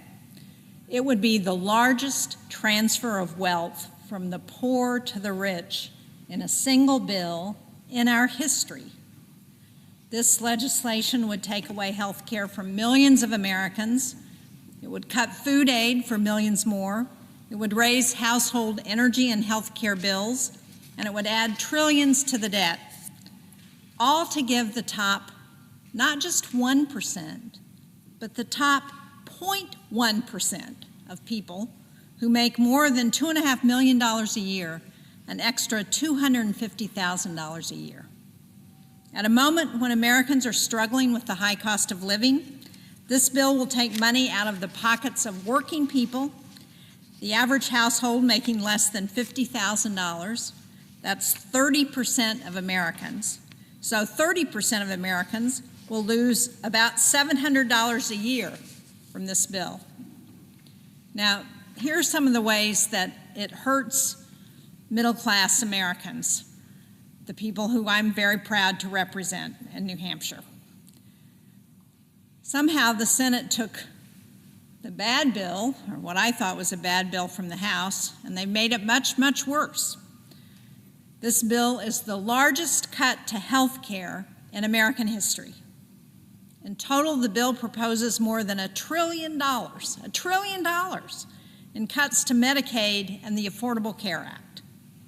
$930 billion of that is Medicaid alone, and because of these cuts, more than 300 rural hospitals could close. More than 500 nursing homes could close. These are core programs and services that benefit seniors, children, veterans, people living with disabilities, and working families. The Congressional Budget Office estimates that 17 million Americans, including 43,000 Granite Staters, will lose their health insurance. Now, over the past several weeks, past couple of months, I've toured New Hampshire. I've heard from countless constituents who are deeply anxious about what this bill means for them and for their families. Again and again, they have said plainly, without Medicaid, without the Affordable Care Act, they would not be here today. I heard from Danielle in Dalton, northern New Hampshire. Danielle is a proud mother of 3 sons, 2 of whom have autism. Danielle's sons rely on Medicaid for their health coverage and for their home care. Danielle is not only their full-time caregiver, she receives a stipend from Medicaid to provide for their care. And thanks to Medicaid, both of her sons are able to work part-time. They're able to live at home with their mom, and they're able to remain active in the community. This bill would put all of that at risk. Danielle says her sons could have difficulty qualifying for Medicaid under these new rules. And losing Medicaid would be catastrophic for her family because it would likely force her sons out of work, out of her home, and into a group home or institution. And so it's going to cost a lot more if that happens. Her boys are now contributing members of society, and this bill threatens not only their livelihood and their independence and their future, it threatens their dignity. I heard from Sean in Claremont. Sean shared with me his story of addiction to alcohol, cocaine, and heroin, and his long road to recovery. After several near-death experiences, he found stability in a sober living home and enrolled in Medicaid. With access to treatment, he was able to hold a job and get his life back on track. He eventually opened his own sober living home, Hope to Freedom, where he now helps others suffering from addiction so that they can enroll in Medicaid and begin their own journey to sobriety. I heard from Carla in Exeter. Carla has twin 3-year-old boys, one of whom had serious medical complications at birth. Now, she always was able to have health insurance with her job, but as her family's medical bills piled up, she enrolled her son in Medicaid to ensure that he got the care that her family could not afford and her employee-sponsored health insurance wouldn't pay for. He still needs extensive care to this day, and losing her coverage would put her family into devastating medical debt. Probably the story that I heard that touched me as much as any was from a man in Berlin in northern New Hampshire. He had had a number of substance misuse issues, mental health challenges. He said, without Medicaid, without this center, we were at a center where Medicaid helped pay to support people who needed help. He said, without this, I would just give up. I would commit suicide because there would be nothing for me. These are just a handful of the countless stories I've heard these past few months. They're about real people. This bill isn't just words on a page. It's a direct attack on not only their health and their economic security, but their very dignity, their ability to have fulfilling lives and to contribute back to their communities and to society. We owe them better than this. This bill would also make catastrophic cuts to food assistance that's provided by the Supplemental Nutrition Assistance Program, also known as SNAP. During this time of high food prices, of increasing food insecurity, it's particularly critical for families to be able to rely on SNAP to help them keep food on the table. One of the ways this bill cuts the program is by requiring states to pay higher costs. Now, as the former governor of New Hampshire, I can tell you how much of a burden this is on our state's budget. And there are all kinds of provisions in this bill that are nothing but massive cost shifts to states. And this is one area. The bill puts food assistance at risk for families with teenage children, as well as older adults, veterans, and individuals experiencing homelessness. In New Hampshire, an estimated 1,000 older adults could lose SNAP access. These cuts will mean increased hunger across the country. You know, we talk a lot about kitchen table issues here. Passing this bill is an explicit vote to take food off of families' kitchen tables. I heard from Rachel. She's a care coordinator at a behavioral health center in Claremont, which is in the western part of New Hampshire. She told me, and I'm quoting here, SNAP is not just a program, it's a lifeline. For the parents I work with, it means being able to send their children to school with full stomachs and functioning minds. For caregivers struggling to make ends meet, it provides some peace of mind knowing there will be something on the table each night. And for children, many of whom are navigating mental health challenges, SNAP supports stability, dignity, and health during formative years. Without SNAP, the strain on these already vulnerable families would increase exponentially. And she goes on to say, finally, SNAP is not a handout. It's a step forward for families working hard to survive and succeed against overwhelming odds. And on the energy front, for families concerned about energy costs, this bill only offers more pain. In addition to cutting off tremendously successful incentives for electricity that are adding reliable, affordable, and clean energy to the grid at a record pace, this bill cuts off long-standing tax credits for consumers for average everyday Americans to make energy-saving improvements to their homes or to add rooftop solar to take control of their own energy bills. After countless promises to lower people's energy bills, this legislation would do just the opposite. Last year, 2.3 million families took advantage of the home energy efficiency tax credit and cut an average $130 off of their yearly energy bills. Now, that may not sound like a lot to the Mar-a-Lago crowd, but it makes a big difference for families in New Hampshire who worry about how they're going to heat their homes. American households are expected to pay an extra $170 billion in energy bills over the next 10 years thanks to misplaced priorities in this bill. And add to that 1.5 million good jobs that are likely to go away. And it makes you wonder if supporters of this bill have actually read it or if they actually care about American energy dominance.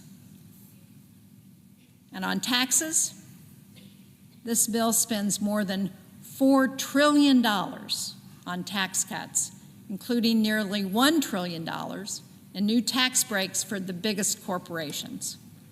But for taxpayers earning less than $30,000 a year, they would see an average tax increase. Let me say that again, because I didn't say that quite right with the right emphasis. For taxpayers earning less than $30,000 a year, they would see an average tax increase in 2029. And these are the same families who are going to be harmed most by extreme cuts to Medicaid and SNAP. Families making under $50,000 are likely to be worse off, and some could lose more than $1,500 a year under this bill. So if you add to that the effects of Trump's tariffs, which raised the cost of living for a typical family by $2,000 a year, this makes it even worse for families. So the bottom 80% of households, those making less than $175,000, will be worse off on average under this bill. Now, I've talked about how this bill makes families pay more for health care, for energy and food, in order to give more money to billionaires. But there are a few other things that people should know. First, because of the trillions of dollars this bill would add to the debt, interest rates are likely to go up. That adds more than $1,000 a year for a typical mortgage. This bill makes it harder for students to afford the cost of college, and it removes debt protections for students who have been defrauded by their schools. And this bill actually tries to prohibit states from regulating AI for the next 10 years, making it that much harder to keep our kids safe online and to protect jobs from being lost to the use of this technology. You know, I was first elected to the New Hampshire State Senate more than 30 years ago. This bill that we're considering today would do more harm to more people than any other law I have seen in my entire time in public office. This bill makes having a family more expensive by raising the costs of energy, health care, and education. This bill takes food and health care away from seniors and families, and it does all of that. It does all of that to give trillions of dollars more to corporations and to the wealthiest, and it explodes our deficit in the process. That's not what the people of New Hampshire are asking for, and it's not what Americans deserve. And so to my colleagues in the Senate, I say this. At a moment when Americans are feeling squeezed by the cost of living, we should be doing something about that. Instead of gutting health care to pay for tax cuts, we should be expanding access to affordable quality care. Instead of turning our backs on working parents, we should be making housing more affordable, and we should ensure that every child has access to high-quality, affordable early education. Instead of cutting nutrition programs, let's make sure that no child in America goes hungry. Instead of driving up food and energy prices, let's invest in the programs that help American families succeed.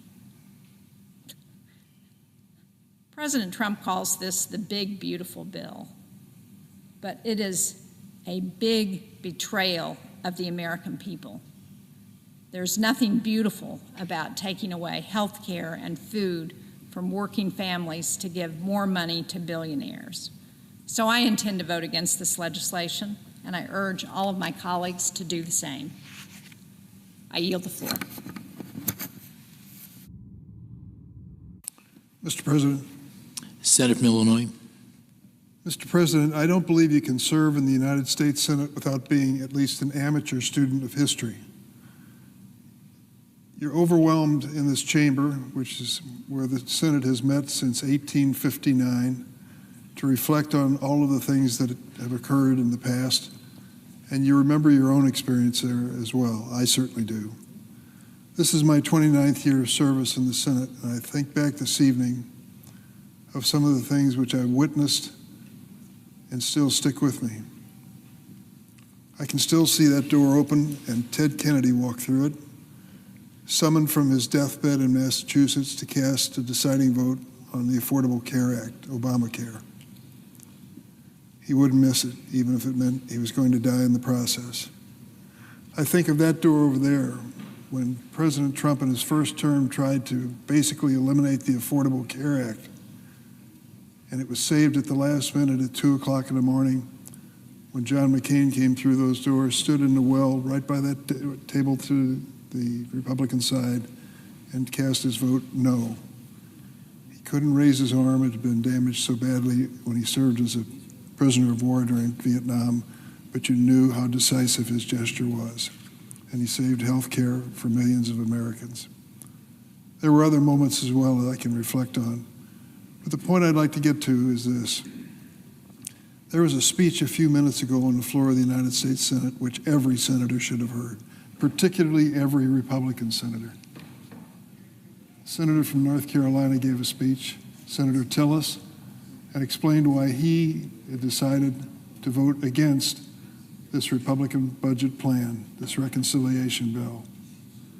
He explained it in a thoughtful and comprehensive and convincing way.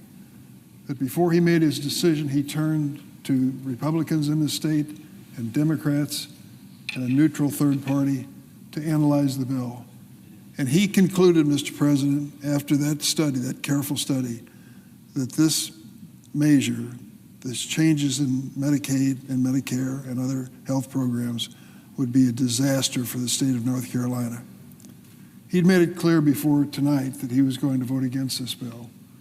And he made it clear this morning that he's preparing to retire from the Senate. I felt his statement was compelling, and I'm sorry that there weren't other members on the Republican side, at least one, beyond the presiding officer present, to hear it.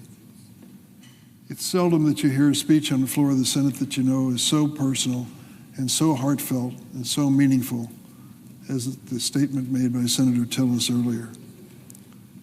He made a decision which will be widely reported, I'm sure, and showed a level of political courage which you seldom see in this chamber.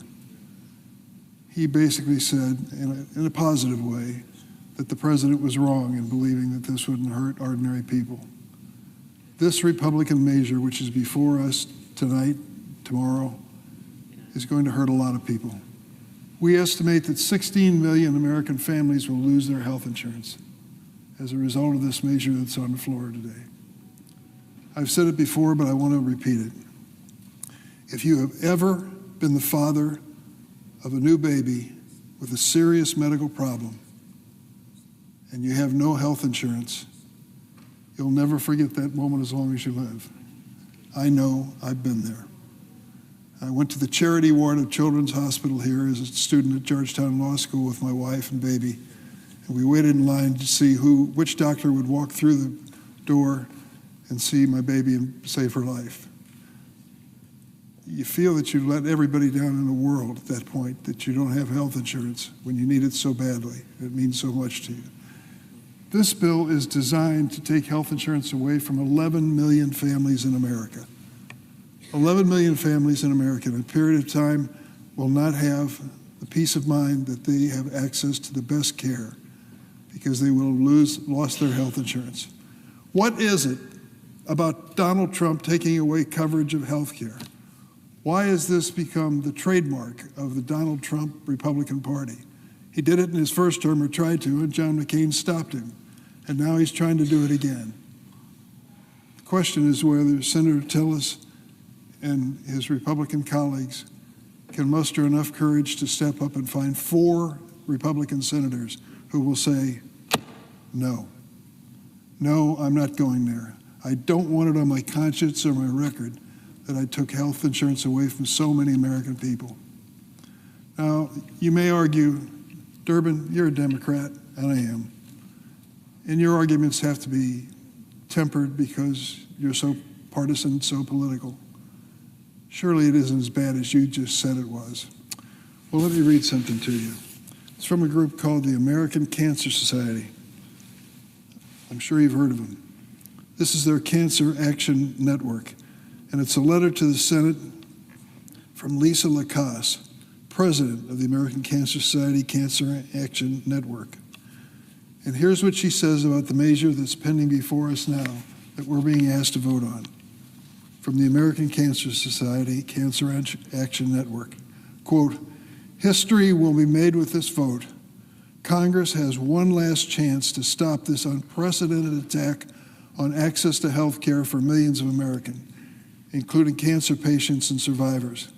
Congress can say no to terminating health coverage for nearly 11 million people who will have no other affordable option available to them if this bill passes. Currently, 1 in 10 people with a history of cancer have Medicaid coverage, including 1 in 3 kids who are newly diagnosed with cancer. We know having quality health coverage is one of the most significant factors in whether someone survives a cancer diagnosis. Voting for this bill means voting to rip the chance of survival away from real people. She goes on to say, simply put, this bill will mean more Americans are living sicker and dying sooner. And then she said, lives are on the line. So if you're skeptical about anything that I say because of my partisan background, I understand it. But for goodness sakes, from the American Cancer Society, to have such a definitive statement made that this measure that we're being asked to vote on is going to harm innocent people, men, women, and children. That's a fact. And Mr. President, I might add another short message that we received from the Children's Hospital Association. The Children's Hospital Association. Matthew Cook is their president and CEO. And here's what he says about this bill that is pending. The new version of the budget reconciliation bill is a crisis for children's health care, hospitals, and providers nationwide. And we ask Congress to oppose it as an act of support for American children. This bill goes much too far. The bill amounts to fewer doctors and nurses to see your child, longer wait times, and sicker children. We know that the impacts of poor pediatric health care reverberate for a lifetime. From the Children's Hospital Association. Neither of these organizations are partisan organizations, and they have confirmed what Senator Tillis said earlier on behalf of the state of North Carolina and what those of us on this side of the aisle are saying all along. Why would we risk the lives and well-being of so many children, so many American families? What is it about the $1 trillion which we will take out of the healthcare system in America that is so pressing, so demanding that we're willing to make these big risks? I'll tell you what it is. It is the extension of tax breaks. Tax breaks for the wealthiest people. Oh, Durbin, you Democrats always talk about billionaires and millionaires. That can't be true. Senator Angus King is here. He told me that he did an analysis of the actual tax breaks. And if I remember correctly, if you do a cutoff of income of $400,000 a year and said anyone over that figure is not going to receive any tax break, you would reduce the cost of this tax program by 60% or more. 60% or more. So when we talk about tax breaks for the wealthiest people in America, that's exactly what this is about. I want to give tax breaks, if I can, to working families who struggle from paycheck to paycheck. But for goodness sakes, a $346,000 tax cut for Elon Musk, the richest man on earth? What are we thinking? And I just want to make a quick reference to 2 states that have an experience coming with this bill, which will be dramatic. One is Kansas. In Kansas, 360,000 individuals rely on Medicaid coverage. 56% of them are children. But with this bill, 89,000 people in Kansas are going to lose their health insurance. In Kansas, Medicaid covers 1/3 of births, 58% of nursing home residents. What happens when Medicaid does not pay for enough money into the nursing home to keep your mother under good care, or your father, or someone in your family? What do you do next? Well, you exhaust the savings that are available to your family. And if that isn't enough, what's next? I don't know, but when I grew up as a kid, there was a spare bedroom in my grandparents' home for brothers and sisters who had no place else to go. I suppose that's going to happen to some families.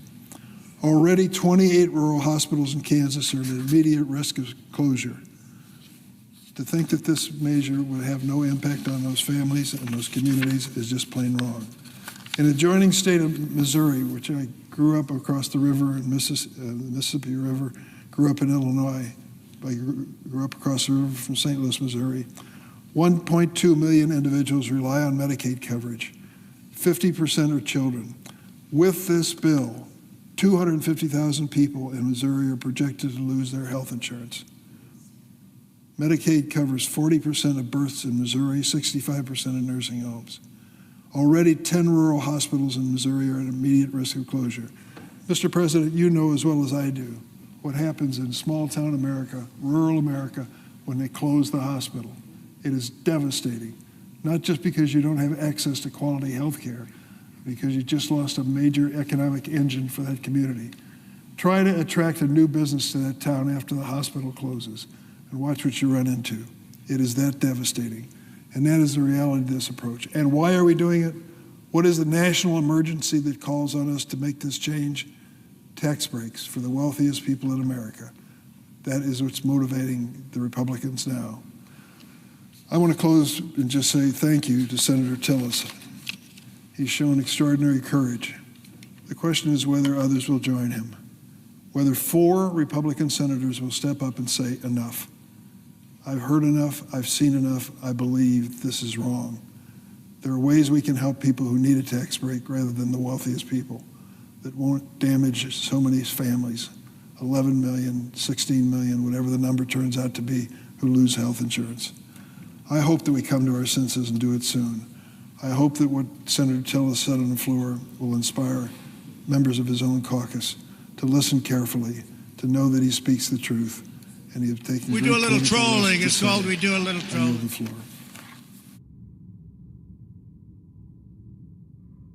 Mr. President. The senator from Wisconsin. Thank you. I am proud to join my Midwestern colleagues today to draw attention to what is happening in our states if this bill were to come to pass. And so I rise today on behalf of the 17 million Americans who are poised to have their health care terminated because of the Republicans' disastrous budget bill. And while I'm laser focused on the nearly 260,000 Wisconsinites whose health care will be placed in jeopardy by this measure, I realize that so many Americans who reside in states that are represented by Republicans don't have a voice in this fight right now on this Senate floor. You know, I have traveled my state extensively listening to people talk about how this bill would impact them and their families. And I've shared those stories. I've uplifted those stories, sometimes right here on the Senate floor and sometimes in other ways. But I know that my Republican colleagues are getting the same influx of phone calls and letters that I'm getting from parents of children with disabilities, from the elderly and folks who are working hard but just can't keep up. These are constituents who are downright scared that they will have a rug pulled out from under them. And I know my Republicans are hearing from their rural hospitals and their pediatricians who are clear about what this bill will mean for their ability to keep their doors open and to care for their patients. According to reports, my colleague from Kentucky even admitted as much behind closed doors last week, saying that, I know a lot of us are hearing from people back home about Medicaid, but rather than committing to join us in this fight, he said they'll get over it, and urged his colleagues to forge ahead with this bill.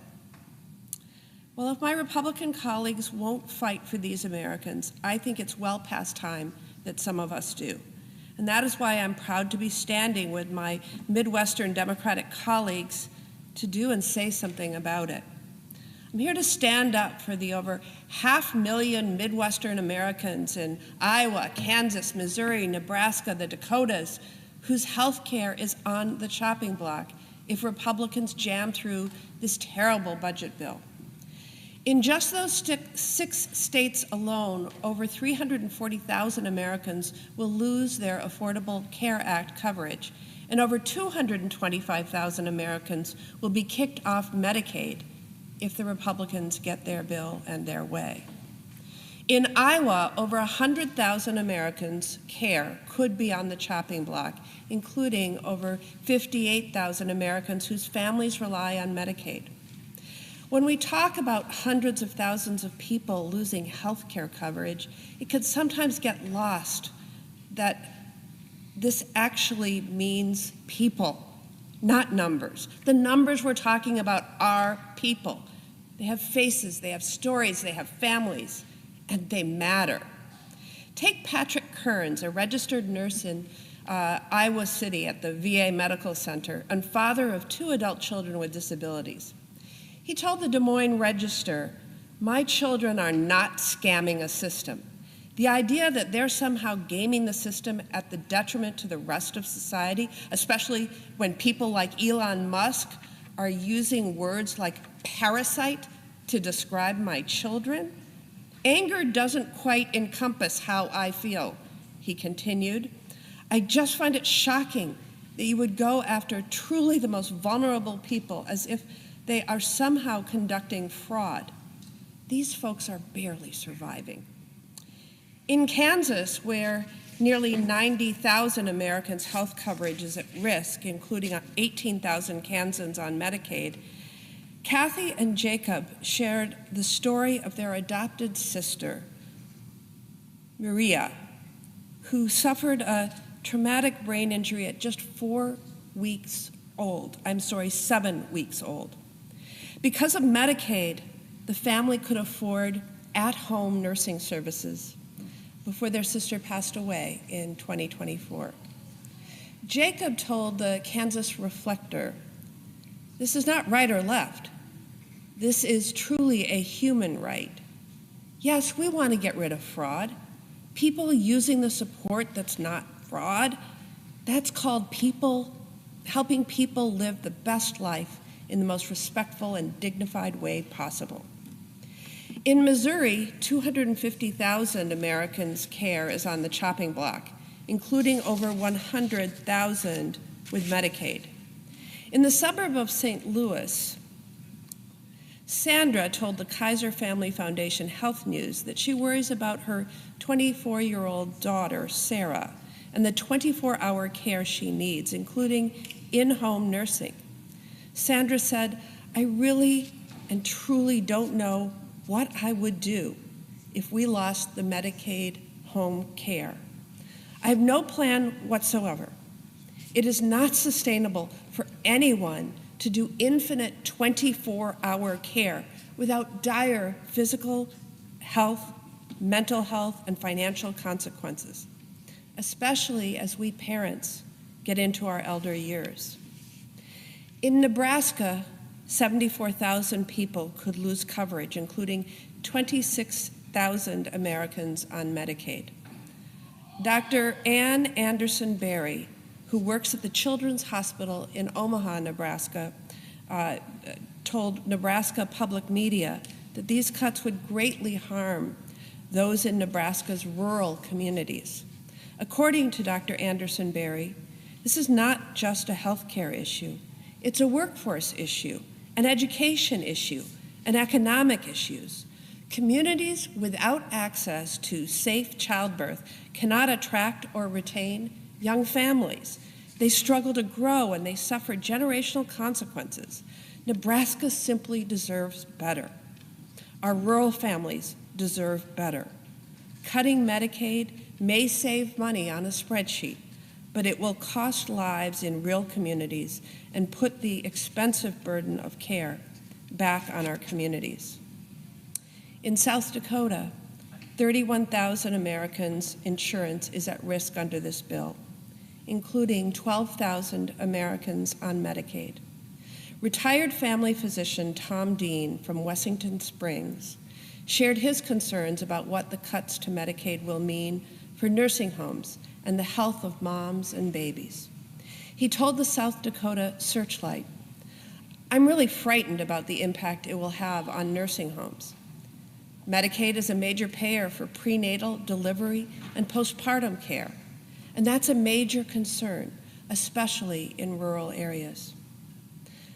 I know that my Republican colleagues are hearing these stories from their constituents, and we need to make sure that they can't ignore them.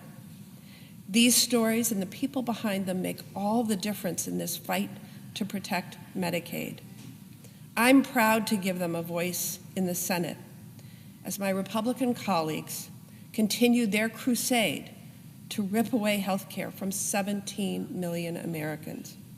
The American people don't like this bill, and that includes Americans who live in red, blue, and purple states. We're going to keep ringing the alarm bells on behalf of Americans in every corner, every part of this nation, and protect the critical coverage working families need and deserve. Lives depend upon it. I yield.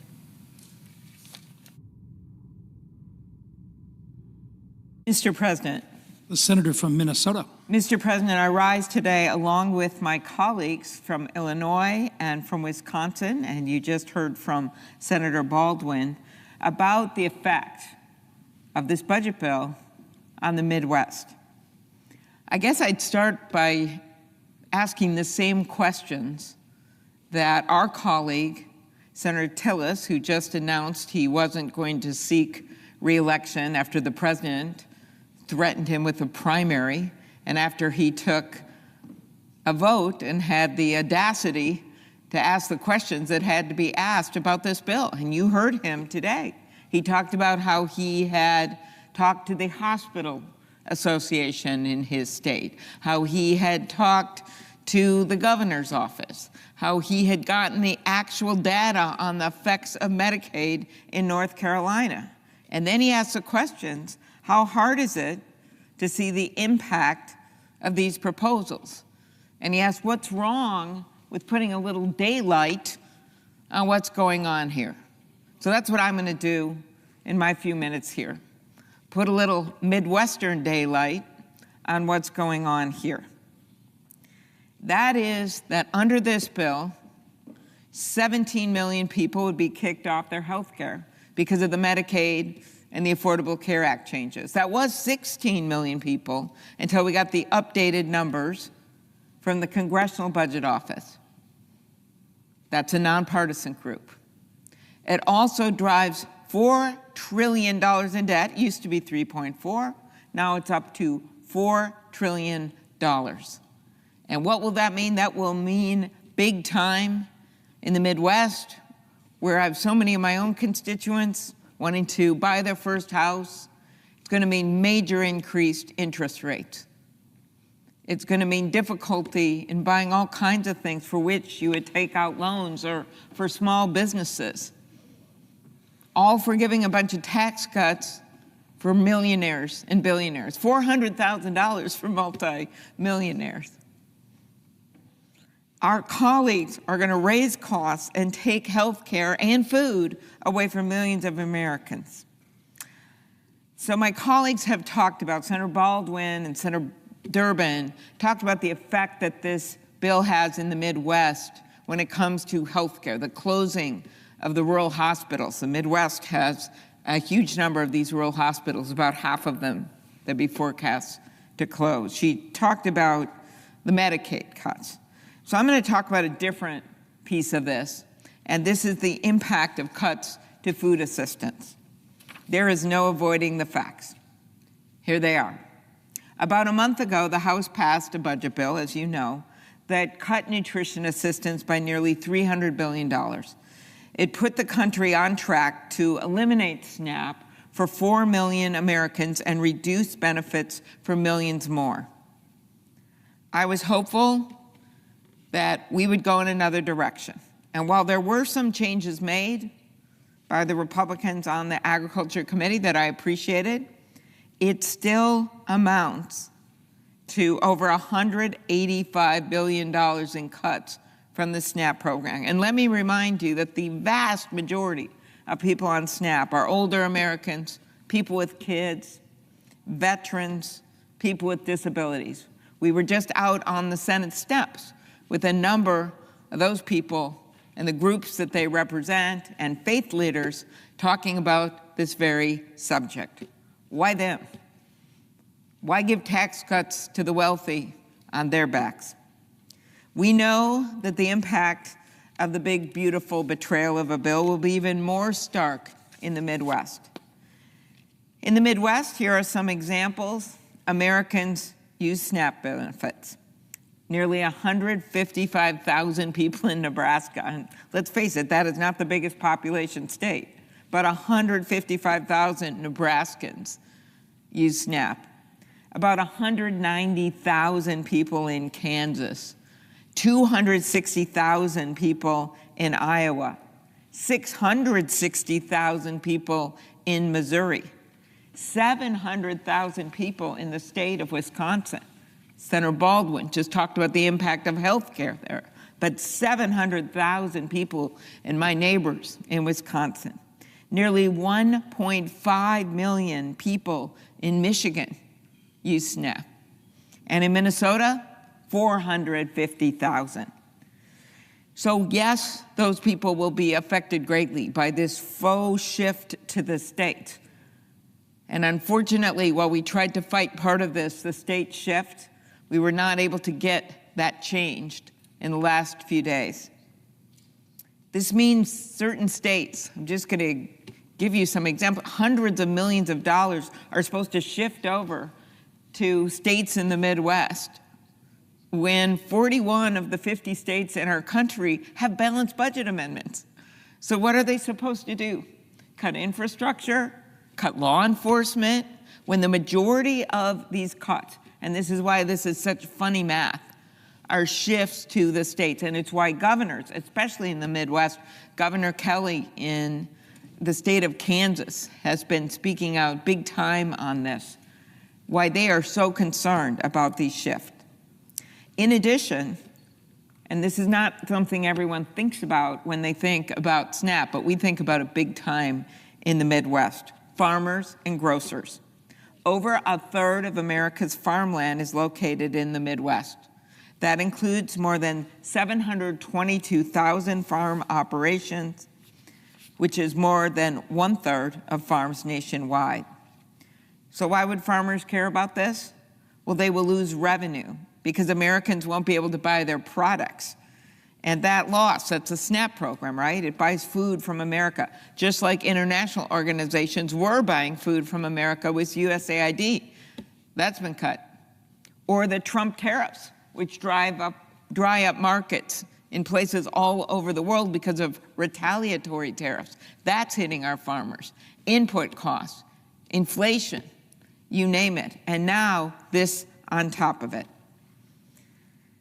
In addition, this is going to be a big hit to our grocers. In many rural counties throughout the Midwest, their independent grocery store is the lone grocer in the country, in the county. So in 76 counties nationwide, they don't even have a single grocery store. And half of those are in the Midwest. I recently visited an employee-owned grocery store in rural Long Prairie, Minnesota. Population, 3,600. Businesses like that operate on tight margins, and they usually serve not just that county, as you could see from the numbers I just provided you, but with the surrounding counties, or they may be the only one in town. Businesses like that, the cuts to SNAP, it's pretty significant because that's sometimes the margin on which they're able to stay alive as a business. This would make it harder and harder and more expensive for those grocery stores. It could put them out of business, that's for sure. That's what the grocery stores believe. But it also hurts the individual people in their areas, because in the rural areas, you have an overwhelming number of seniors, you've got an overwhelming number of veterans, and you have just an overwhelming number of the people who are using these kinds of grocery stores.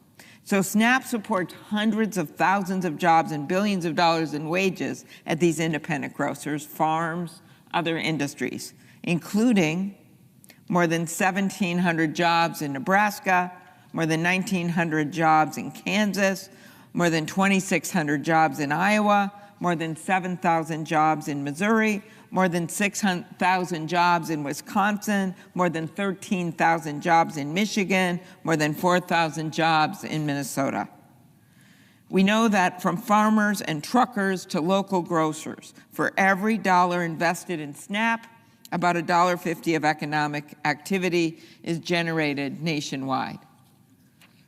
For many Midwesterners, this bill would make the difference between having a grocery store in their region or not. I mentioned the shift of billions of dollars of costs to states that will blow holes through the state budget. They won't be able to afford it.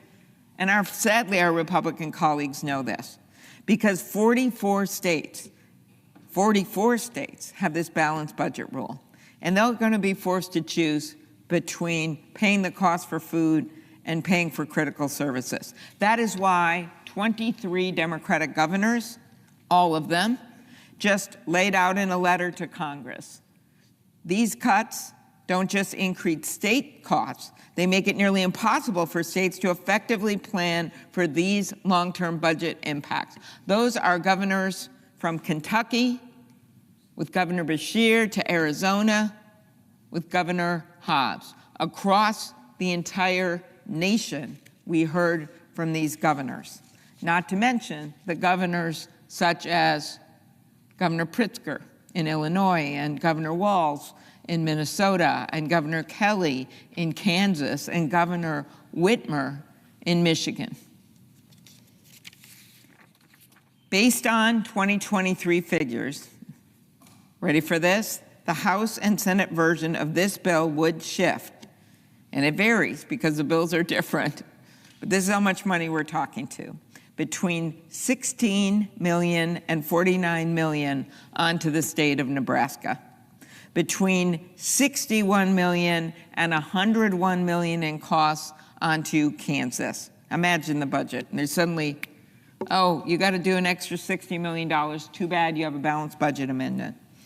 Up to $26 million in costs onto Iowa, between $225 million and $376 million onto the state budget in Missouri, up to $68 million in costs onto Wisconsin, where Governor Evers was also a signator of this letter, between $456 and $761 million in costs onto Michigan, and between $43 million and $128 million in costs onto Minnesota.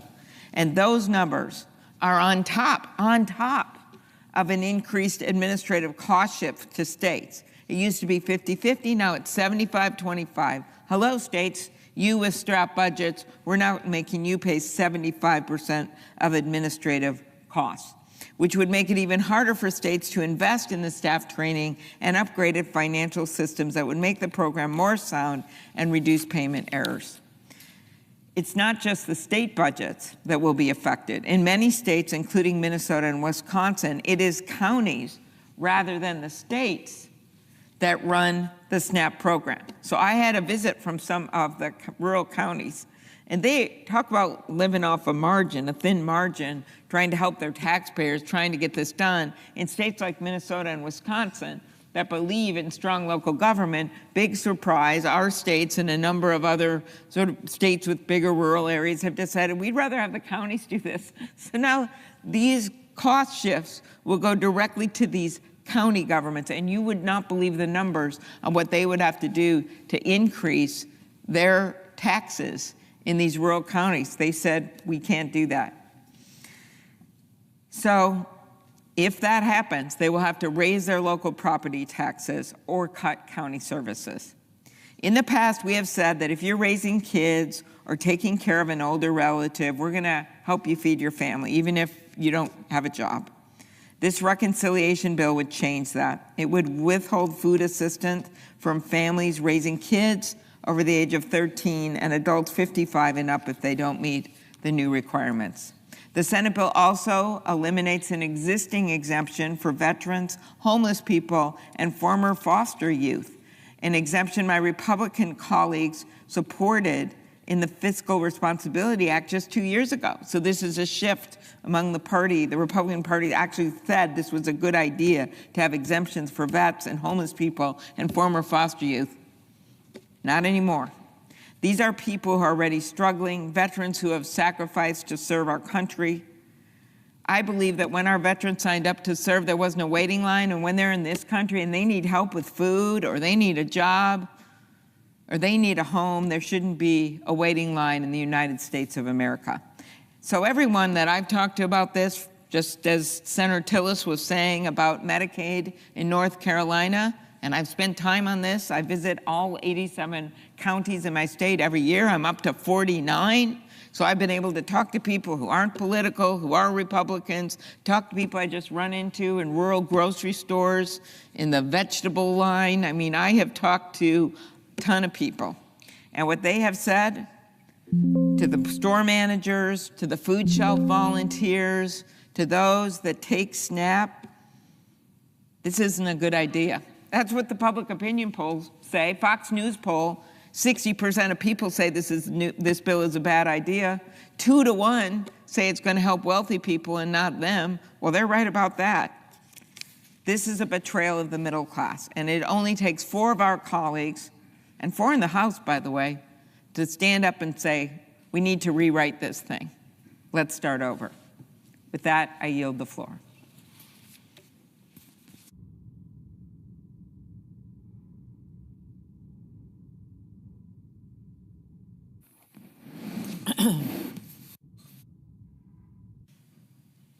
Mr. President. The senator from Nevada.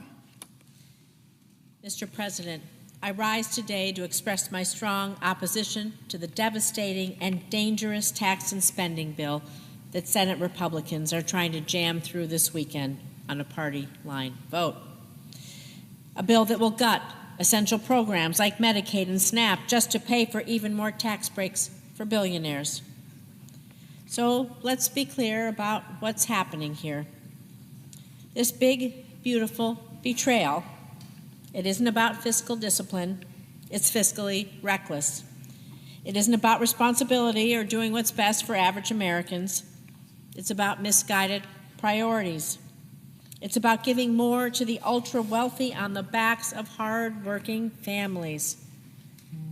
This bill will take away health care and food assistance from people and families who need it most, just so D.C. Republicans can pay more for tax cuts for those who need them the least. D.C. Republicans want to have more tax cuts for those who need them the least. Once again, Republicans in Congress are putting the interests of the ultra-wealthy above the needs of hardworking families, children with disabilities, seniors, and Americans who rely on Medicaid each and every day. Earlier this year, I held a roundtable in Las Vegas with Nevada families who rely on Medicaid. For them, Medicaid is not just a talking point. They're not simply pay-fors in a budget bill. Medicaid is a lifeline. It literally keeps their children alive. I talked to people like Jessica, whose daughter Kay, well, she's 4 years old. She was born with Down syndrome and was recently diagnosed with type 1 diabetes. Jessica relies on Medicaid to help cover the cost of weekly physical, speech, and occupational therapies for Kay, all of which are responsible, well, they're helping her learn to walk, to use utensils, to write her own name. Imagine when her mother sees her write her own name. It's a proud moment. Kay also has a cardiologist and an endocrinologist to manage conditions related to her Down syndrome. Medicaid covers these doctors. It covers her insulin. It covers the insulin pump that allows Jessica to manage her daughter's diabetes around the clock. Well, because Kay can't communicate when her blood sugar is dangerously low or high.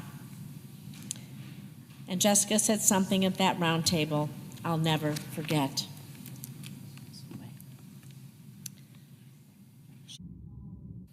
And I quote, "I can't imagine losing Medicaid.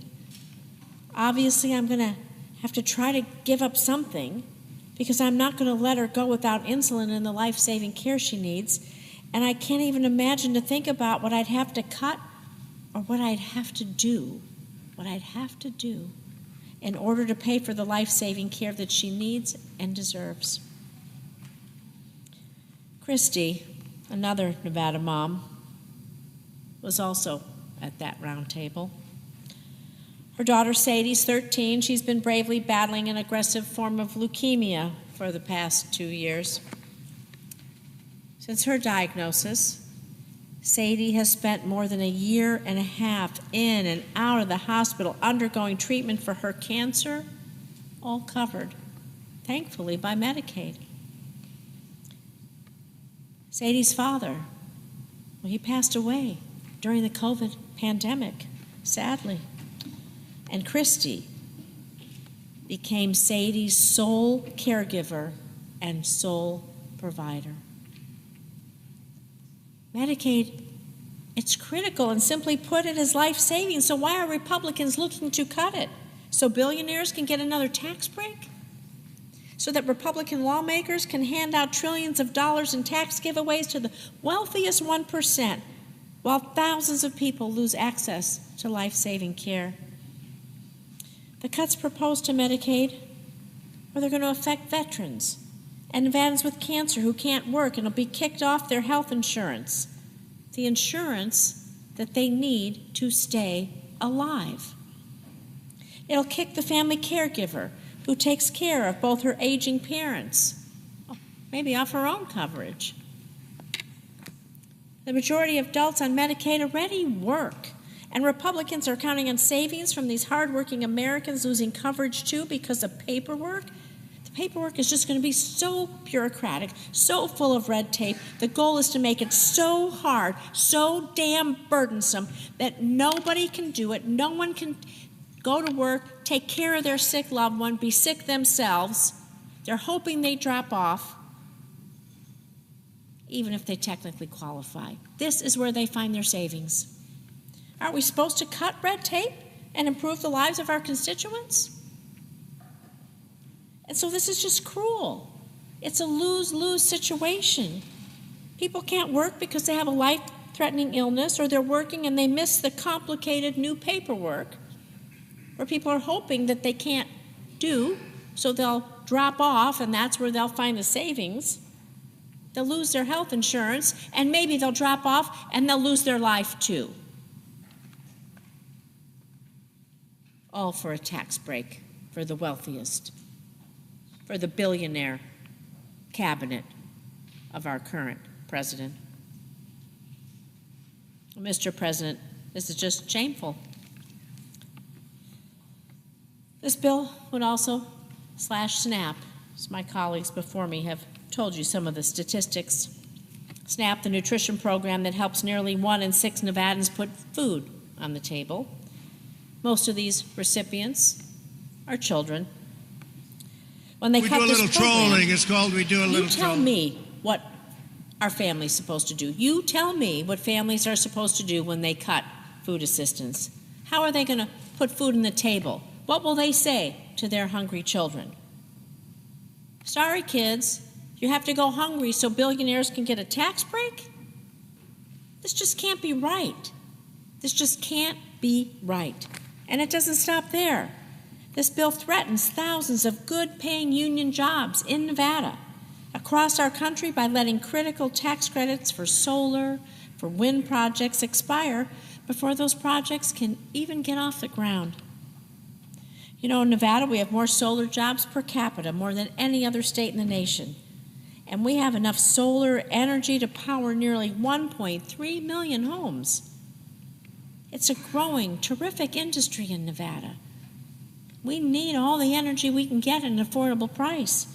And this bill is going to decimate this important and growing industry, not just in my state, but in states across this country. And on top of that, Republicans have added an additional new tax on wind and solar projects. It just won't kill the industry. Like I said, it's going to raise prices on hard-working families who are already paying too much for their energy. I thought we're supposed to be lowering prices, creating opportunities, expanding, and investing in our infrastructure and in our nation. But this bill is going to add more taxes, slash products, and raise energy prices for hardworking families. And all of this is causing companies across the country to stall or cancel projects over the uncertainty of losing access to the tax credits. This means fewer jobs, less investment, and just more families wondering actually how they're going to make ends meet. And we're talking about an industry that supports nearly 280,000 American workers, electricians, technicians, construction crews. I could go on and on about all the jobs that are in our solar and wind industry. And we're pulling the rug right out from under them, and killing thousands, hundreds of thousands of clean energy jobs. Again, I'm going to remind you, all of this for one purpose and one purpose alone, to give tax breaks to billionaires. So anyone who supports this bill is not pro-worker. They're not looking out for underdogs, for hardworking families. They're just focused on making the rich, well, richer. And I'm not going to stand by and let families lose access to their health care, to their food assistance, to their jobs. Also, billionaires can pad their pockets. And I want to remind people what we did when we used the reconciliation process. We expanded health insurance subsidies, and for the first time, we gave Medicare the authority to negotiate for lower drug prices for our seniors. We invested in our clean energy future. We cut costs for families instead of cutting lifelines. And this D.C. Republican bill is extreme. It's cruel, and it's not what the American people want. People want lower costs. People want economic security. Parents want their kids to have care when they're sick and a fair shot to thrive. They don't want their future sold off to billionaires. So I say to my Republican colleagues, please don't turn your backs. Please don't turn your backs on families who need you, who need this the most. I want you to come look at my Nevada moms and my Nevada dads in the eyes and tell them they don't matter, that their children don't matter, that their lives of their kids don't matter because they won't get the care they need. And I shudder to think of the consequences. Please come to Nevada, sit with these parents and tell them that they don't matter. I don't know how you could face them and gut Medicaid to give billionaires a tax cut, but that's what you're about to do. And the American people deserve better. And I will fight every single step of the way to make sure that they get it. Thank you, Mr. President, and I yield the floor.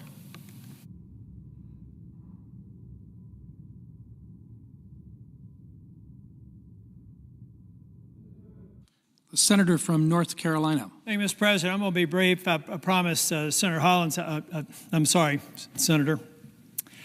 Going to be about 5 minutes. This is an easy one. Number one, I should have probably said this earlier. My colleagues on the other side of the aisle, I completely disagree with the narrative of the billionaire taxes. Folks, this is actually reducing or making sure that we don't raise taxes on people like me that grew up in trailer parks, didn't get my degree till I was 37, struggled to make ends meet. Those people benefit from that. I've read the bill. I think most of you know I'm detail-oriented. It's not what it seems. So I also should thank Senator Crapo. He's a good friend, great leader. I should have thanked him for the hard work that he's doing. I got a little bit focused on the Medicaid failed baseline that's in the bill, but I should have started with that. So thanks to Mike Crapo and to Senator Thune, who I admire as our leader. Mr. President, I'm here to talk about the production tax credit and the investment tax credit, though. It's another classic example where think tanks and people that haven't worked a day in business are setting policy in the White House without a clue about what they're potentially doing to our grid. A lot of people probably, I had Alex Weinstein, who is a self-described philosopher and expert in this area, in my office, talking with 3 people, practitioners that actually work in it. One of them is someone who specializes in power purchase agreements for large businesses. Walmart's one of the most sophisticated buyers of electrons in the world. They map out their power requirements years in advance. They want to make sure that their food doesn't spoil and they got power running. They've already made several power purchase agreements with projects underway, folks. And this bill is basically gutting it. Instead, and everybody's high-fiving. What's amazing to me, Mr. President, is the mark that we laid down the other day almost achieved the same level of cuts of the House bill within $30 billion. Within $30 billion. And instead of thinking that was progress, somebody got cute and decided to take away in construction and put it in service. Let me tell you why that's disingenuous. I was a partner at Price Waterhouse, worked in the utilities practice, large utilities like TECO, Duke, Florida Progress, AEP. I know this industry. I understand base load. I understand peaking, and I understand this technology, which is increasingly becoming viable because of storage as a part of augmenting base load. Well, now we've got the Walmarts and all of these data centers and everything that we want to bring back on shore, putting in these power purchase agreements teed to these projects like solar in particular, like wind and other innovative, renewable natural gas, methane, hydrogen. I can go on. But somebody, a self-described philosopher in a think tank that I admire a lot, but I realize if you're a philosopher and you're in a think tank, you by definition have never worked in an operational role. So you can't possibly understand what happens to this pipeline of power purchase agreements and the future of our grid. So here's what's going to happen. Wipe it clean. Put an excise tax in. Effectively throw the football in the end zone, spin it, and walk away and do the party dance. And what you have done is create a blip in power service because there isn't going to be a gas-fired generator anytime soon. Folks, the generator's necessary to create power with gas, best case 5 years from now. That's best case. 5 years from now. So you can't get that online at the same time this whole pipeline is going down. So I want that philosopher to tell me that he understands how to plan out power over time and to let me know that when all these projects fail, some will make it, some will get subsidized, some will go bankrupt, so it won't be Armageddon, but it's going to be a problem. So they better get it right. It's another example, folks, when you rush a bill and you don't think through the implementation, you don't get it right. And so I hope that my colleagues recognize it's half-baked. It's another reason why we should go back to the House, Mark, get Medicaid right so I can come on the floor and tell my colleagues on the other side of the aisle why they're wrong on all the attributes of the House, Mark, why they are wrong on some of their characterizations of the tax bill, and why they will be wrong on an energy policy that makes sense. But I have to vote against the bill from my own party that I have never parted from before because we're rushing to an arbitrary deadline with people who have never worked a day in this industry, maybe philosophized and written a few white papers on it, but haven't gotten their hands dirty. I have, and this is another segment of the bill that needs to change. Thank you, Mr. President. President. The senator from Maryland. Mr. President, Donald Trump likes to call the bill that Republicans are trying to rush through this Senate the big, beautiful bill. Well, it's big, all right. It took the Senate clerk nearly 16 hours to speed read through it. But it is only beautiful if you're a billionaire or otherwise very wealthy in America. For everybody else, this is a big, ugly betrayal of a bill. Betrayal because tax cuts for billionaires are coming at the expense of virtually everyone else. Now, I agree with many of the things my colleague from North Carolina, Senator Tillis, just said. But I've also read the bill. And if you look at the bill, the tax benefits overwhelmingly go to the very highest income earners in the United States of America. 50% of those tax benefits go to just the top 5%. So this is a choice that is being made by Donald Trump and Republicans in Congress to give to billionaires additional tax handouts at the expense of the rest of the country. They are choosing to engage in a huge transfer of wealth from people who are working paycheck to paycheck to those who are living off their huge inheritances or gigantic stock portfolios. Now, Mr. President, Americans are going to have to pay for the tax cuts for billionaires in many, many ways. Millions will lose access to health care. Others will no longer be able to put food on the table. Others will not be able to afford to pay heating bills on freezing nights. Virtually every American will see their energy bills increase and their health insurance premiums go up. And every American is likely to face higher borrowing costs for their home mortgages or car loans. Again, also billionaires and very wealthy people can get big tax cuts. Let's look at some of the real hits to American families, starting with the attack on health care. Donald Trump said he would, quote, love and cherish Medicaid. He said the people won't be affected. That's a lie. What he loves are tax cuts for his billionaire buddies. So let's just take a look. This bill pays for over $1 trillion in tax giveaways to people who make over $500,000 every year by cutting $1 trillion of health benefits from those who rely on Medicaid and the Affordable Care Act. Think about that trade-off. Indeed, because of the cuts to Medicaid and the Affordable Care Act in this bill, 12 million Americans will lose access to health care coverage.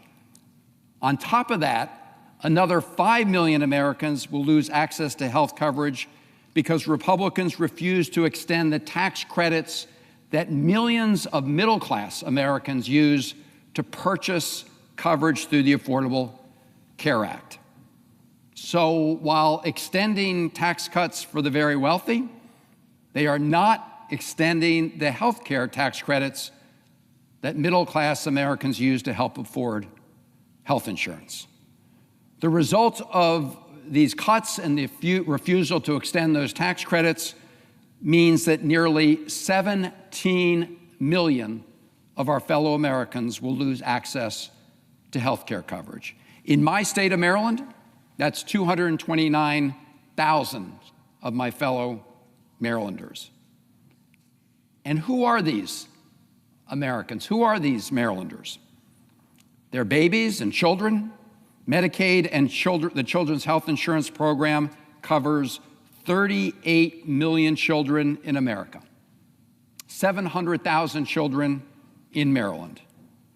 Medicaid covers 40% of births in America, over 40% of births in Maryland.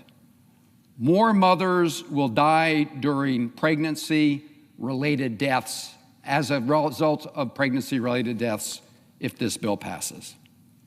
I think we also know that Medicaid is especially important to helping people through the vulnerable stages of their lives. It covers 1 in 4 people with mental health or substance use disorders. It's the primary payer for long-term health services, covering 60% of nursing home residents. If even a fraction of those residents lose coverage, entire nursing homes can close. And those families will have to figure out how to care for their expelled loved ones. An analysis that was done estimates that as many as 500 health care or nursing homes could close because they're on the cusp. Rural hospitals are also especially vulnerable, and it's estimated that up to 300 rural hospitals could close if this bill passes. Americans with disabilities, Medicaid is absolutely essential to their lives.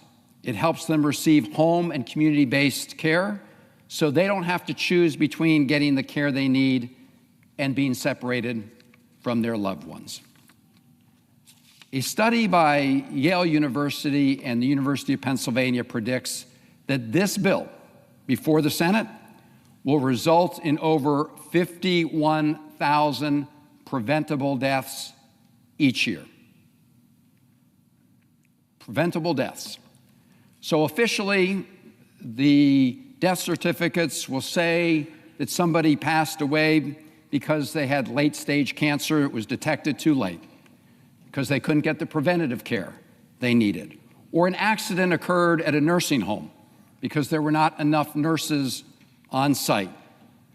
But those reasons, those conditions will have been set because this bill passed. And again, making millions of Americans more vulnerable to pay for tax cuts for the ultra-wealthy is unconscionable, but it is the choice being made in this bill. Now, 17 million people who will lose their health coverage is a very big number to wrap our heads around. So I want to read just a few stories of Marylanders who rely on Medicaid and who have been watching closely this whole effort that has unfolded on the floor of the United States Senate. I had a call from one of my constituents who has a son. Her son takes chemotherapy, and it relies on those chemotherapy treatments to sustain his life. She wrote to me that if he loses access to his health insurance, that it would be, quote, a death sentence. Another Marylander wrote to me about his autistic son, who is still able to work, but who depends entirely on Medicaid for support. He also said, please don't let the Senate pass this bill. And the stories go on and on and on. Just the other day, Senator Alsobrooks and I had a telephone town hall, had 12,000 Marylanders joining us. And after that call, we received many more stories about people who would really be in desperate shape if they lost access to their health coverage. Now, Mr. President, on top of the 17 million Americans who stand to lose their health coverage, all other Americans are likely to see higher premiums, because what happens when you have uncompensated care is more people go to the emergency rooms at the hospital, and those hospitals can't just eat all those additional costs. And at the end of the day, those additional costs cycle through the system in the form of higher premiums for others. And we are already seeing that impact in Maryland as insurance companies today look at the possible liability that they will have going forward as a result of this legislation.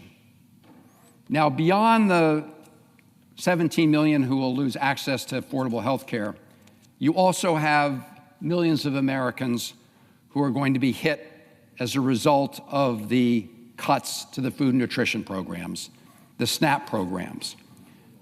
We're going to see a whopping 20% cut, $200 billion, to the SNAP program.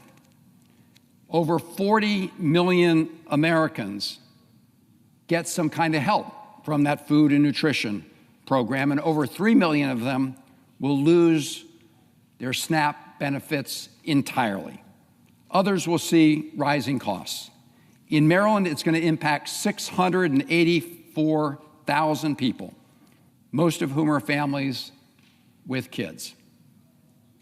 Now, Mr. President, in addition to 17 million Americans losing access to health care coverage, in addition to the 40 million Americans who will be impacted by cuts to food and nutrition programs, I want to just focus for a moment on another hit to American households. Some of us have discussed it on this Senate floor before, but it hasn't gotten as much attention. And it relates to the energy bills Americans pay, including their electric bills, because this bill will drive them up because it directly attacks the production of more clean energy. And less energy with rising demand means higher costs for households. I don't know if folks remember about a year ago when Donald Trump had a steak dinner at Mar-a-Lago, where he begged 20 fossil fuel CEOs for campaign cash. It was reported on at the time. Well, he succeeded in raking in hundreds of millions of dollars in campaign donations, and now we see the payoff in this bill to those powerful special interests. And that payoff comes in two forms. First, this bill gives big oil companies a new $1 billion tax break. As a result, some of the fossil fuel companies will pay $0 in federal income tax. Second, this bill, and the senator from North Carolina referred to some of the provisions that will have this impact, this bill sabotages the production of more clean energy. It does so by slashing production and investment tax credits for clean energy and scuttling new clean energy projects. And it continues the Trump administration's baseless attacks on the Greenhouse Gas Reduction Fund, a program we established that will be a win-win-win for our environment, for our economy, and for family pocketbooks. By cutting these clean energy incentives and initiatives, this bill will reduce the overall amount of energy added to our electric grids by at least 50% by 2035. Think about that. So this bill is going to result in a dramatic reduction in the amount of new energy produced that goes on the electric grids, and with less energy generated and higher demand, household energy costs and bills are going to go up. In fact, it's predicted that household electricity bills will go up by $110 on average as soon as next year, and by up to $400 per year for families over the next decade. This will serve the interests of big oil and gas producers and utility companies who benefit from the higher prices that consumers will have to shell out. This will also do something else, Mr. President. It will surrender entirely the clean energy playing field to China, who already has a big head start on us in the area of clean energy deployment. So this is not America first. This is very much America in retreat. I don't often agree with Elon Musk, but he is absolutely right when he said just a few days ago that, and I quote, "The latest Senate draft bill will destroy millions of jobs in America and cause immense strategic harm to our country. Utterly insane and destructive. It gives handouts to industries of the past while severely damaging industries of the future." That's the Republican Senate bill, looking in the rearview mirror rather than ahead. And again, what is the driving purpose? What's the North Star of this bill? To give very, very wealthy people tax cuts at the expense of everybody else. Everything else is sacrificed. As a result of those tax cuts, the top 0.1% highest income earners will get an average tax break of $255,000. Top 0.1% tax break of $255,000. Individuals making over $1 million a year will get a $35,000 tax break. And as I said earlier, almost 50% of all of the tax benefits, all the tax monies go to the top 5% of income earners. And to make that happen, as I've said, everything else gets sacrificed. Cuts to Medicaid, cuts to food and nutrition programs, cuts to clean energy that result in higher costs for consumers.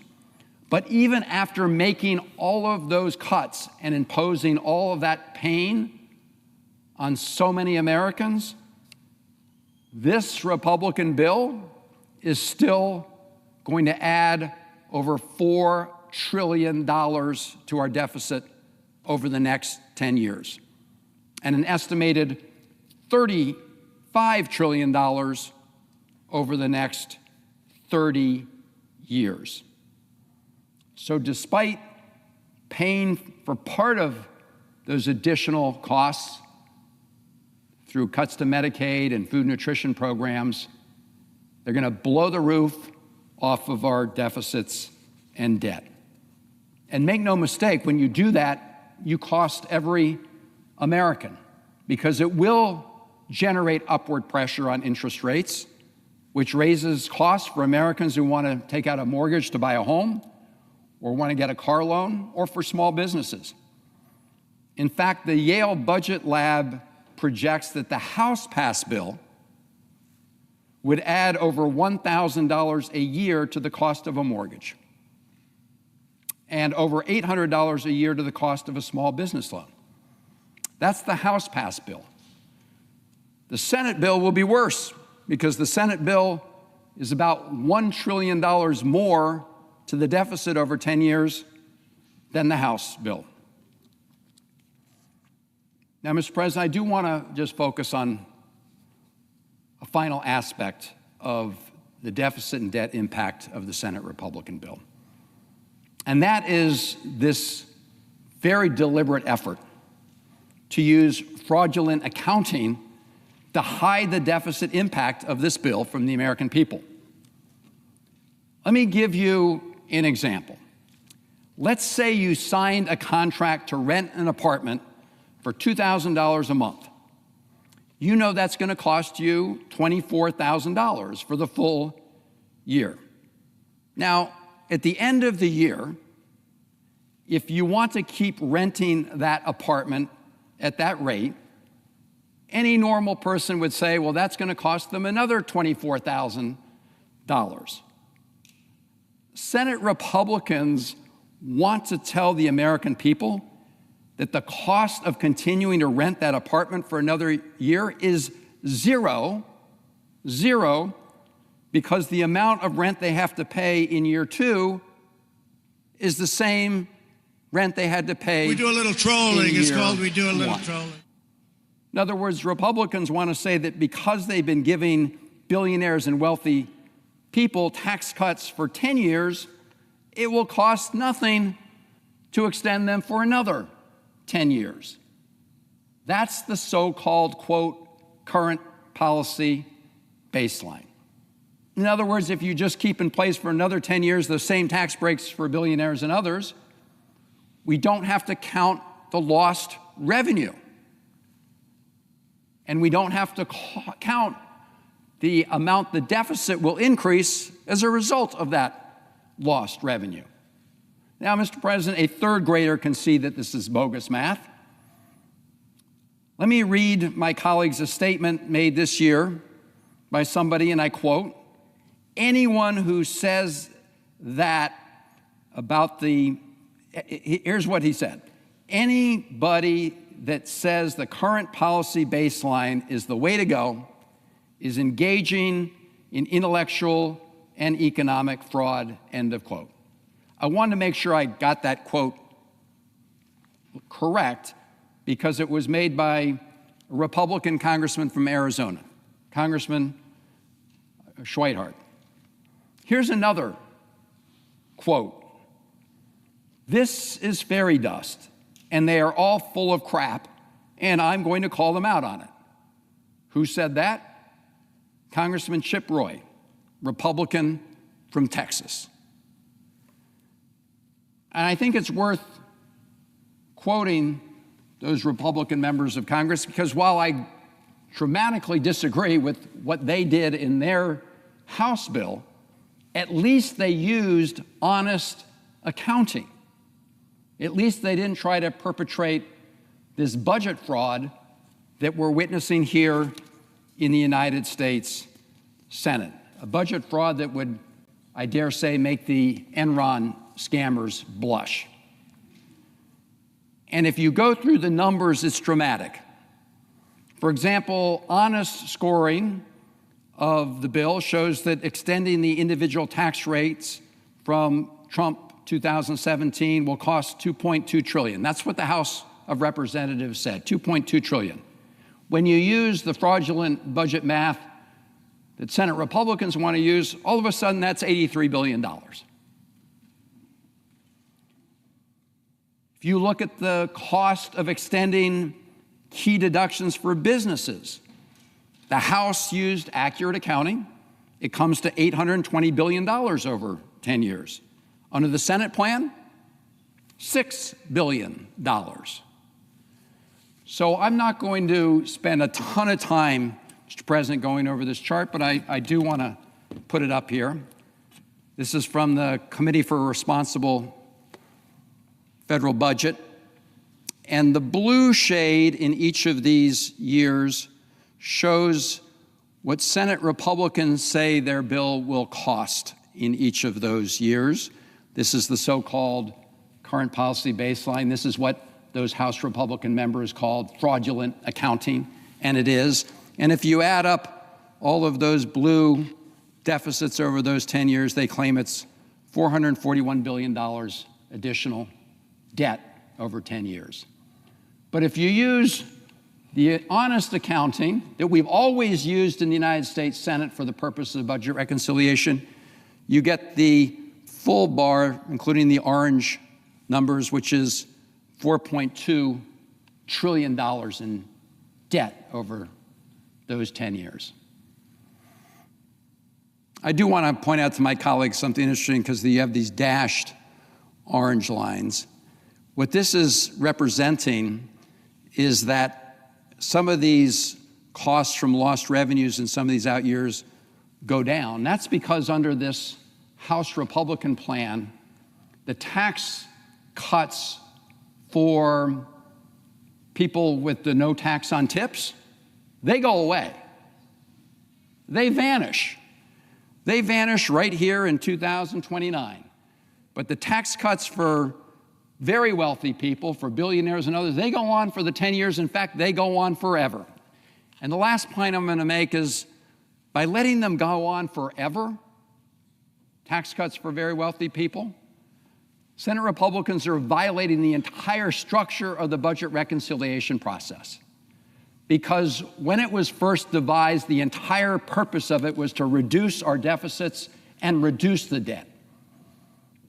And Republican senators are perverting the entire purpose of that special procedure that allows things to pass in the United States Senate with 51 votes and not having to secure the 60-vote threshold to overcome a filibuster. They are violating that entire structure. And again, why?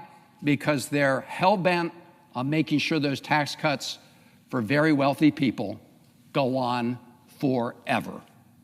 And again, at the expense of everybody else. And I'll just close, Mr. President, by pointing out that it wasn't that long ago that just down this hall here in the Senate Rotunda, Donald Trump took the oath of office. He looked at the cameras and he said he wanted a new golden age for America. But this is not a golden age for America. It is a gilded age for the wealthiest people in America. And those are the people he was really speaking to, because they're the ones who were sitting right behind him on Inauguration Day. Elon Musk, Jeff Bezos, Zuckerberg, the tech titans, the billionaire cabinet, more billionaires than any cabinet by far in American history. That's who this bill serves. It serves very wealthy and powerful people, and it does so at the expense of everybody else in America in one form or another. And I hope our Senate on a bipartisan basis will give it a big thumbs down, and I yield the floor.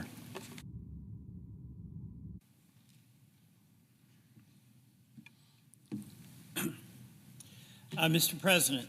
To recognize the senator from Vermont. Thank you. Mr. President, never in my time in Congress have I seen a bill that does so much damage in so many ways to so many people in so many states and that will affect so many generations. Mr. President, the clerks have read the bill. It's now time for us to kill the bill.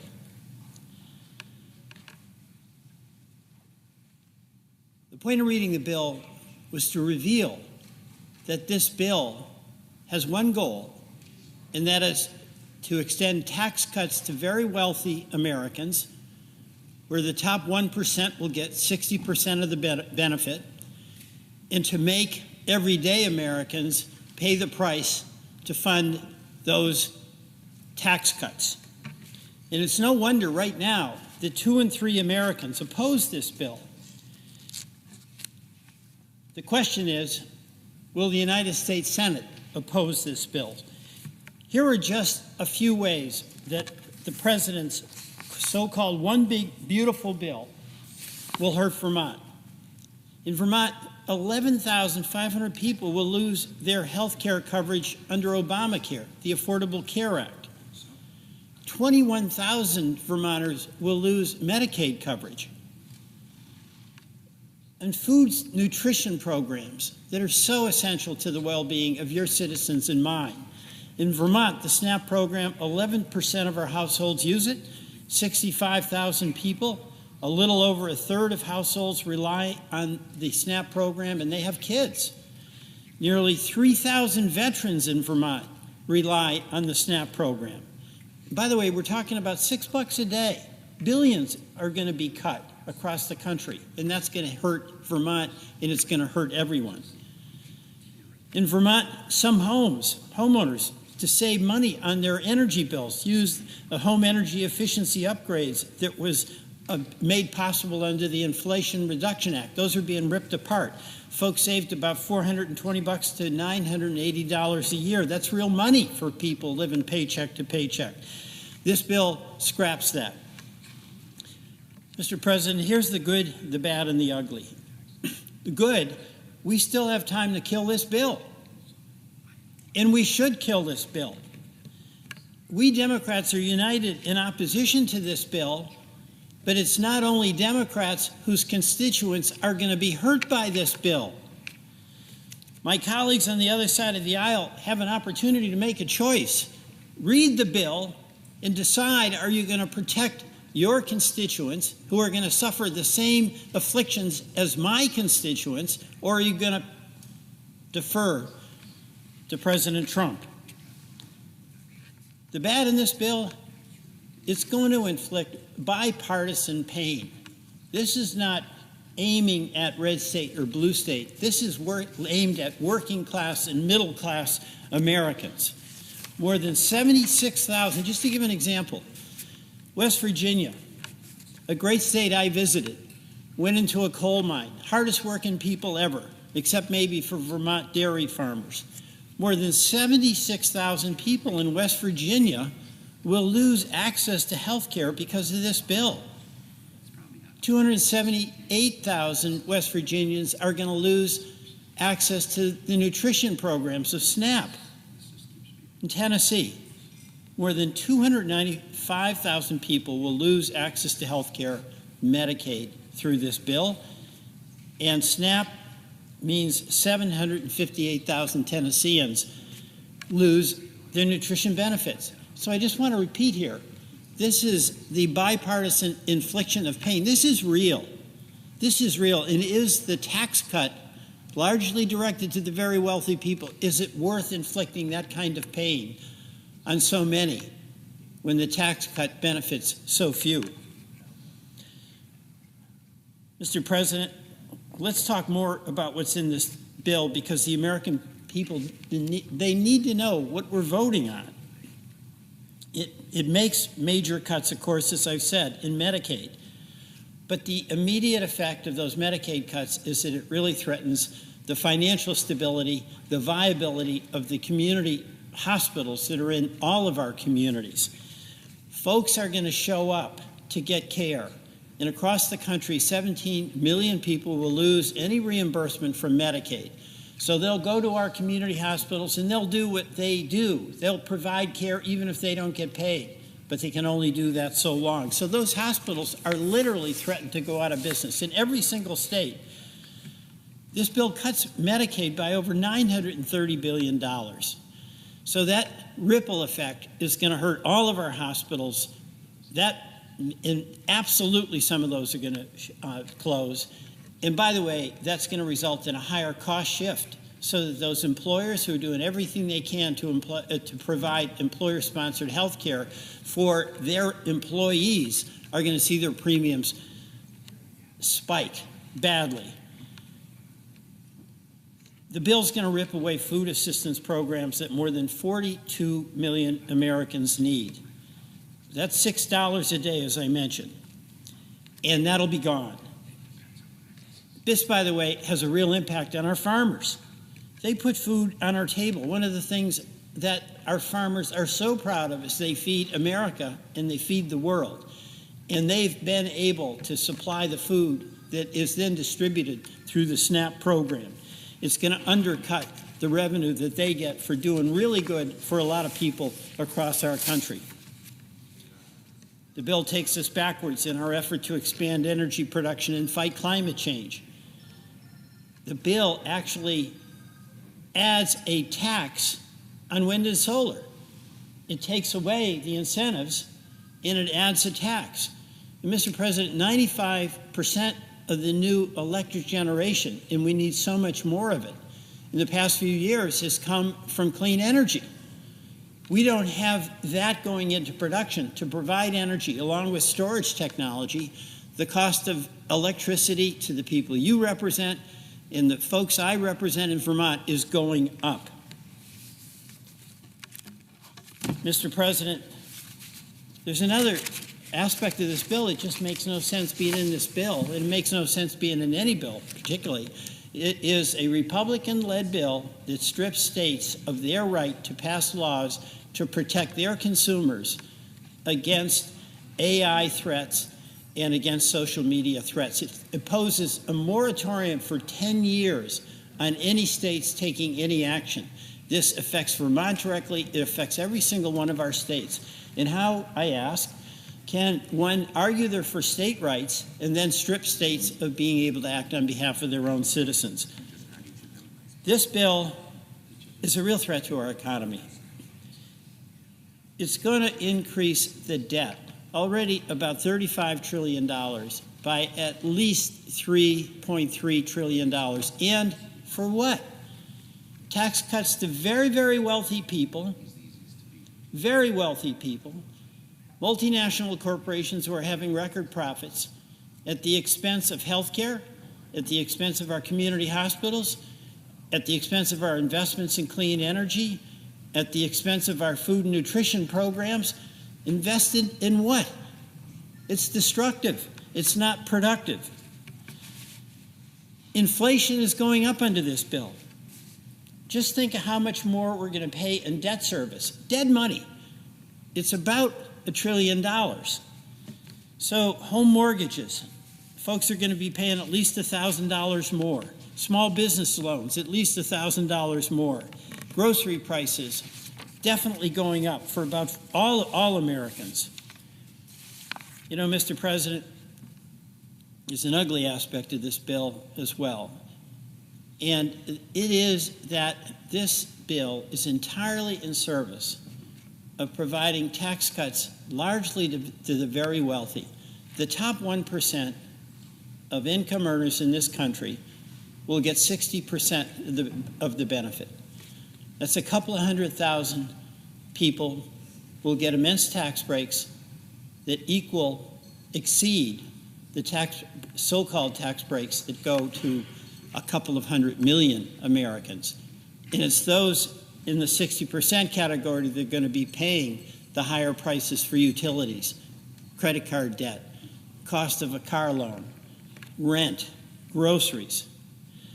So, Mr. President, I say let's come to our senses and not do something that is in a massive escalation of the wealth transfer from the working class, the middle class, to the very, very wealthy. Many of us have a number of amendments, and I do too, to try to make the point that our job is to make things better for everyday working Americans, not inflict additional burdens on them.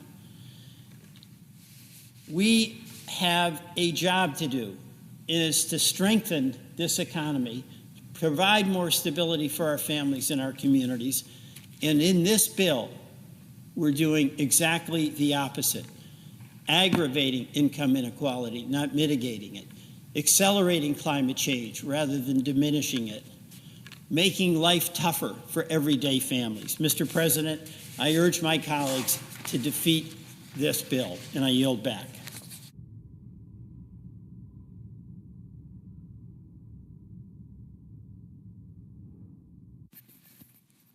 Mr. President.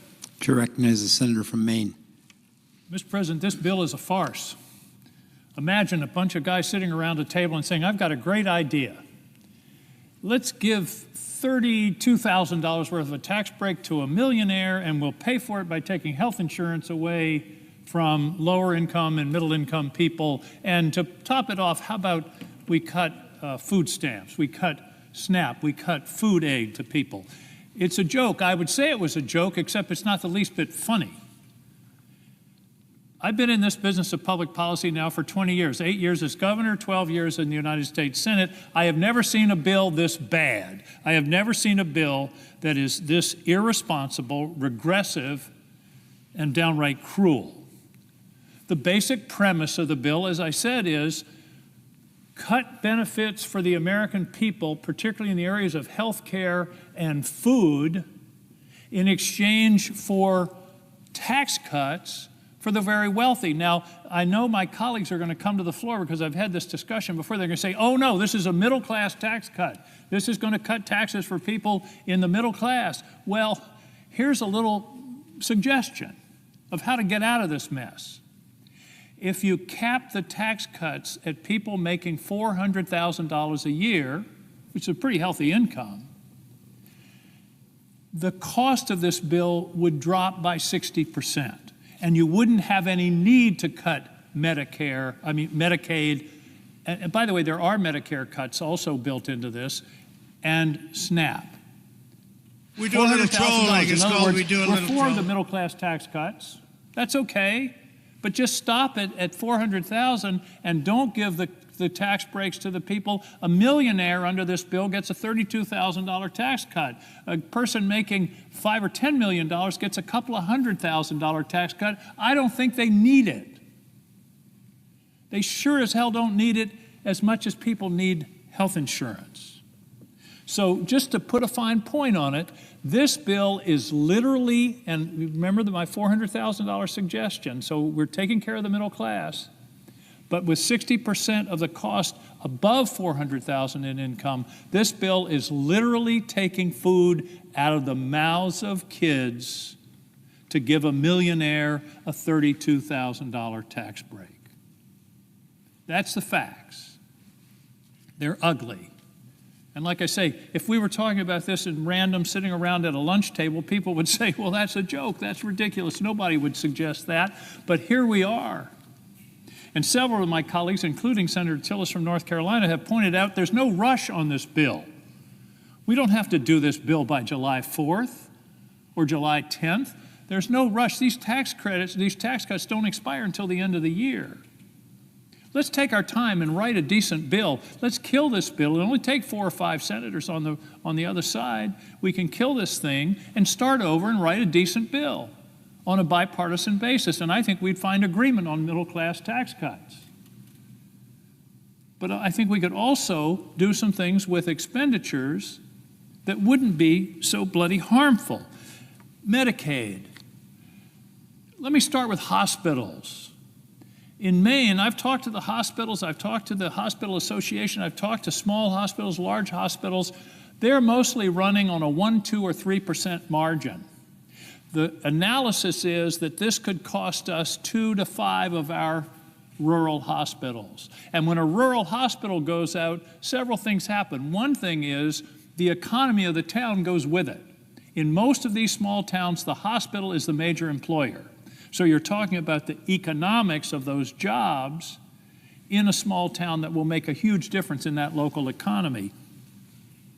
The second thing that happens is a loss of services for everybody in town, not just the Medicaid people. That hospital closes, everybody in town is going to have to drive another 30, 40, 50, 100 miles to get care.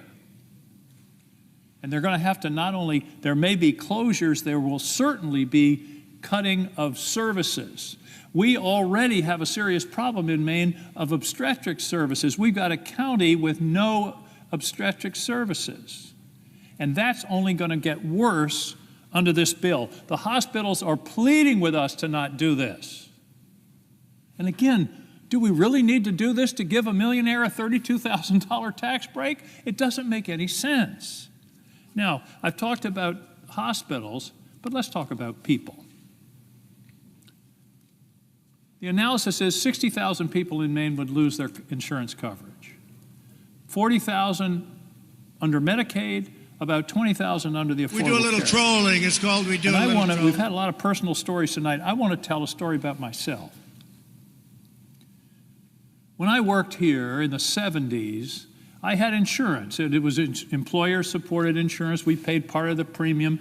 I had insurance as a junior staff member in this body 50 years ago.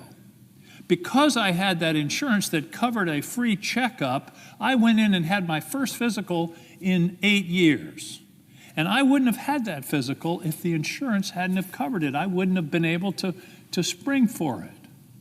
I had that physical, and the doctors found a little mole on my back, and they took it out. And I didn't think much of it, and I went in a week later, and the doctor said, "You better sit down, Angus. That was malignant melanoma. You're going to have serious surgery." And a friend of mine who was a doctor said, "Angus, here's my best advice. Let them be as radical as they want in that surgery." And I had the surgery, and here I am. If I hadn't had insurance, I wouldn't be here. And it's always haunted me that some young man in America that same year had malignant melanoma. He didn't have coverage, he didn't have insurance, he didn't get that checkup, and he died. That's wrong, that's immoral. So the idea of cutting health insurance from people is just, oh, well, they just won't have coverage for their doctor's visits. No, people die when they don't have health insurance. There is statistical analysis to bear that out. So this isn't any joke. And by the way, people say, well, we're talking about fraud in Medicaid. Listen, almost $1 trillion cut in Medicaid, 15 million people being cut off, 60,000, 40,000 in the state of Maine, that isn't fraud. That's cutting people who need the care. And I don't understand the obsession, and I never have, and I stood right there and watched John McCain cast that vote to save the Affordable Care Act, along with my colleague Susan Collins. I don't understand this obsession with taking health insurance away from people.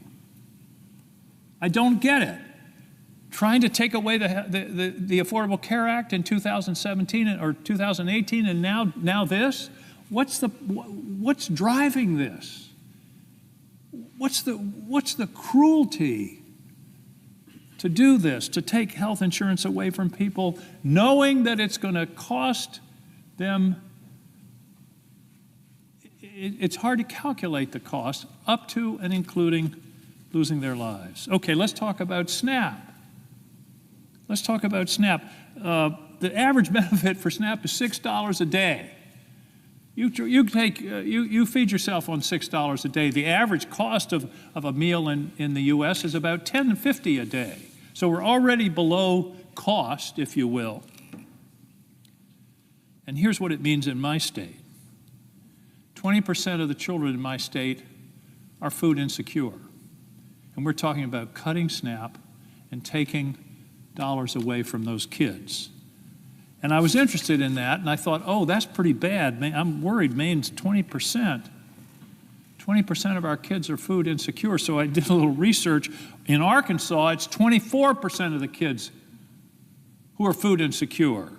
In Iowa, 17%. South Carolina, 14%. Michigan, 19%. Missouri, another 19%. That's 1 out of 5 kids are food insecure, and we're going to cut that food in order to give a millionaire a $32,000 tax cut.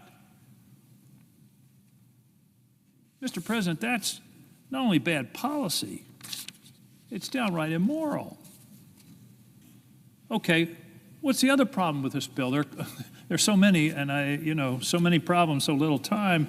It's irresponsible.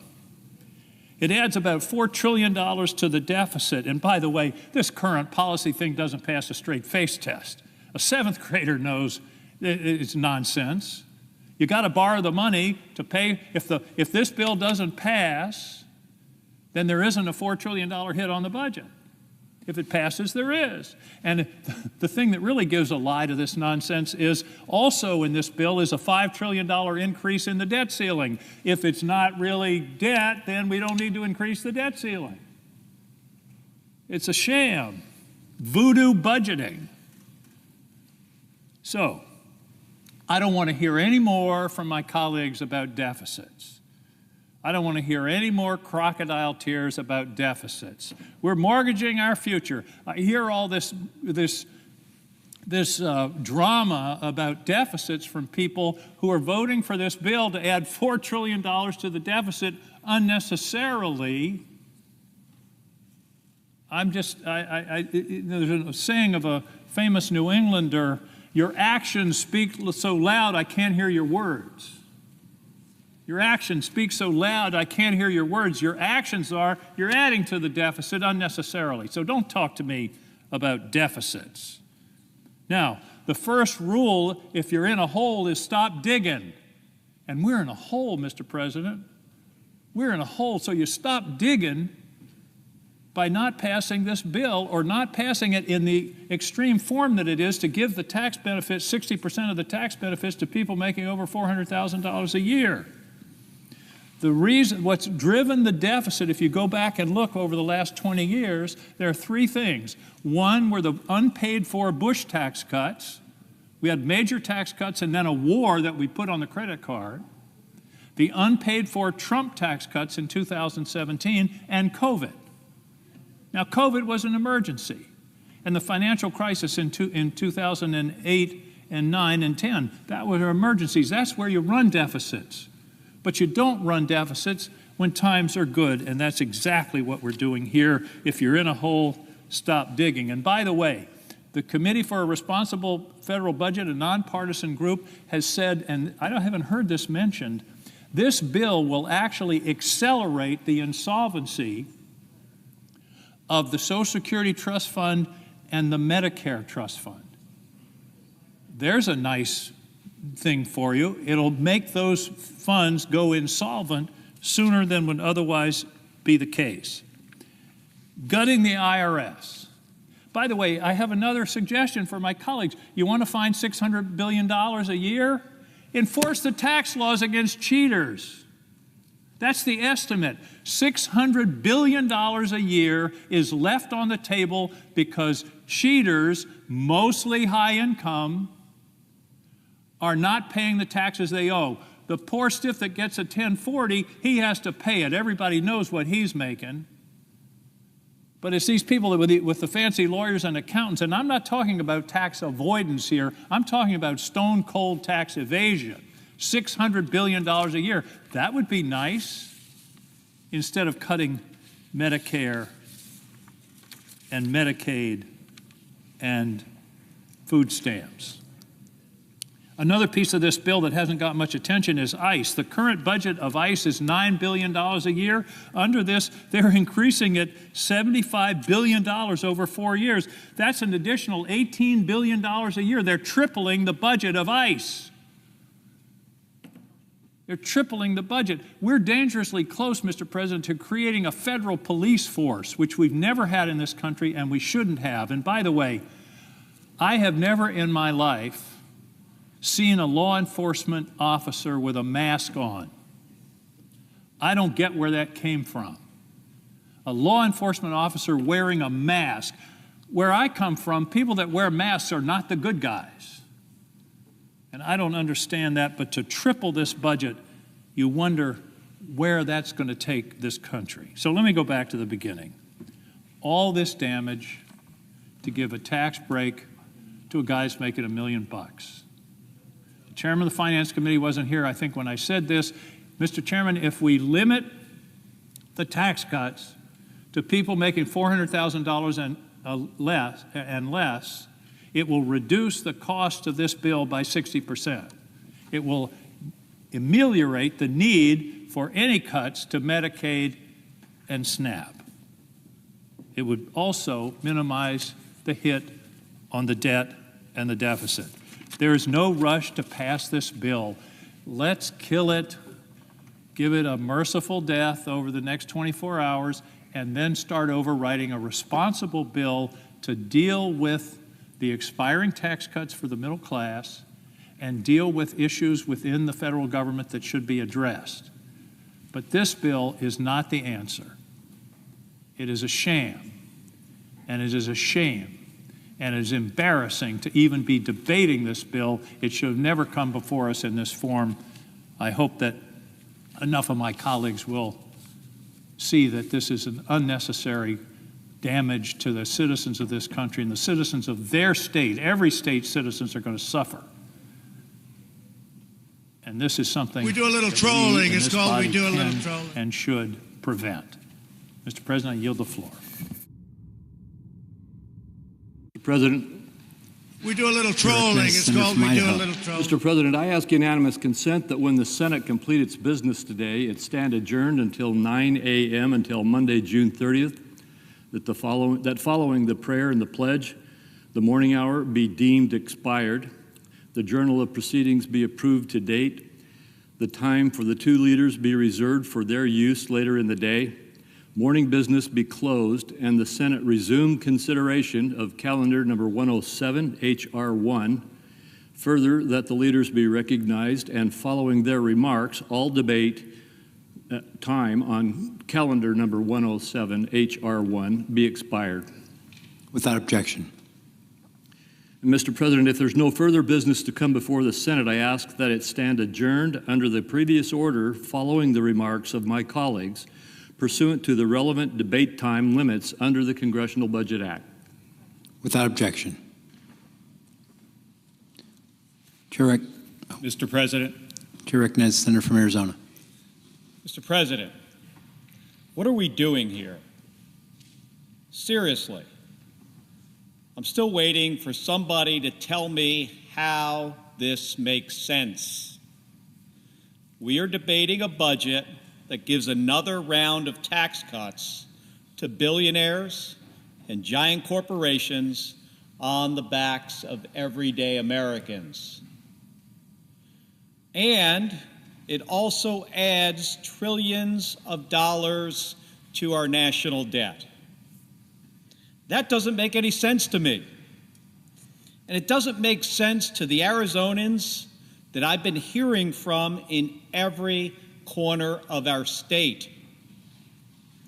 If you grew up in a household like mine, where money was tight, you would know that budgets are about priorities. I can still picture my mom sitting at the kitchen table trying to figure out which bills to pay. You take the money you have and you put it where it's needed. This budget clearly tells the American people who President Trump and Republicans in Washington need help. If you're a billionaire, it says, we've got your back. But if you're a parent trying to provide for your family, a senior in a nursing home, or a child who counts on school for your only hot meal, you're on your own. This isn't about balancing the books. It's about picking winners and letting everybody else fall behind. And who loses? It's the Americans working 2 jobs, raising kids, caring for elderly parents, and just trying to stay afloat. Because if you grew up in a family like mine, you also know how hard people work to reach their American dream. The promise that if you work hard, that your kids will get a good public education, you'll be able to put food on the table, and you'll be able to go to the doctor and stay healthy, and your kids will be able to grow up and achieve their own American dream. This promise is already getting harder, and it's getting more expensive. We need to be working together across the aisle to ensure that everyone who works hard can have a brighter future. But that's not what my Republican colleagues are doing with this bill. The plan that they are jamming through right now will put the American dream out of reach for more families. And for what? To hand out more tax breaks to people with more wealth than they could spend in 10 lifetimes. Now, Mr. President, I've spent the last several months traveling across Arizona. I've been to our big cities, Phoenix and Tucson. I've been to small towns like Clarkdale and Sierra Vista, talking to Arizonans face to face, listening to their stories, hearing what it would mean to them if Medicaid, food assistance, and other essential services got cut for them and their families. And what I've heard is clear.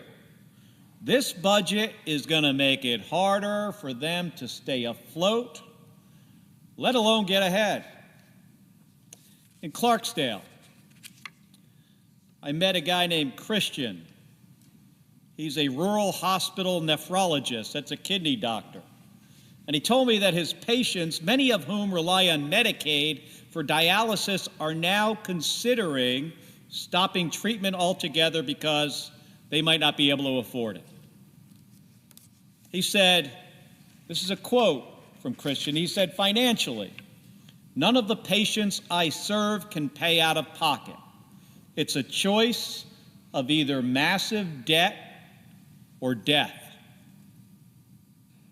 That's the reality to many rural communities. Another woman told me about her friend, a survivor of 2 car accidents and a spinal injury. Her friend relies on Medicaid to help her deal with her chronic pain. Without it, meaning Medicaid, she said that her friend might end her life because the pain is unbearable. She asked me to deliver this message to my colleagues. She said, this is not a country that can't afford to care for people like her.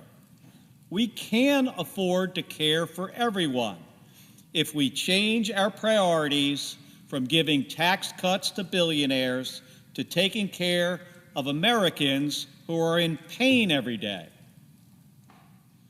Mr. President, people across Arizona are pleading with us to get our priorities right.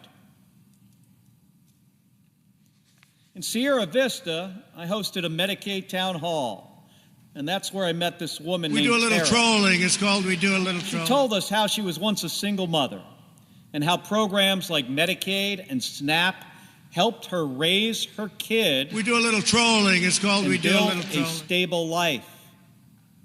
Today, she works a good job. She doesn't rely on these programs anymore. But here's what she said. She said, I am deeply concerned about the proposed cuts to Medicaid, SNAP, and related programs. I know firsthand that they don't just help families, they're often the only path to stability.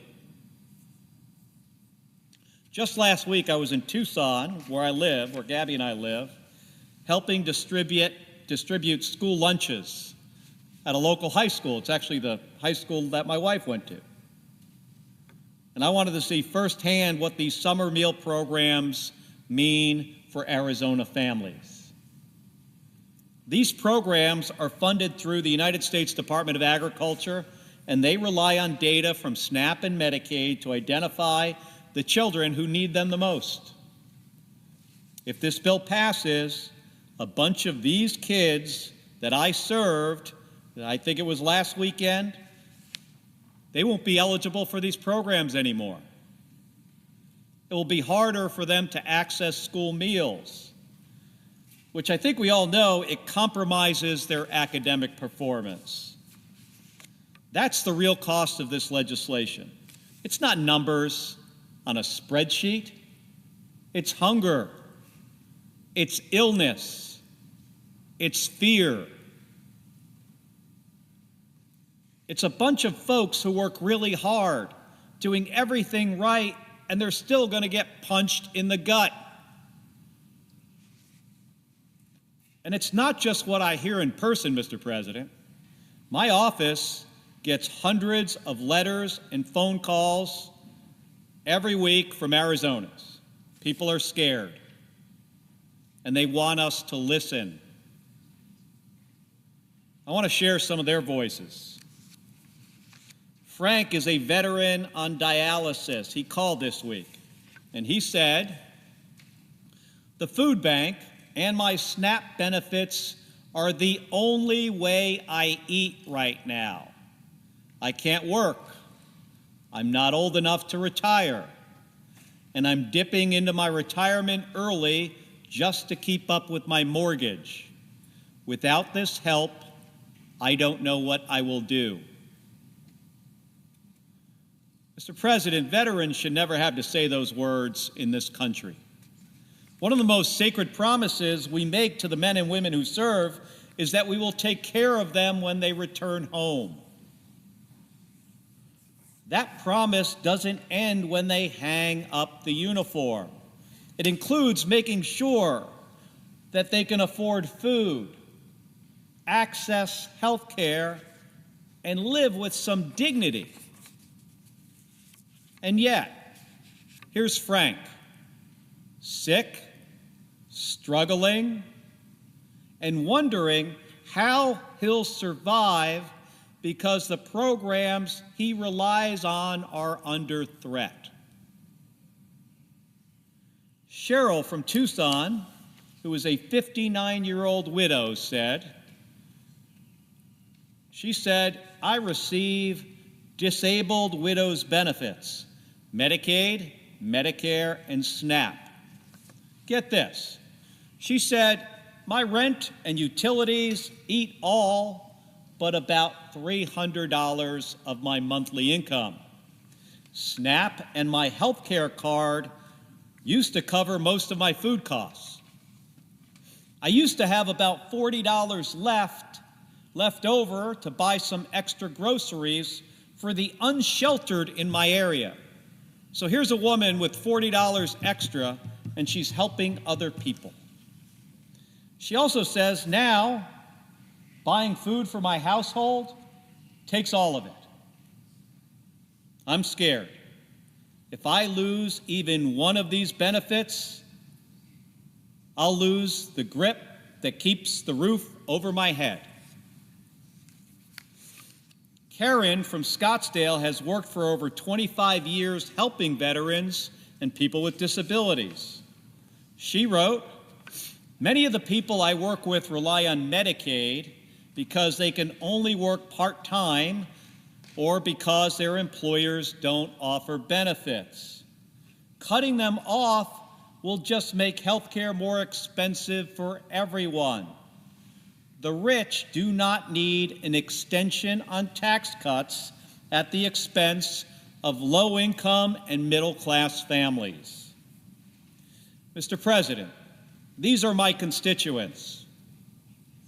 These are folks who, unprompted, took time to write or call their senator. And every single one of them, Mr. President, is saying the same thing. We're barely holding on, and we're scared this is going to put us over the edge. Now, I wish I could say that these stories were met with compassion by everybody here. But instead, one of my Republican colleagues apparently said, this is a quote, "They'll get over it." And another, when asked whether cutting Medicaid would cost lives, said, "Well, we're all going to die anyway." Now, I didn't come here to throw jabs. I'm repeating those words because they reveal how this budget was written without any connection to the real-world consequences. This isn't about politics. It's about people. So I ask again, what are we doing here? Who do we serve? Is it people like Tara and Cheryl and Crystal and Frank who are working hard and doing everything right to just try to get by? Or is it a bunch of billionaires who've already made it and who don't need another handout? If my colleagues don't believe me, I urge them to go read some of the emails and listen to some of the phone calls that they're getting. Maybe hold a town hall. Listen to those folks. Really, listen to what they are saying. Don't crush their American dream. Don't rig the system even more against them. Don't take a vote just because it's easy. We can do better for the people we serve. Mr. President, they deserve that from us. Thank you, and I yield the floor.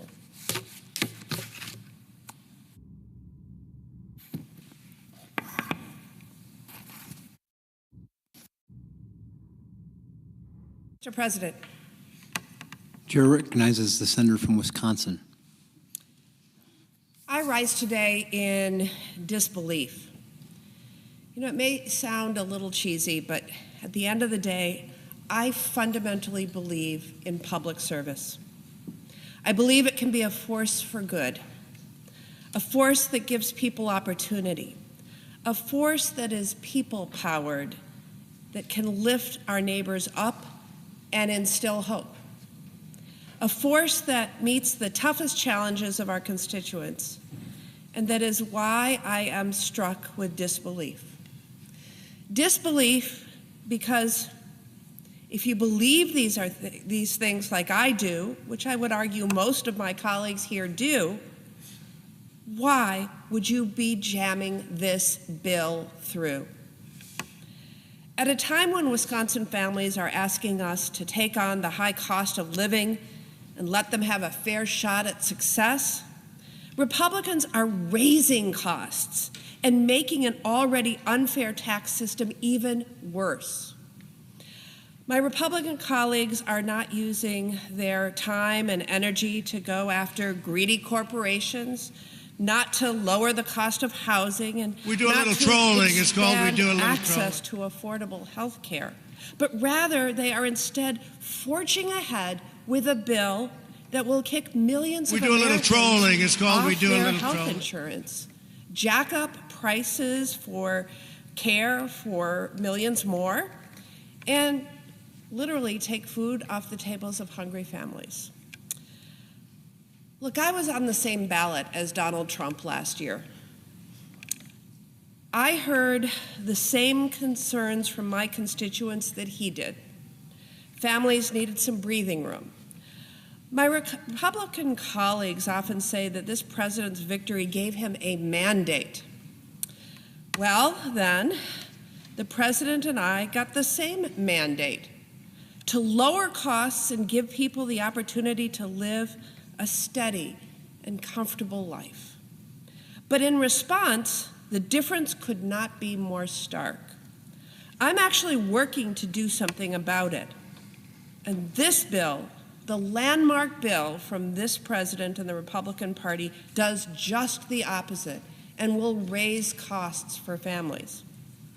One of the biggest cost drivers I hear about is health care. And so instead of standing up to big drug companies to lower prescription drug costs, and instead of building on the Affordable Care Act to expand access to health care coverage, this bill actually terminates coverage for Americans. In fact, 17 million Americans will be kicked off either Medicaid or the Affordable Care Act because of this bill. That is like stripping health care coverage from the entire populations of Wisconsin, Minnesota, and Iowa combined. And these aren't just numbers. These are people. These are people who have stories, and they matter. I should know, after battling a childhood illness, I became one of those Americans labeled as having a pre-existing health condition. And insurance companies were legally able to deny me coverage. But because of the Affordable Care Act, we changed that. And we gave families like mine hope. Hope that they can get health care at a price they can afford and sleep well at night knowing they have coverage. Medicaid has given that same hope for generations to some of our most vulnerable neighbors. But with this bill, my Republican colleagues are instilling fear. When we talk about Medicaid, we're talking about the elderly, people with disabilities, and children. We're talking about a single mother of 3 who is struggling to make ends meet, and so many more. I have traveled the state of Wisconsin from Superior to Racine, La Crosse to Green Bay, and everywhere in between, to hear from people who will be harmed by this bill. I have come to this very floor to share their stories, to try to help my Republican colleagues understand what this bill will mean. But it's not just the folks who need Medicaid to survive who are sounding the alarm. Take it from Dr. Abigail Wilgruber, a family medical resident in rural Wisconsin. She said this bill, quote, will deprive millions of Americans, particularly children, seniors, and individuals with disabilities, of the care they need to survive. She continued saying, these provisions will limit my ability to complete my job to the fullest, will lead to worse outcomes for patients. Or take it from Rosalanja Burbot, the executive director of an outpatient counseling center in the Fox Valley in Wisconsin, who said, and I quote, without Medicaid and Medicare reimbursements or with reduced rates, our nonprofit will struggle to survive. She continued to say, quote, I would hate to consider cutting staff or programs, but that could become our only option. We would lose the ability to serve hundreds of clients, not because the need has diminished, but because we could no longer afford to provide care without reimbursement. I have more and more of these stories from doctors, nurses, and administrators on the ground who are spelling out the absolutely dire consequences of this bill. In Wisconsin, we are already in a crisis when it comes to getting good health care in our rural communities. The system is broken, and this bill is destined to make it only worse. While health care is near and dear to my heart, there is more bad news in this bill. Republicans' big betrayal will also take food assistance, the literal means by which some people are able to put nutritious food on the table, away from them. This bill will take SNAP assistance, our nation's best way to make sure that no one goes hungry, away from more than 3 million Americans. And that leads us to the why. Republicans are making all of these cuts so that they can rig our tax code, which I must say already is deeply unfair to working families.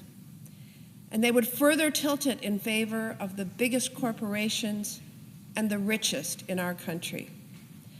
The Republican bill gives people at the top 0.1%, the richest of the rich, a tax cut of more than $250,000 every year.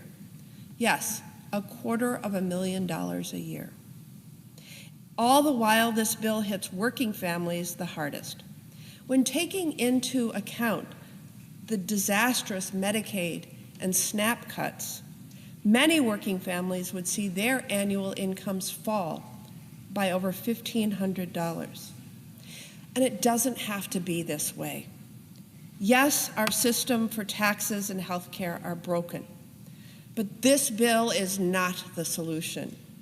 This bill would make it harder for working families to have the opportunity to get ahead, harder for parents to get their kids health care, harder for families to put food on the table. We, Democrats and Republicans, should be working together to give some relief to workers, but instead, Republicans will choose to go it alone and vote to give the biggest corporations and the wealthy another unfair leg up. I will end with this. While I remain in disbelief and frankly disgust, I will always have hope. I have hope because it's not the people in this chamber with the power, it's the people. It's the people who will sadly feel the repercussions of this bill. It's the people who are rising up and will hold anyone who passes this disastrous bill accountable. That is where the true power is. And with that, I yield.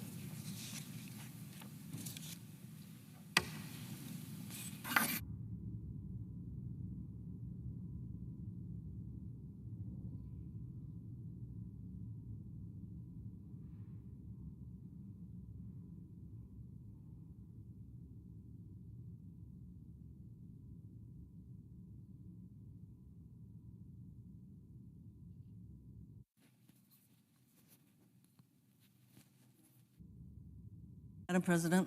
The Senator from Hawaii. Madam President, Democrats have been on the floor for hours today, pointing out what's in this 1,000-page bill that took over 16 hours to read. I call it the 1,000 pages of pain, the billionaires' gain. So it's bad enough that my colleagues have been on the floor talking about how this bill is going to hurt people on Medicaid, taking food away from our children and families through major cuts to the SNAP program, health care, food, housing, energy support, you name it. The pain is in this bill. But one of the areas that people don't know about is this bill actually has provisions that would take away support for our public schools. Okay, let that sink in. It's not enough that this bill has 1,000 pages of pain in just about every aspect of our lives that you can think of, but now they're coming after support for our public schools. So today, I am rising as an advocate for the 49 million children who are enrolled in public schools across our country. Nearly 90% of K-12 students go to public schools, including 95% of children with disabilities. Yet, we have a regime that is actively working to end federal support for public schools. We have a president who tried to totally eliminate the Department of Education, and sadly for him, he can't do it with through executive order because only Congress can do that, but they're doing a lot of other things that withhold support for public schools. So as Republicans in Congress are trying to undermine support for public schools through the first ever national private school voucher program. Let that sink in. The first ever national private school voucher program. That is taking money away from public schools and basically turning it over to private schools through a voucher program. So let's be clear. The school voucher program, the provision, isn't about money for schools. It's about even more money for billionaires, because they're the folks who are going to get the most out of this voucher for public schools program. Under this program, wealthy donors would receive large handouts for supporting school vouchers. So this is why Washington.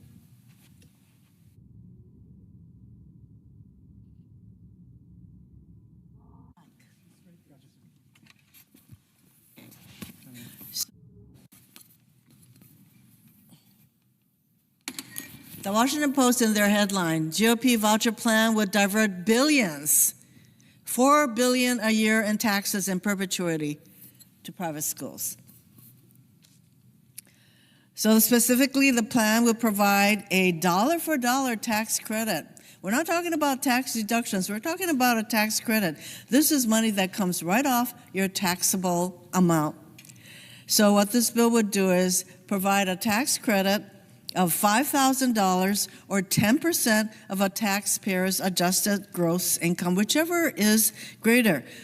So a taxpayer making $10 million, we do have people who make $10 million a year, could contribute $1 million and receive a credit for that full amount. How do you like that? You can get $1 million off your tax bill by contributing to this private school voucher program.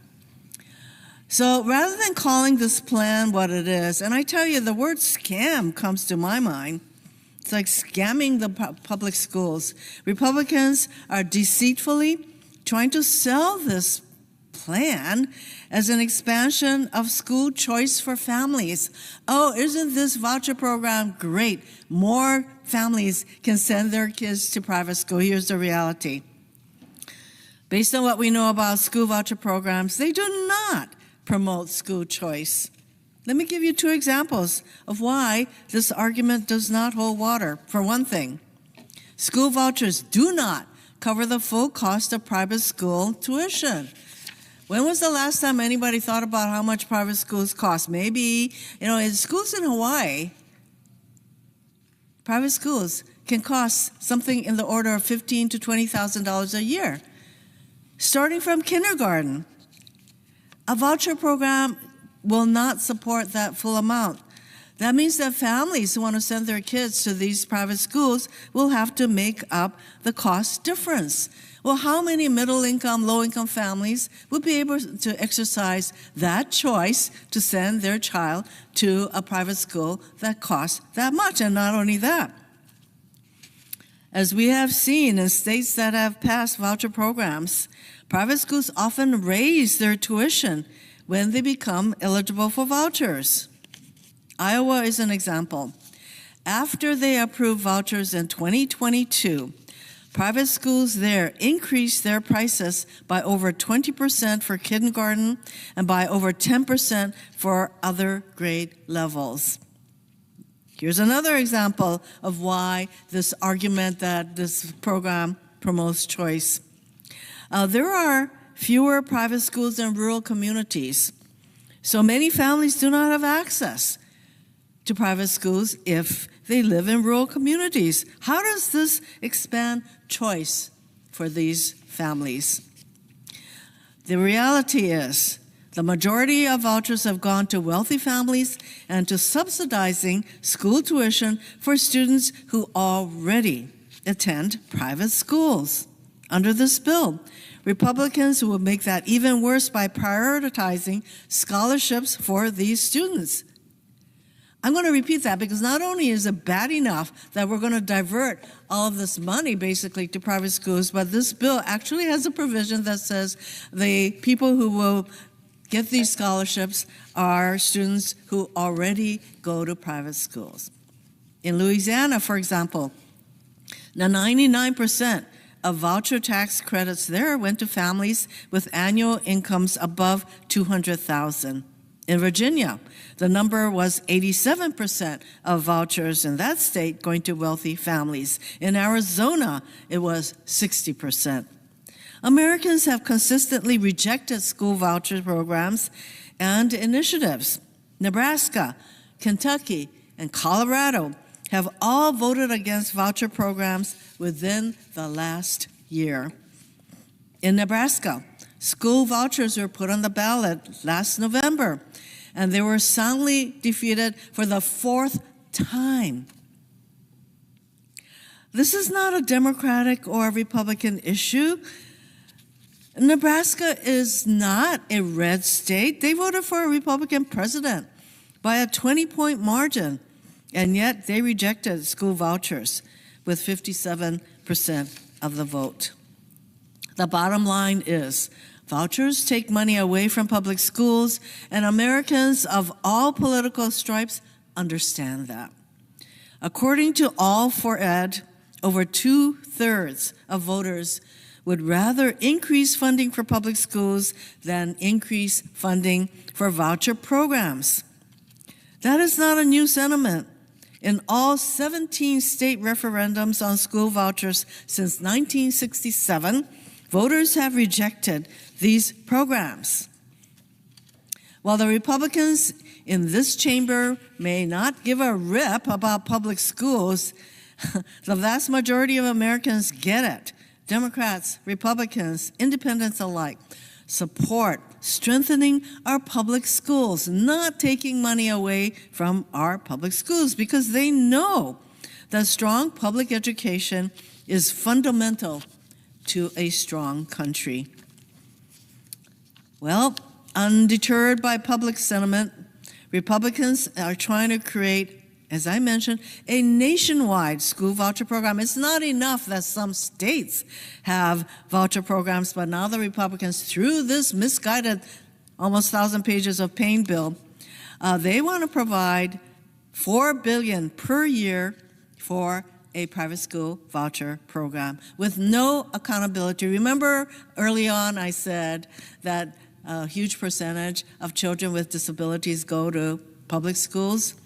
Well, private schools do not have any responsibility to make sure that they are providing education for children with disabilities. So no accountability. Let's just provide $4 billion per year, perpetuity, tax credit for private school programs that have no accountability along these lines. We all know that this kind of funding could be used for rural and low-income schools, for students with disabilities, for other programs that actually support and strengthen public schools. Instead, under the Republicans' plan, that funding will go to wealthy donors who will receive large handouts, up to $4 billion a year, for supporting school vouchers. Again, this plan will enable a taxpayer making $10 million a year to contribute $1 million and receive a dollar-for-dollar credit for that full amount. And even worse, the taxpayer could contribute appreciated stock and avoid capital gains on the appreciation. And there's all kinds of data on who owns stocks in this country, and generally it's the people with a lot of wealth. So this bill had a provision that enabled people to donate appreciated stock so that they could escape capital gains taxes on that stock contribution totally. So this Republican voucher proposal, outlandish as it is, was briefly delayed after it was deemed non-compliant with budget rules earlier this week. Republicans remained undeterred, and they have decided to plow forward with a nearly identical plan. What it comes down to is this plan does not help students, it does not promote choice, it does not support public schools where the majority of our kids go. We should be supporting our public schools, not taking resources away from them. So my Democratic colleagues and I will continue to fight to fund quality public schools to improve public education in this country. Foundational. This voucher plan is yet another wrong-headed proposal that should be called out for what it is. A handout for the wealthy at the expense of hardworking American families. I urge my colleagues to reject this idea, and I yield back.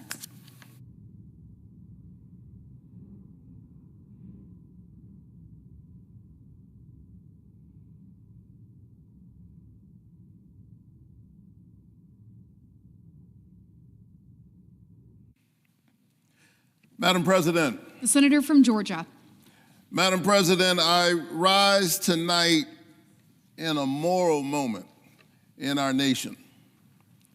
As we debate this bill, so much is on the line.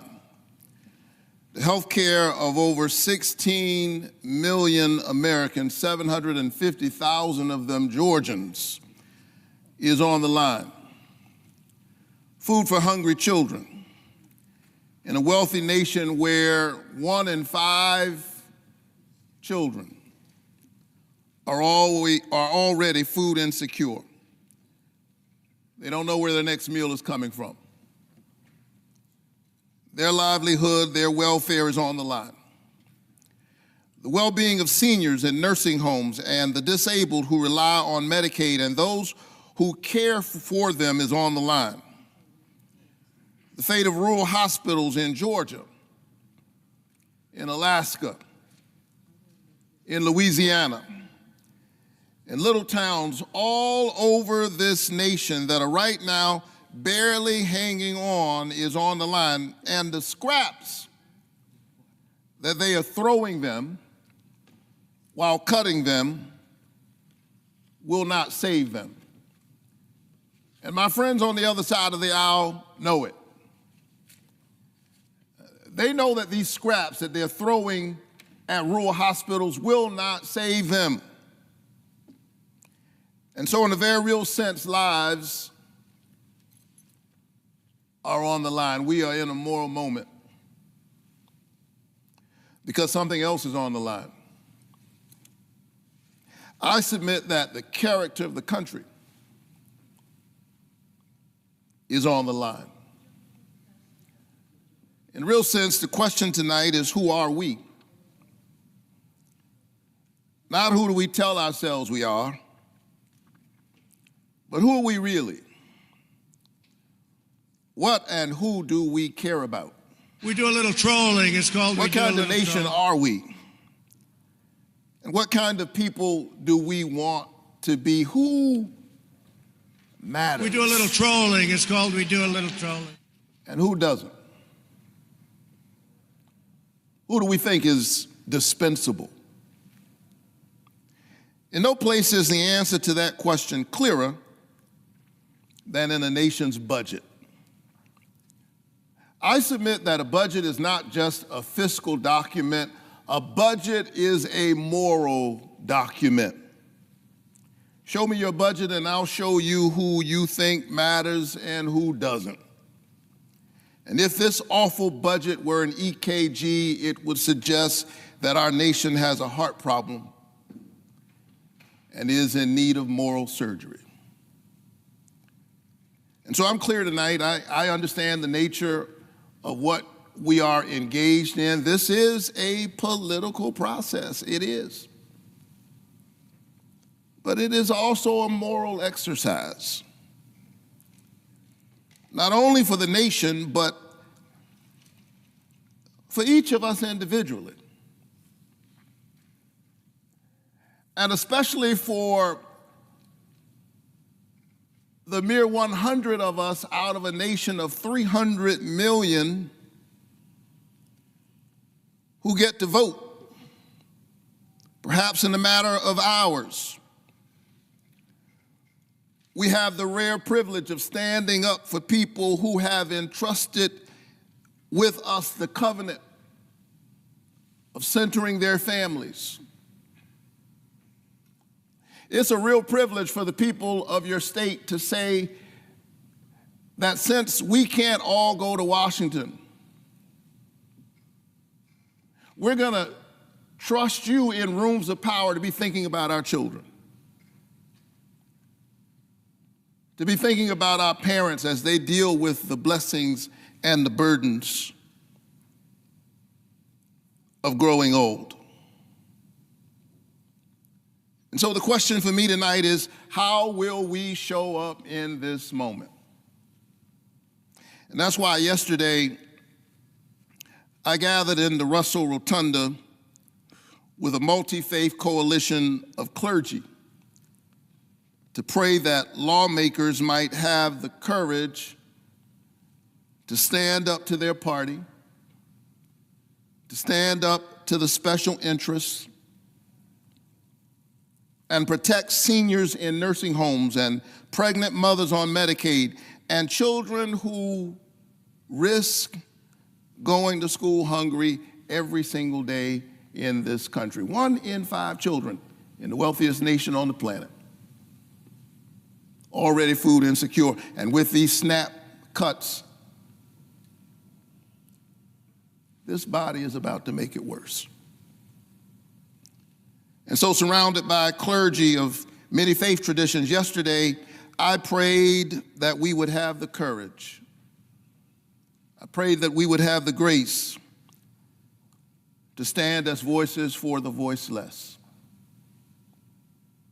And as I stood there, I could not help but feel a sense of deja vu. This is not the first time I've been in our nation's capital speaking out against these policies that betray hardworking families. It was 8 years ago, almost to the day in 2017, when Washington Republicans were trying to pass a tax bill that favored wealthy Americans over working families, that I came to this building not as a senator, but as a pastor. I had no idea that 8 years later I would be serving in this body. I had no notion that I would even run for the Senate. I came as a citizen. And standing with a multi-faith coalition, we were praying for our nation's leaders. We were gathered in the rotunda of the Russell building, and as we were singing and praying, the Capitol Police said, I'm sorry, pastors, you can't sing and pray in the rotunda. If you do not disperse, we will have to arrest you. And let me say that the Capitol Police did not mishandle us that day. They were first-rate professionals. But they said that if you don't disperse, we will have to arrest you. What they didn't understand is that I had already been arrested. My conscience had been arrested. My heart and my imagination, my moral imagination, had been arrested by this idea that we as a country are better than this. I come from a tradition where you don't just pray with your lips, you pray with your legs.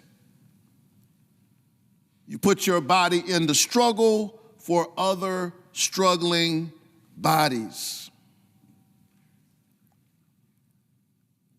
And so here I am tonight, 8 years later, having transformed my agitation into legislation. I was arrested that day, but I have transformed my protests into public policy. 8 years ago, I was on the outside. Tonight, I'm on the inside, but it's the same fight. Some of us fight on the inside, some of us fight on the outside, some of us get to serve in the Senate or in the House, others are just watching at home tonight. But be really clear that we are in the same fight, whether we are on the streets or in the suites. Same fight. And in some ways, this is the same bill 8 years later, just worse. Like most horror movies, the sequel tends to be worse. We were here 8 years ago. Washington politicians were trying their best to gut the Affordable Care Act Remember that? They were trying to gut the Obamacare out of political motives. Millions of Americans were spared. But tonight is the sequel to that horror movie. They are back to their old political tricks, trying to dismantle the ACA again with this legislation. It's the same fight, just worse this time. Instead of extending tax credits that would lower health insurance costs for the middle class, my friends on the other side are giving billionaires and the richest of the rich a tax cut. They are working real hard tonight to help billionaires because God knows they are having a hard time, apparently. And what that means is that 1.2 million Georgians and nearly 20 million Americans are going to see their health care premiums rise. That's what's at stake tonight. If they enact these deep cuts to Medicaid, as they are positioned not to extend these premiums, these tax credits, they are raising the cost of health care for all of us. Even if you are on private insurance, you are not safe. Your health care is about to go up. Your hospital might close because they're cutting these clean energy tax cuts. Your utility bills are about to go up. And so I have a question tonight. Who voted for that? Some of us are Democrats, some of us are Republicans, some of us are independents, some voted for one party, some voted for the other party. I get it, but who voted for that? Who voted for everybody's health care premiums to go up and their hospitals to close? Here's what I know. The folks back in Georgia didn't vote for that.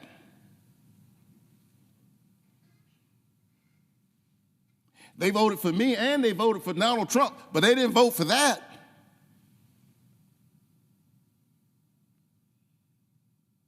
Ordinary folks don't want this. Just ordinary, everyday people who barely pay attention to politics, they don't want this. Even a Fox News poll, and you won't often hear me say that, but even a Fox News poll from this month found that Americans don't support this big, ugly bill. This is symptomatic of the ways in which the people's voices have been squeezed out of their democracy. This is not just a health care fight, it is that. It is not just a fight for food security, for SNAP, it is that. But in a real sense, it is a fight for our democracy, whose voice gets to be heard in this chamber. That's what this is about, the character of the country. Ordinary Americans don't want to do this to our children. That's why they need to know that 71% of all Medicaid enrollees in Georgia are children. 71%. Taking away health care from kids to pay for tax cuts for billionaires. Now, let me be clear. I'm all for tax cuts. I believe working families deserve a tax cut, and I certainly don't want to see them face a tax hike this year. That's why I want to nearly double the child tax credit. I believe in tax cuts for hardworking families, for middle-class people, for working-class families. But instead of doing that, instead of helping working-class families who are struggling now against a 10% tax on everything and rising costs, We're now burdening our children by adding $3 trillion to the debt. We're taking away health care from kids and then burdening them with the debt. We are engaged in Robin Hood in reverse, this body of stealing from the poor in order to give to the rich. This massive transfer of wealth from the bottom to the top. Yeah, this is socialism for the rich. And when the people hear about it, guess what? They don't like it. Democrats and Republicans and independents, when the people hear about what's in this big, ugly bill, they don't like it. And that's why the folks on the other side are trying their best to fast track it. That's why they're trying to pass it, and they haven't even finished writing it. They're twisting themselves in knots, making their members walk the plank under the threat of a primary to pass this big, ugly bill. The American people do not want to rob our children of food and health care and then burden them with trillions in debt to give billionaires and wealthy corporations another tax cut. The people do not want this bill.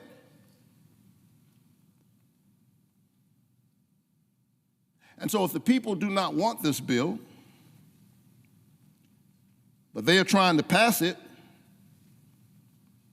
here's the question you got to ask yourselves at home. You have to ask yourselves, well, who are they working for? Who are they fighting for? Who do they think matters? Do you think they are working for you?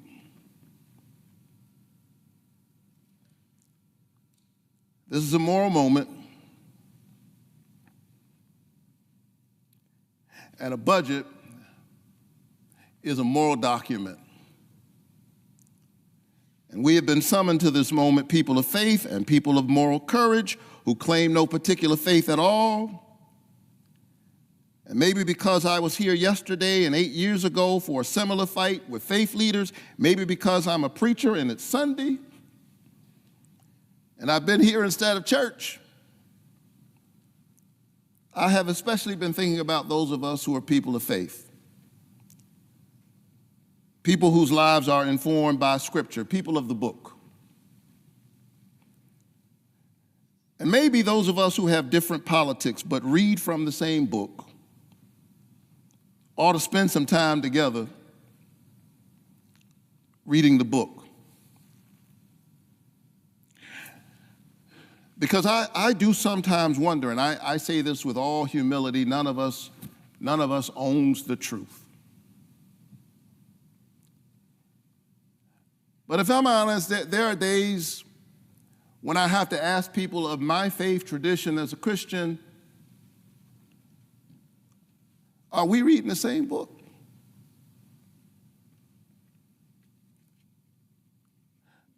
The book I know says, I was hungry and you fed me. I was sick, I was in prison and you visited me. I was a stranger and you welcomed me. Inasmuch as you've done it to the least of these, you've done it also unto me. The book that I love says, learn to do good, seek justice, rescue the oppressed, defend the orphan, plead for the widow. Speak out for those who cannot speak, for the rights of the destitute. Speak out, judge righteously, defend the rights of the poor and the needy. My book says, whoever is kind to the poor lends to the Lord and will be repaid in full. The prophet Amos condemns those who buy the poor for silver and the needy for a pair of sandals. They sell the poor out and working class people for cheap. And for those of us who have a vote in this moment,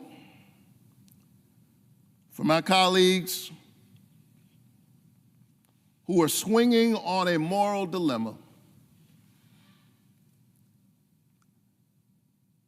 I hear the prophet Micah say, he has already told you what is good. And what does the Lord require? But that you do justice,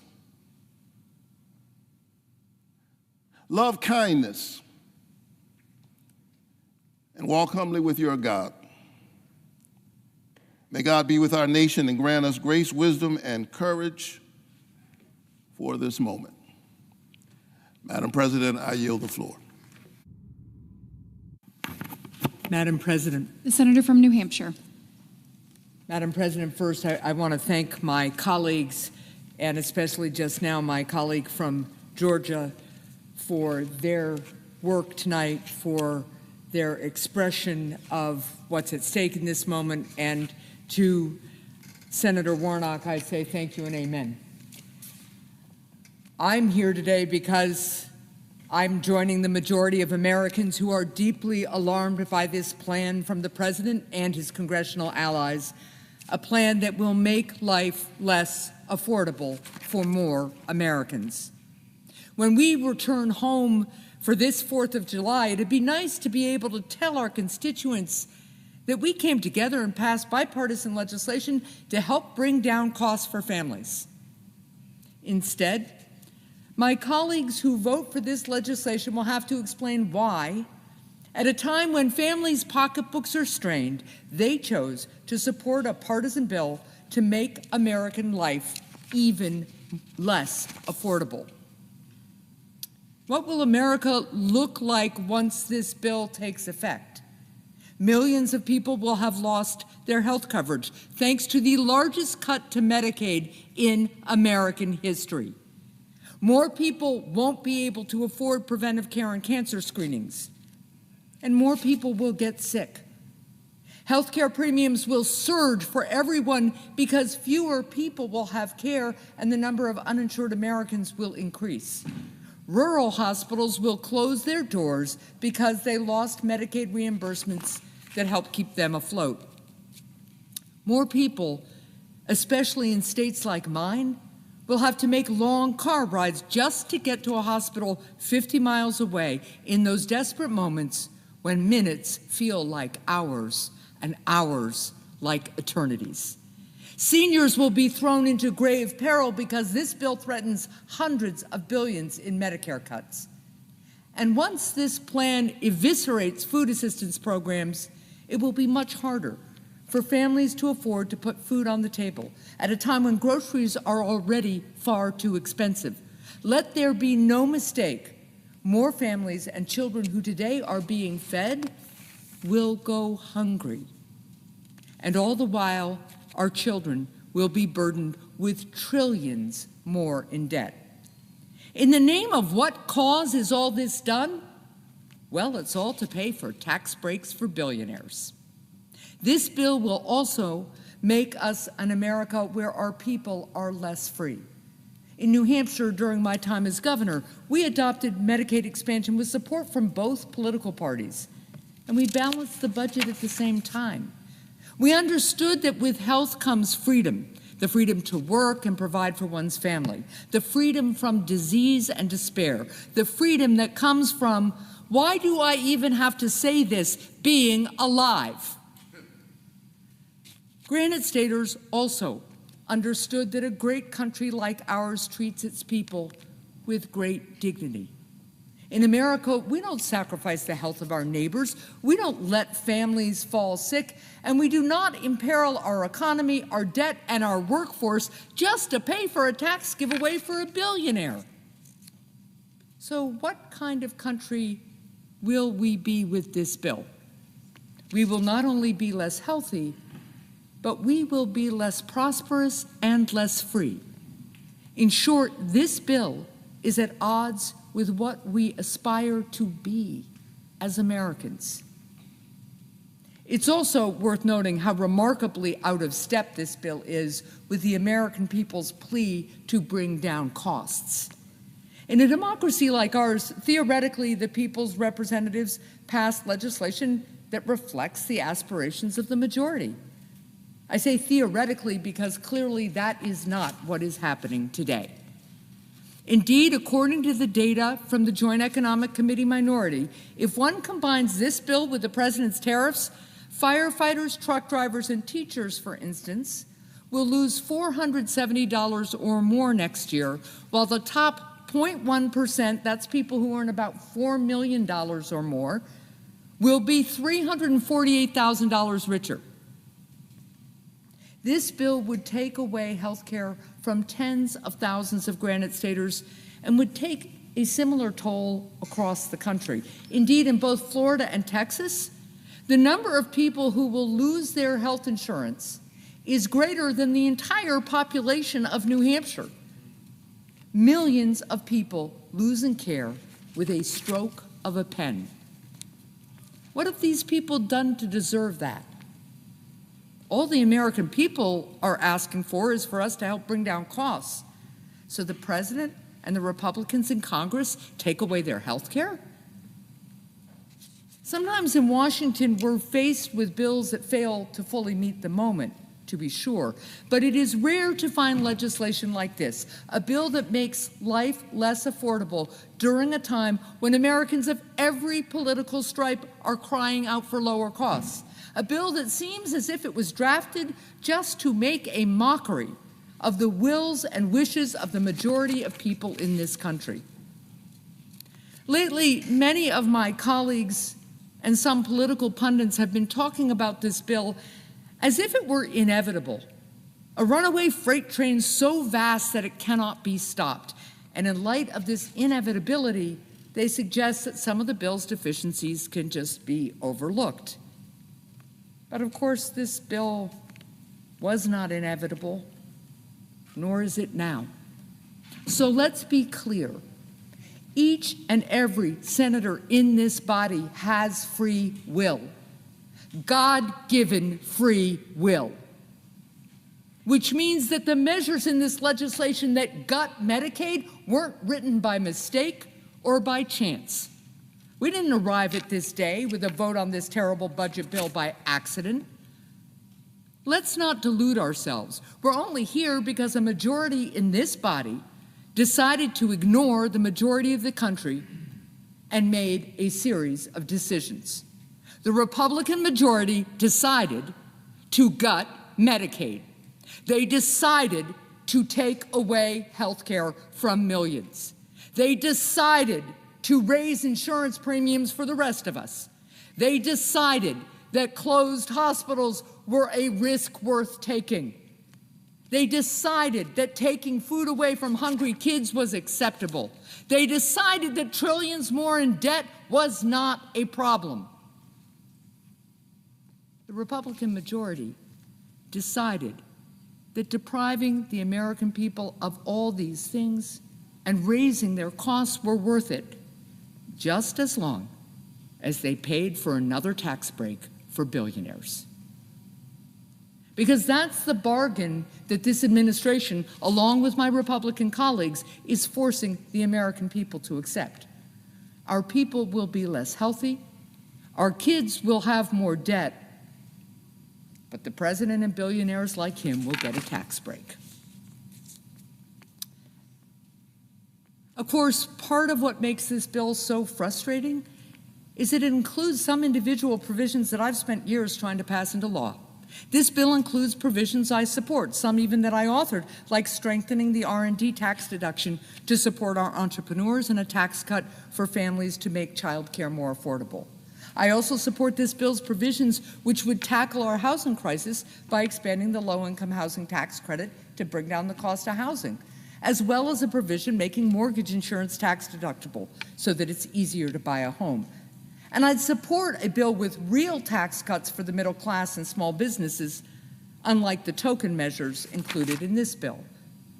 If my Republican colleagues worked across the aisle to draft a bill that brought this bipartisan approach to other critical areas, like health care and food assistance, I'd vote for it. Instead, my colleagues chose to take these common sense solutions hostage by linking every good idea to 3 bad ones, turning this into a purely partisan endeavor. So yes, I'm glad that some of these bipartisan provisions will be signed into law, but I regret that they aren't a part of a truly bipartisan effort because of the politics of division and destruction that President Trump brings to Washington. Now, I know that there are many areas of common ground with my Republican colleagues in this body, but it has become far too difficult to move forward on finding solutions when at every turn the president seems far more interested in demonizing and dividing rather than bringing people together, turning areas of agreement into weapons to force disagreement. Now that's exactly the kind of cynical politics of division that does lasting damage to our families, our economy, and our democracy. Now, President Trump likely will get this bill passed. He may get enough of the Republican caucus to stand in line once again to pass it, even though my Republican colleagues know that budget analysts have added up the financial cost of this bill and have told them that it adds trillions upon trillions to our national debt, burdening our children's future. But you know, as important as the debt is, it's not the only cost of passing this awful bill. There's another kind of cost, a cost not simply of dollars and cents. I shouldn't have to remind this administration and my colleagues on the other side of the aisle about the nature of this cost. They know it. But just to be clear, this tax break for corporate special interests and billionaires has a price that can't be summed up in a budget line or written off during tax season. Because when we debate health care in America, some dress up these discussions with words like reconciliation and program and discretionary spending. But what they're talking about is being sick and being healthy. What they're talking about, whether they want to admit it or not, is living and dying. So how much does this bill cost? The cost is millions of Americans losing their health care. The cost is countless families feeling the pain of higher insurance premiums. The cost is a mother being forced to choose between paying out of pocket for her own care or paying for groceries for her kids. It's a price that's exacted in cancers that go undetected. It's exacted in chronic illnesses that go untreated. It's exacted in the healthcare challenges in our country that continue to go unaddressed because we spend all our energies simply trying to keep our heads above water in floods of the president's own making. The price tag is more than dollars and cents. It includes the cost of losing more people from our workforce because they're too ill to work. It includes the gnawing pains of hunger and the slow toll of malnutrition that will come as food assistance programs are robbed. It includes the anguish of young parents no longer knowing how they will make ends meet. It includes the lost hopes and deferred dreams of people held back by illness. It includes the cost of having to say more early goodbyes. What is the price tag of this bill? The price, in the end, is the health and freedom of millions of Americans, a price that will be paid because somewhere on the road that brought us here in President Trump's Washington, some people decided that the health of some child or her mother may be dear, but it doesn't carry the same weight as a bigger tax return for a billionaire does. Thank you, Madam President. I yield the floor.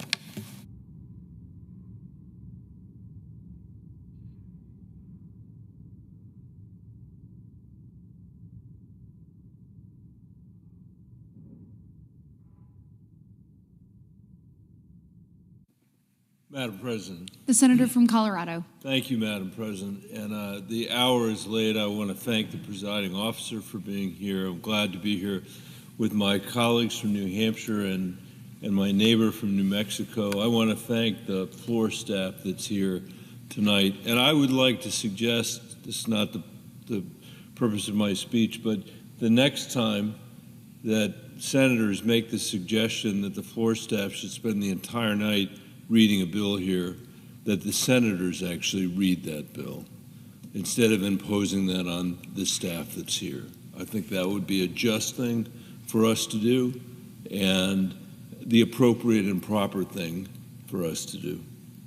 Madam President, the last time that we were headed down this road, when Republicans were passing President Trump's 2017 deficit exploding tax cut, it didn't take a mathematical genius to figure out what was about to happen. I told the Senate at that time, as our debt grows, we will spend billions more, not on schools, roads, and innovation, but on interest costs. Worse, we're about to blow another hole in the debt without really helping the middle class. 8 years ago, I said, on top of that, we know that when deficits swell, as they surely will, cuts to Medicaid and Medicare are sure to follow, further burdening working families struggling to make ends meet. Well, here we are. That's exactly the story of this bill. Utterly predictable.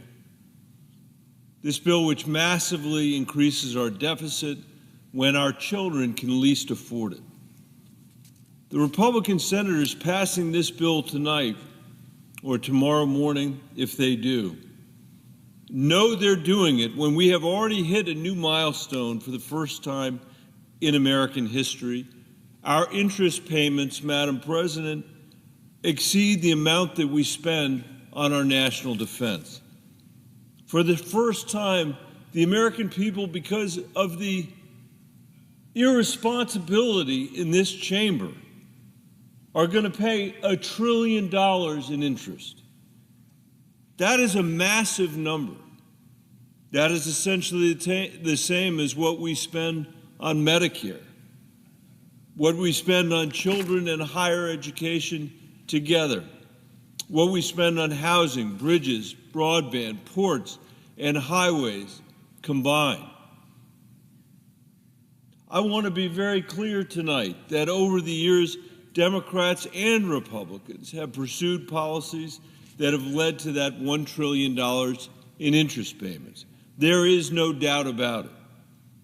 And it's worth thinking about what we could do if we hadn't made such fiscally irresponsible choices. Expand the child tax credit, as my colleague from Georgia said. We do a little trolling. It's called we do a little trolling. And hunger by a quarter. Build a modern energy grid to meet our expanding energy demands so Americans in cities and rural communities can enjoy affordable, reliable energy at home. Establish a healthcare system that the American people deserve, a modern system that people in other rich industrialized countries take for granted, a system that does not cost twice as much with worse outcomes, like in the United States of America, the richest country in the world, that forces parents to choose between their children's prescriptions and school supplies, that exhausts the American people who day after day after day have to fight endless negotiations with their insurance companies just to keep their children covered, that constantly threatens rural hospitals and clinics with closure in this country. No other rich country in the world puts up with that craziness. And we're spending twice as much as any other country in the world to get worse health care, worse outcomes, more scarcity. Every senator on this floor might make a different choice about the policies that they would enact, their preferred policies. But I doubt, Madam President, there is anybody here who is willing to go home and defend the virtues of wasting $1 trillion of the American people's money on interest payments. The nonpartisan Congressional Budget Office and outside groups like the Penn Wharton Budget Lab tell us that by the end of the next 10 years, we will have the highest debt ratio ever, eclipsing the debt our nation had in the 1940s. What was happening in the 1940s?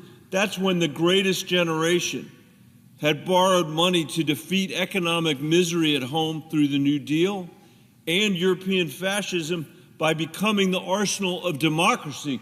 Those were their receipts. Those were the receipts of a generation that understood its commitment to the next generation, to us. When we contemplate from this broken Senate the patriotic accomplishments of the greatest generation, what has always seemed particularly egregious to me have been the tax policy Republicans have passed 4 times since Ronald Reagan passed it in 1981. Every single time they made the same promises. Every time. Look it up. They made the same promises that their trickle-down tax policy would drive economic growth, cut our deficit, pay for themselves. Every time, including the recent Trump tax cut in 2017, these promises have been false. They've been false. That was 8 years ago. That wasn't a century ago. We know what the math is. Everybody in this room knows the deficit is far worse today than it was when Donald Trump passed those tax cuts. President Trump has had a very rare thing happen, which is he got to take 4 years off and come back and be president. The effect of the tax cuts he passed the last time that he said we're going to pay for themselves clearly have not. There's nobody in this chamber who can deny that. I always find it amazing when I hear these promises, why people make them if they know they're so false, over and over and over again. And I think the reason is, Madam President, that it is a way that politicians in Washington can avoid the objections that you could never get away with at home.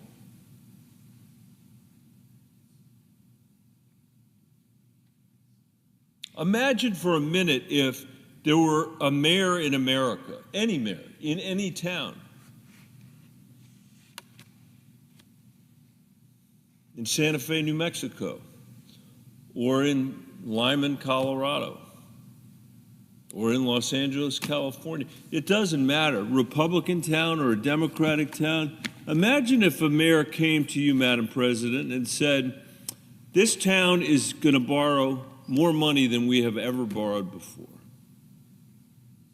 That would worry you, that would worry me. And I think our first question would be to that mayor, okay, that worries me. What are you going to spend the money on that you're borrowing?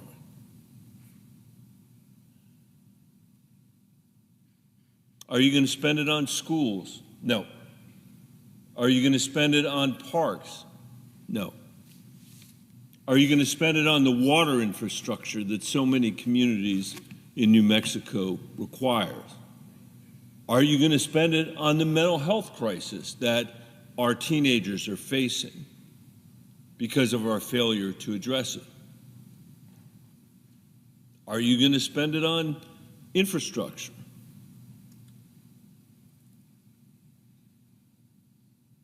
And the answer to all those questions would be no. What are you going to spend the money on, Mr. Mayor? Well, the answer is I am going to give tax cuts to the 2 richest neighborhoods in town and hope that those trickle down to everybody else. That is the Republican tax policy. There's a reason why no mayor in America has ever done that.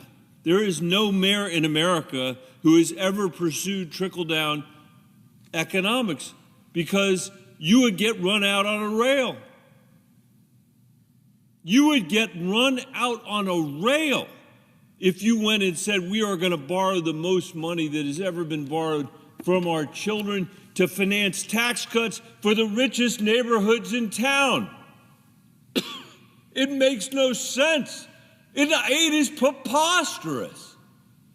And yet that has been the argument since Ronald Reagan first said these tax cuts will be paid for. The economy will grow. There won't be a deficit. There's a reason we're paying more than $1 trillion in interest today, and that's because our deficits are enormous.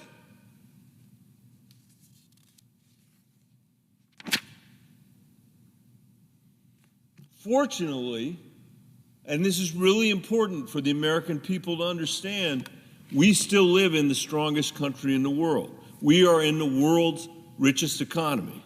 We have the most lethal military.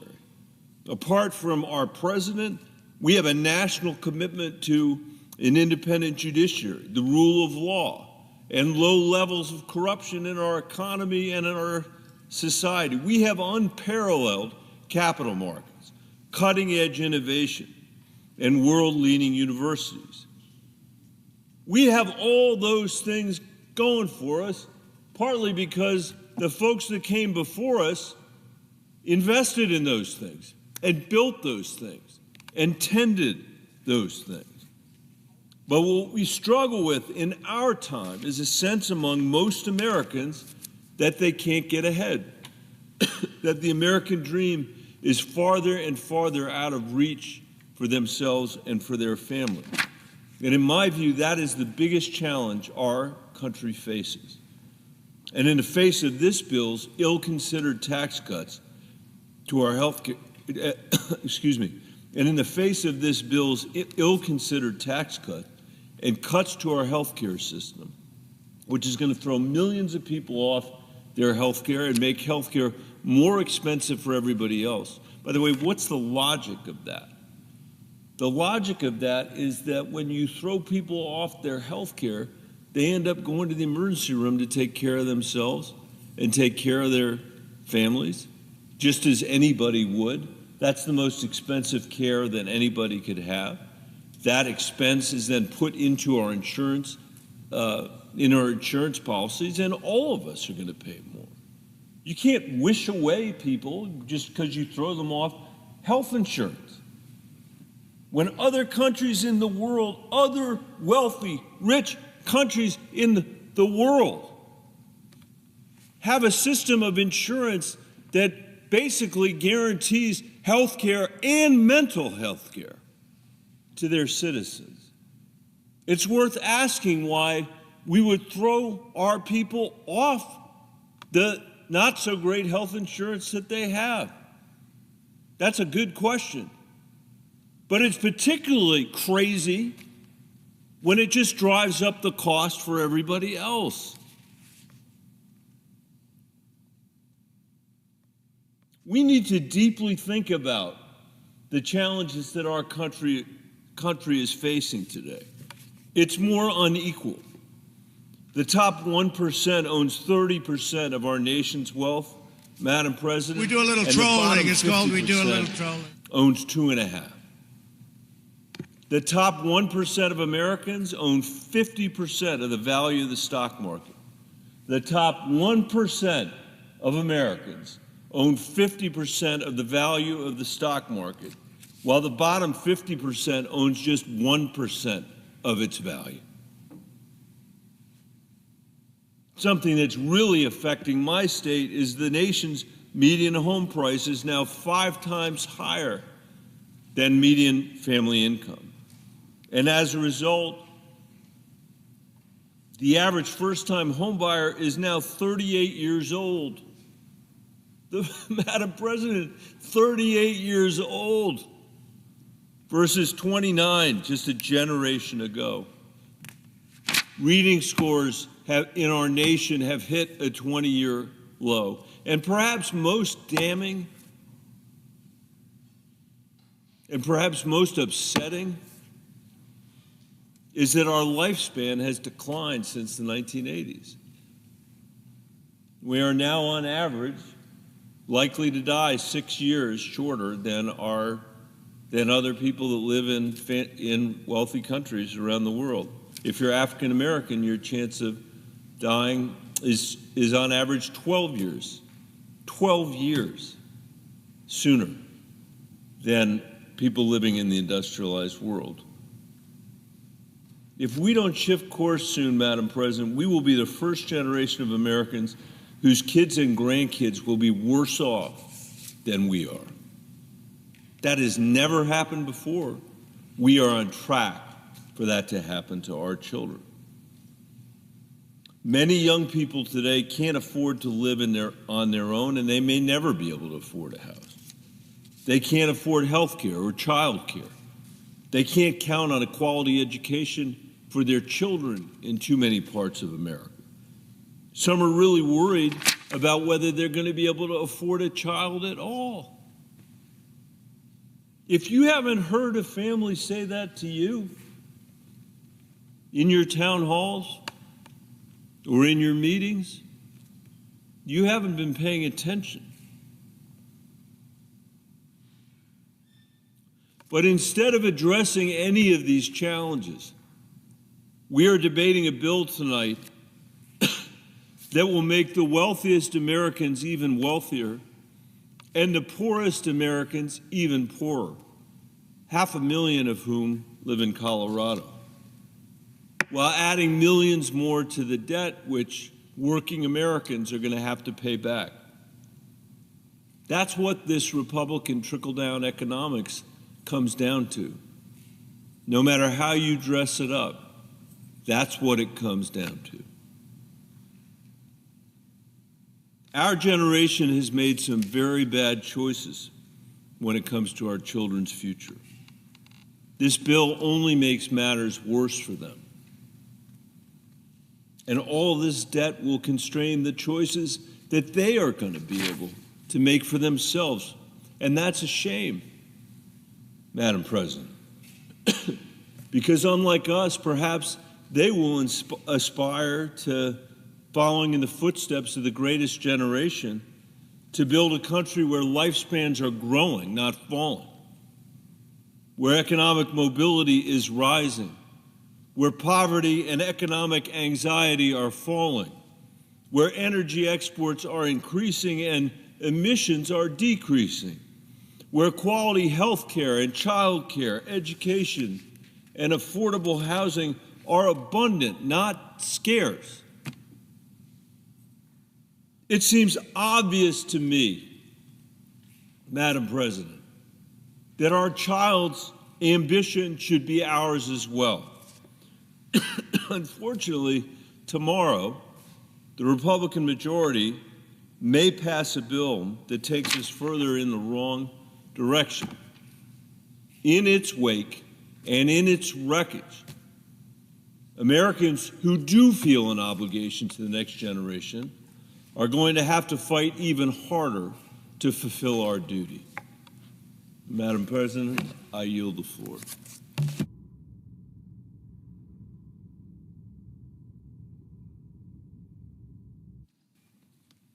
Madam President. The Senator from California. Madam President, today we meet at the center of a great debate, at a crossroads that will determine the direction of the country for another generation. And this debate, this choice, goes to the heart of a central question that has been plaguing families in America over the last 3 decades, but that is now just coming to the forefront. And that question is this: if you are working hard in America, can you still earn a good living for yourself and your family? If you are working hard in America, can you still buy a home or pay your rent, buy your food and medicine, get the health care you need, afford fuel for your car, get a decent education, or go on a family vacation? And if the answer is no, and for all too many millions of people the answer is no, what do we do about it? When I was a kid, my father was in the clothing business, He was a traveling salesman and he made $18,000 a year.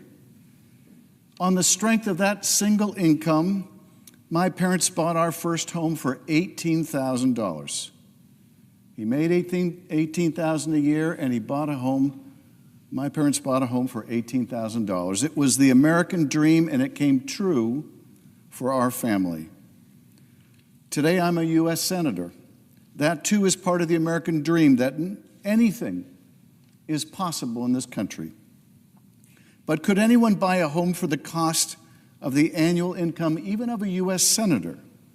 Not a chance in the world. An average home in California costs 3 or 4 times that much.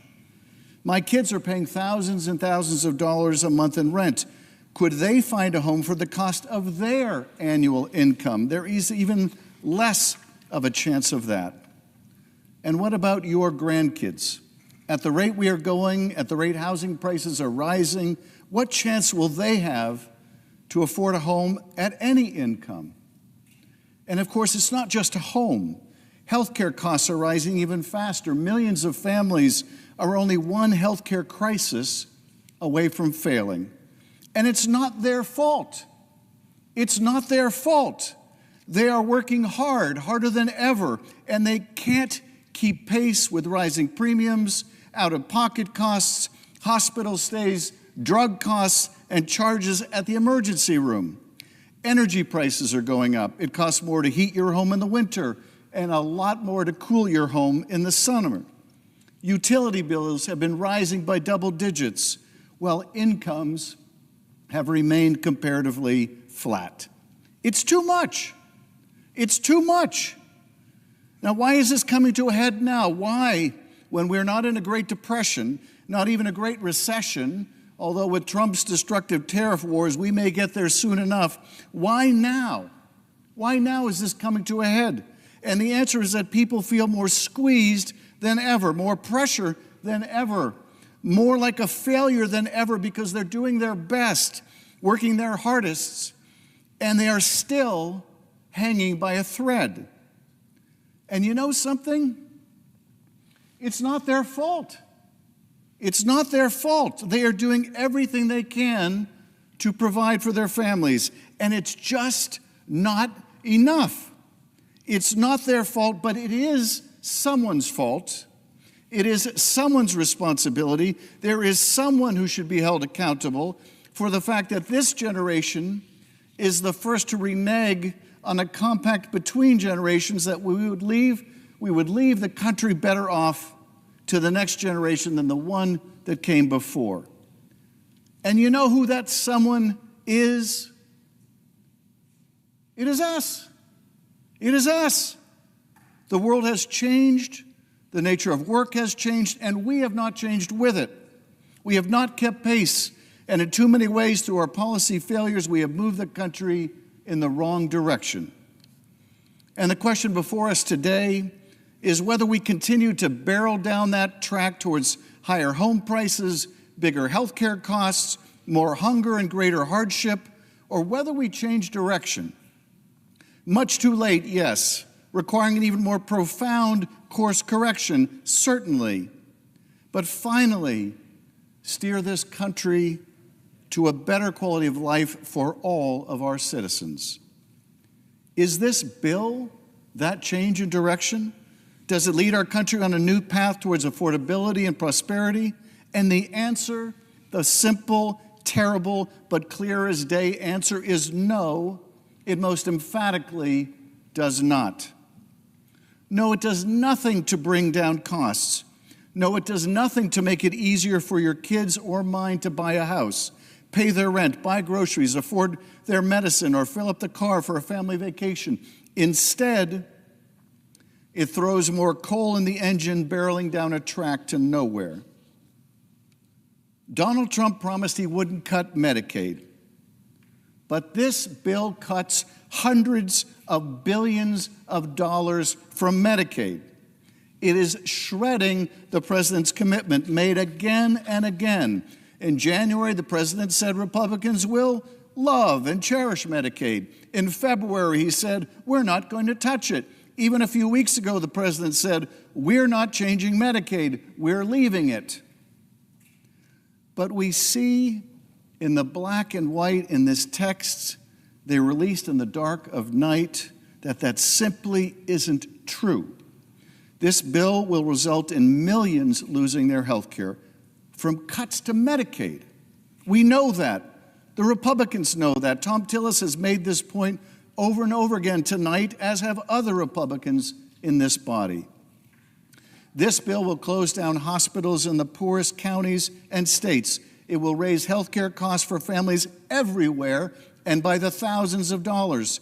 It takes food away from the hungry. It kills clean energy so that we have to rely on oil and gas for everything, enriching that industry and impoverishing the rest of us with higher prices at the pump.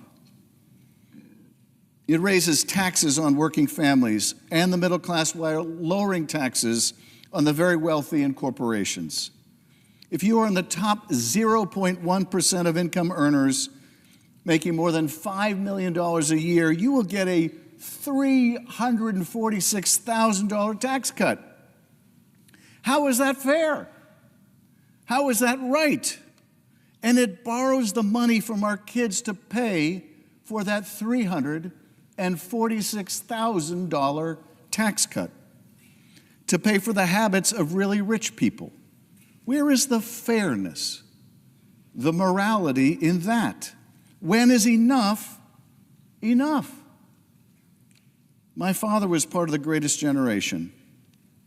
We, would appear, are part of the most selfish. And I'm fed up with it. I'm fed up with it.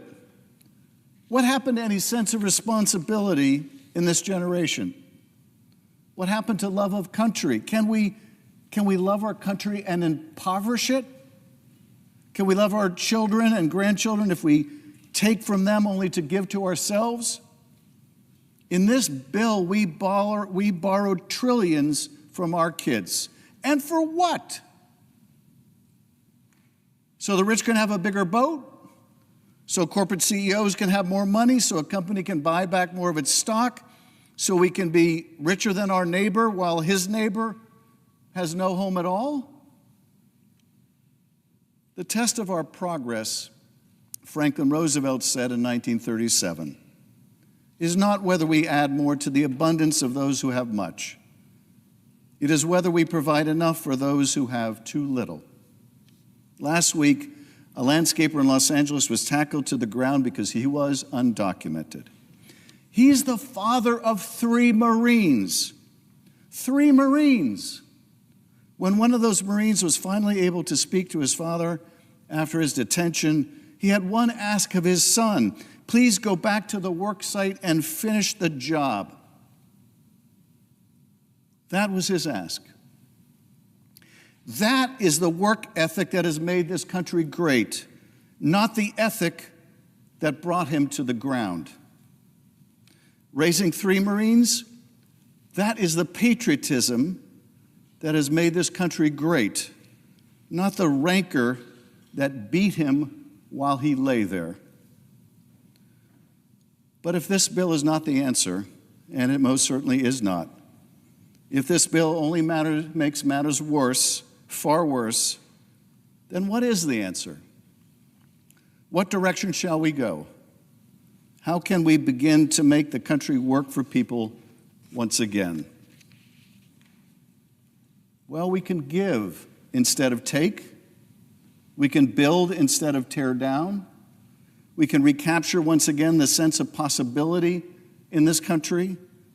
If Eisenhower was part of the generation that won the war and built the roads and highways, let us be the generation that wins the peace by creating the next giant boom in housing in America, making the investment necessary, tapping into the great potential of the government and industry working together, breaking down each obstacle in the way, millions and millions of new homes that my children can afford and your children.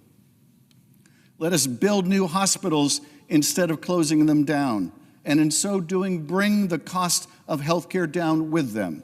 Let us train new doctors and nurses so it is not so expensive to visit them, and new home health care workers to take care of us even as we take care of them. Let us grow more food and feed more people at home and abroad and bring down the cost of our groceries. Let us thank our farm workers instead of chasing them through the fields to separate them from those they love. None of this is beyond our capacity. It may mean that we can't afford yet another tax break for the wealthy, or a giveaway to the oil industry, or a giveaway to any other industry and its corporate titans. It may call for some sacrifice on our part, but a fraction of what our parents and grandparents gave to this country. It means that we pay more attention to our kids and their needs and less our own, that we once again show concern and compassion for our neighbor, and remember that we were once strangers in a strange land, that we show humility about our own achievements and recognize that none of us got here on our own, that all of us can prosper without someone else being made to suffer.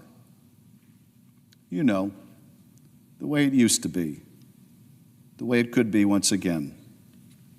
Madam President, I yield back.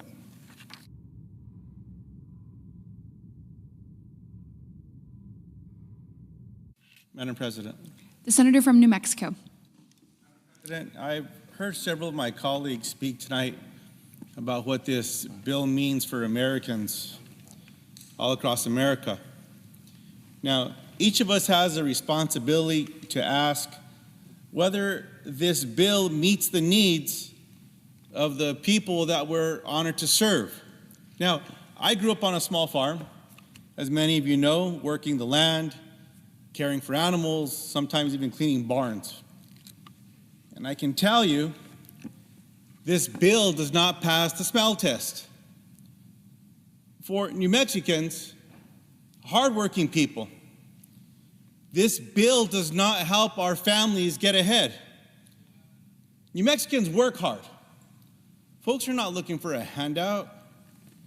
New Mexicans are the type of people who would give you the shirt off their back if you needed it. It's just who we are, and I'm proud of it. But sometimes people fall in hard times. And I'll remind you all that this could happen to any of us. We might need medical care. We might need help putting food on the table. Maybe support to care for a loved one, or just want enough security to know that a job will be there for us. Some claim that this bill will help Americans, which we know is not the truth. Because from where I stand, there is very little in this legislation that helps hardworking New Mexicans. Now, it's important that this debate is happening, because now New Mexicans and people all across America can clearly see what's in this bill and what's not. As has been said time and time again this evening, the vast majority of this legislation benefits the ultra wealthy, the wealthiest 0.1%, getting over 250 grand back in their pocket. Can you believe this? How many people might not make that in a lifetime? An extra $250,000 in their pockets. That's what this bill's about. Now, meanwhile, it does not help farmers. It does not support teachers or children. Nothing for New Mexico seniors who rely on Medicaid and SNAP. And nothing for New Mexicans who served our country and deserve our care in return. New Mexicans are hardworking people who believe in the values of loving your neighbor, following what the Bible teaches us. Do unto others as you have them do unto you. This bill goes against everything New Mexicans stand for. It's not honest, it's not caring, and it's not fair. Now, I've heard my colleagues try to claim that this bill does not cut assistance. That's a lie. It's not true. This bill cuts more than $1 trillion from the Supplemental Nutrition Assistance Program and Medicaid, for crying out loud.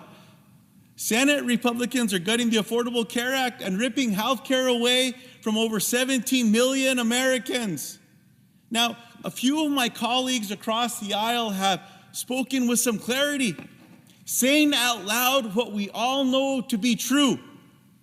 One Republican senator warned about SNAP, about these cuts, saying, quote, if we don't watch out, people are going to get hurt.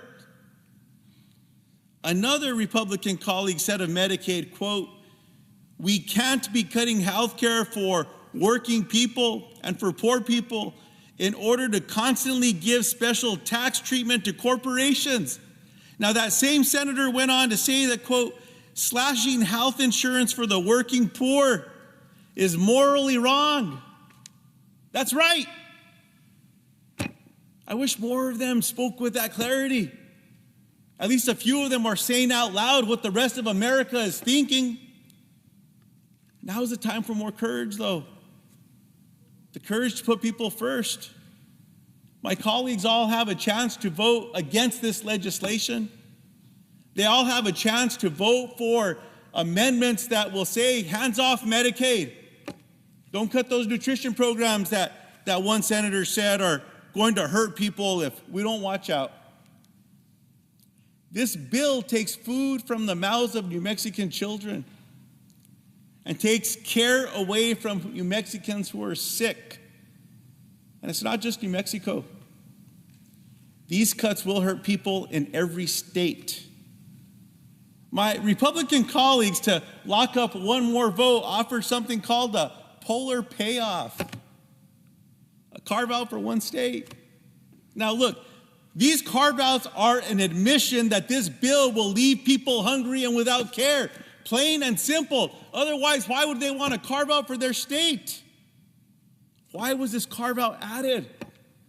Because this scam of a bill cuts funding for rural hospitals and the programs that feed children and families in need. For our rural communities out there, for the farmers and ranchers who grow our food, this bill will hurt your bottom line while closing rural hospitals, closing rural grocery stores. For families who rely on SNAP, this bill means less food on the table and more children going to bed hungry, all while making health care, especially emergency care, harder to access. That is what this bill does to hardworking Americans. And I'm not even mentioning the Americans who currently have health care but will no longer be able to afford it because of this bill. Those of you watching at home tonight who do not think this impacts you, it just might. Earlier this week, I had the honor of speaking with a healthcare worker from Las Cruces, Julie. Julie traveled all the way from New Mexico to Washington, D.C., to tell Congress not to mess with her family's Medicaid. Like many of her colleagues, she had a story to share. Now, Julie's son received mental health care through Medicaid. When that coverage was cut, Julie lost her son. Soon after, her daughter was diagnosed with a serious condition that required immediate care. Now, without Medicaid, her daughter may not have survived either. Just think about that. Let it sit in. New Mexicans understand the responsibility of looking after family. Like so many families in New Mexico and across the country, I grew up helping to take care of my grandparents, Grandma Nestora and Grandpa Celedon, my dad's parents. Now, when my other grandparents, Grandpa Luis and Grandma Cleotilde, were victims of a terrible car accident, I watched my mom, my uncles, my aunts, and my cousins show what grace looks like, what love feels like, compassion really means. Now, this bill is a direct attack on those values. Values of helping one another and shared sacrifice. There's no shared sacrifice in this bill. Only more handouts for the wealthy. There is nothing in this bill that shows that we are all looking out for our neighbors across America. And like so many Americans, I'm so deeply concerned about the price tag. This bill would add more than $3 trillion to the national debt. Now, to people watching, this is not just a number. It affects your everyday life. Higher interest rates. Think about your credit cards, your car loans, your mortgages if you're fortunate to have one. This bill is going to make your life more expensive. It's a total betrayal of our constituents. So to the American people, hear me when I say keep speaking. You've done it before. The American people, all of you that spoke up, you helped stop the sale of our public lands. You made your voices impossible to ignore. Now, this bill is not the law of the land yet.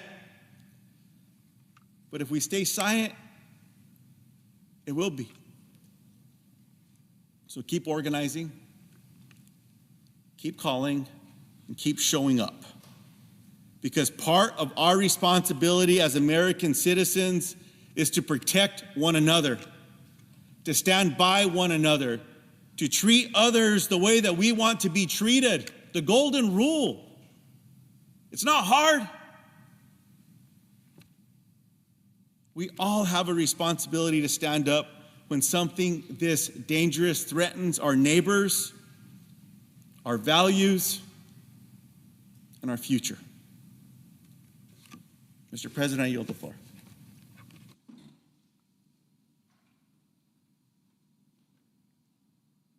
Mr. President. I recognize the senator from New Jersey.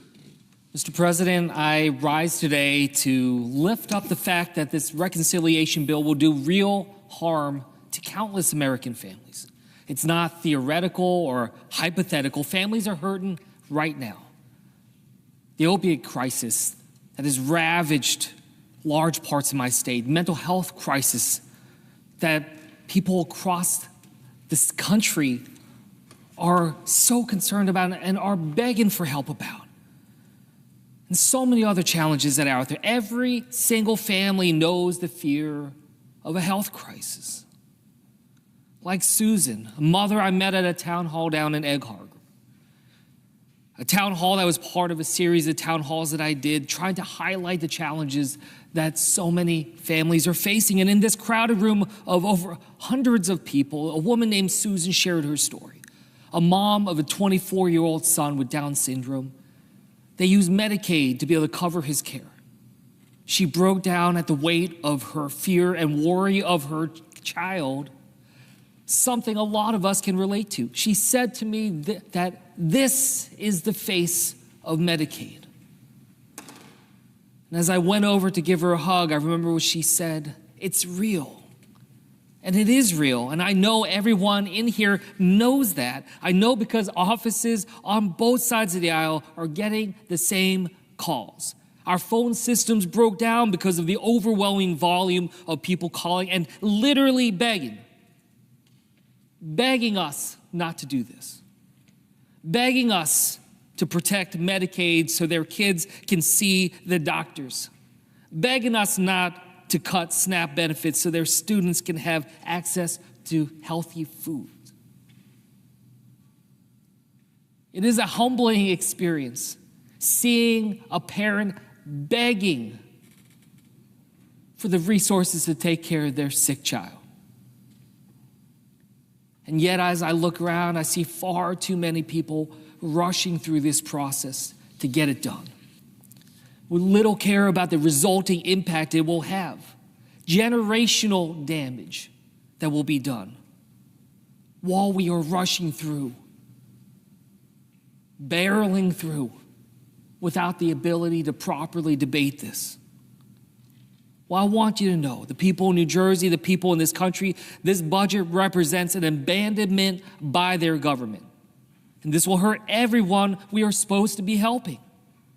Some of the people that could be impacted the most are people within the disability community. Hundreds of thousands of people in New Jersey with disabilities rely on Medicaid for coverage. Over 15 million across our country, including a man named Tom Spadaro, a disability advocate in Ocean County, New Jersey, who joined me for a town hall. After a gun accident when he was 11, Tom is a total quadriplegic, dependent on a ventilator and others. Medicaid helped him go to school, then college, and in his own words, has given him dignity. When talking about this bill that we are debating here today, he said, quote, "If I lose Medicaid, I feel like I'm getting shot in the head again. This time, it's not a bullet, it's legislation." I want his words to echo through this chamber today for everyone to hear. If this budget passes, families in every single state across this country will feel these cuts long after the media and the Trump administration have decided it's time to move on and get over it.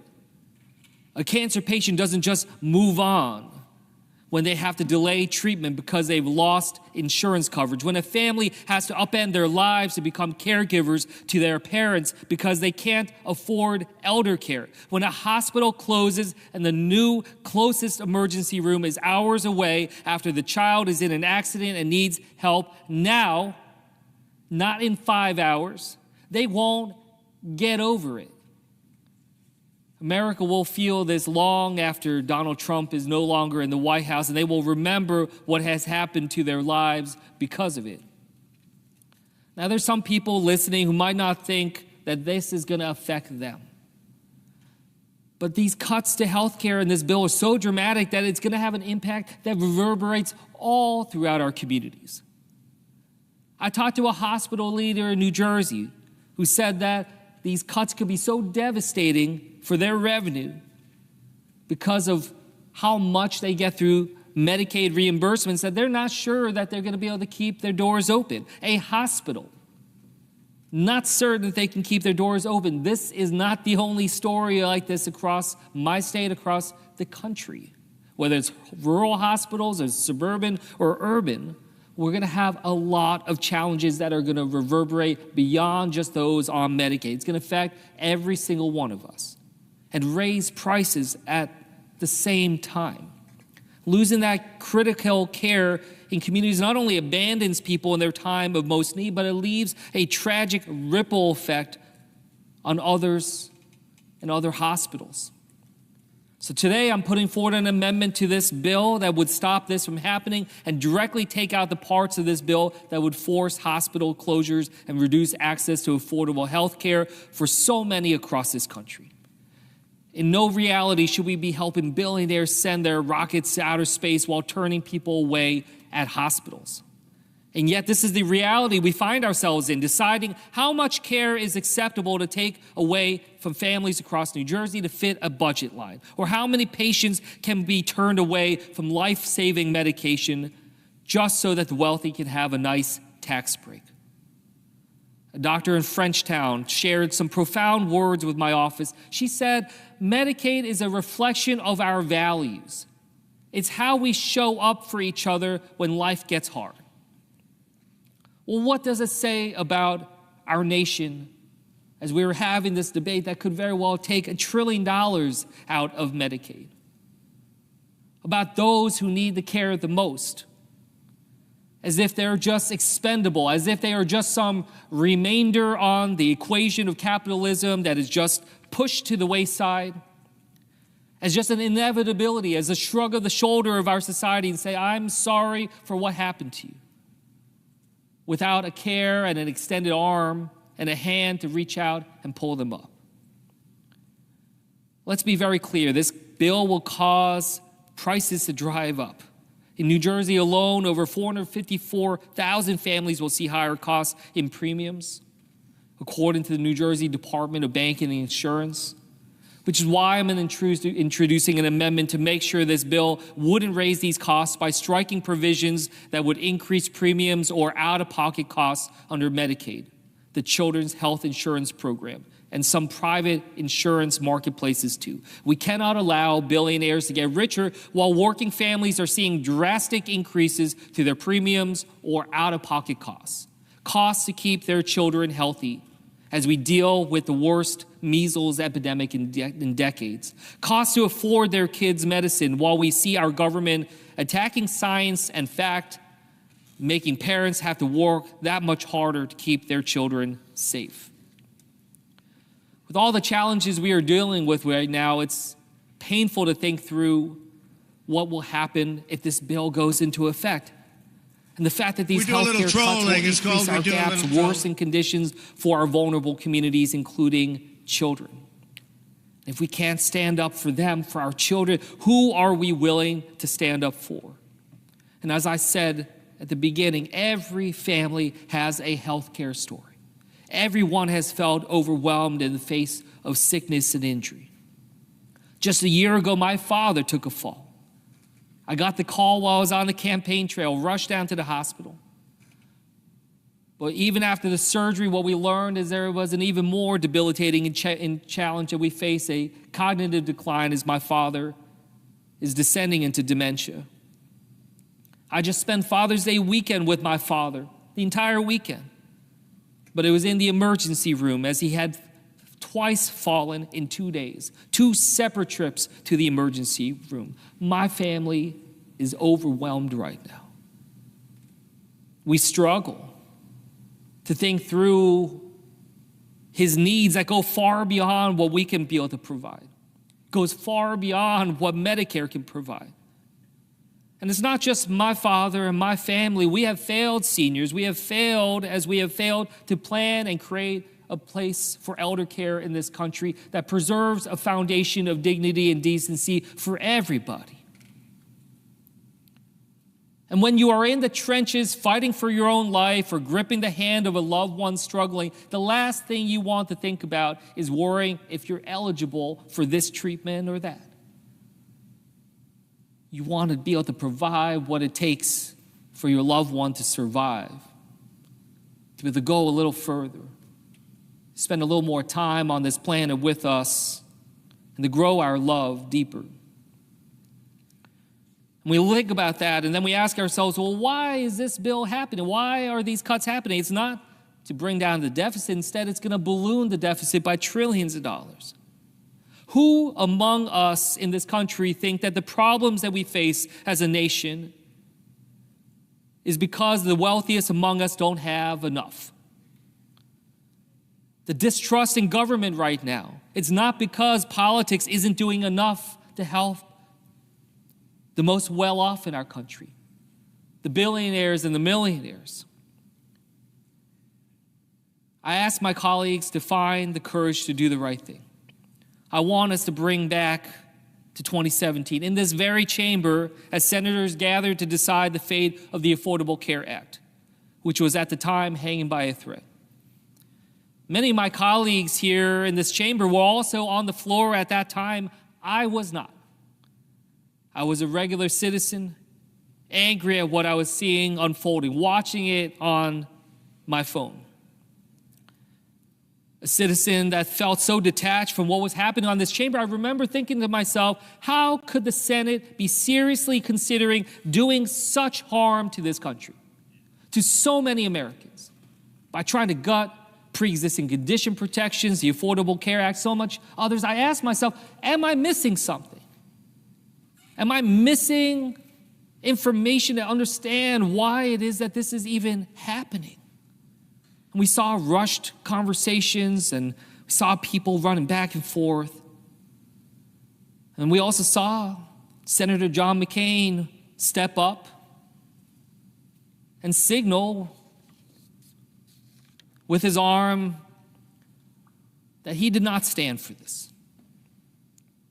Senator McCain's vote was a rare moment of doing what you know is right, even when you're surrounded by noise telling you it's wrong.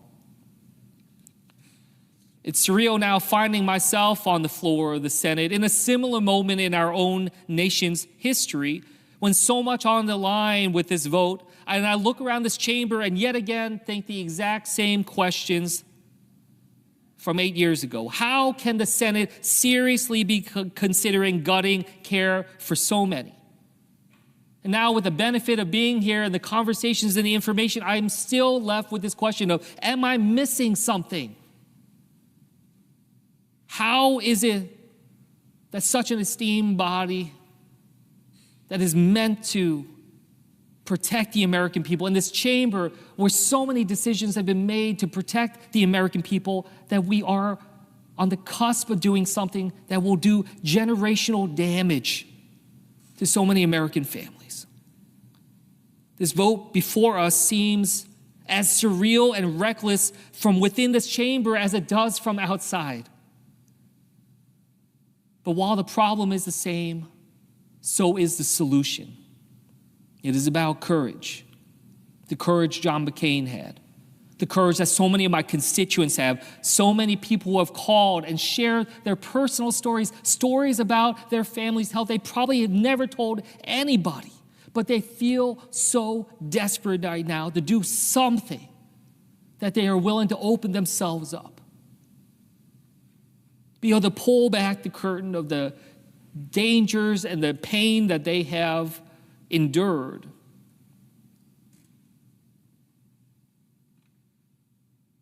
To be able to try to do anything to stop this bill from hurting Americans.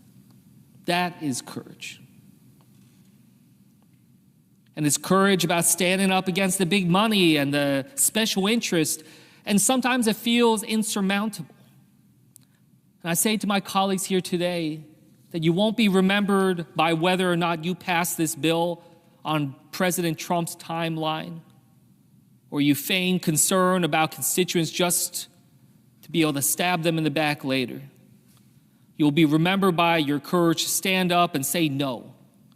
You'll be remembered by your courage to speak out for the people, not just the few who have paid, but for all of us. You'll be remembered in the same way as our former colleague was remembered by what he did 8 years ago.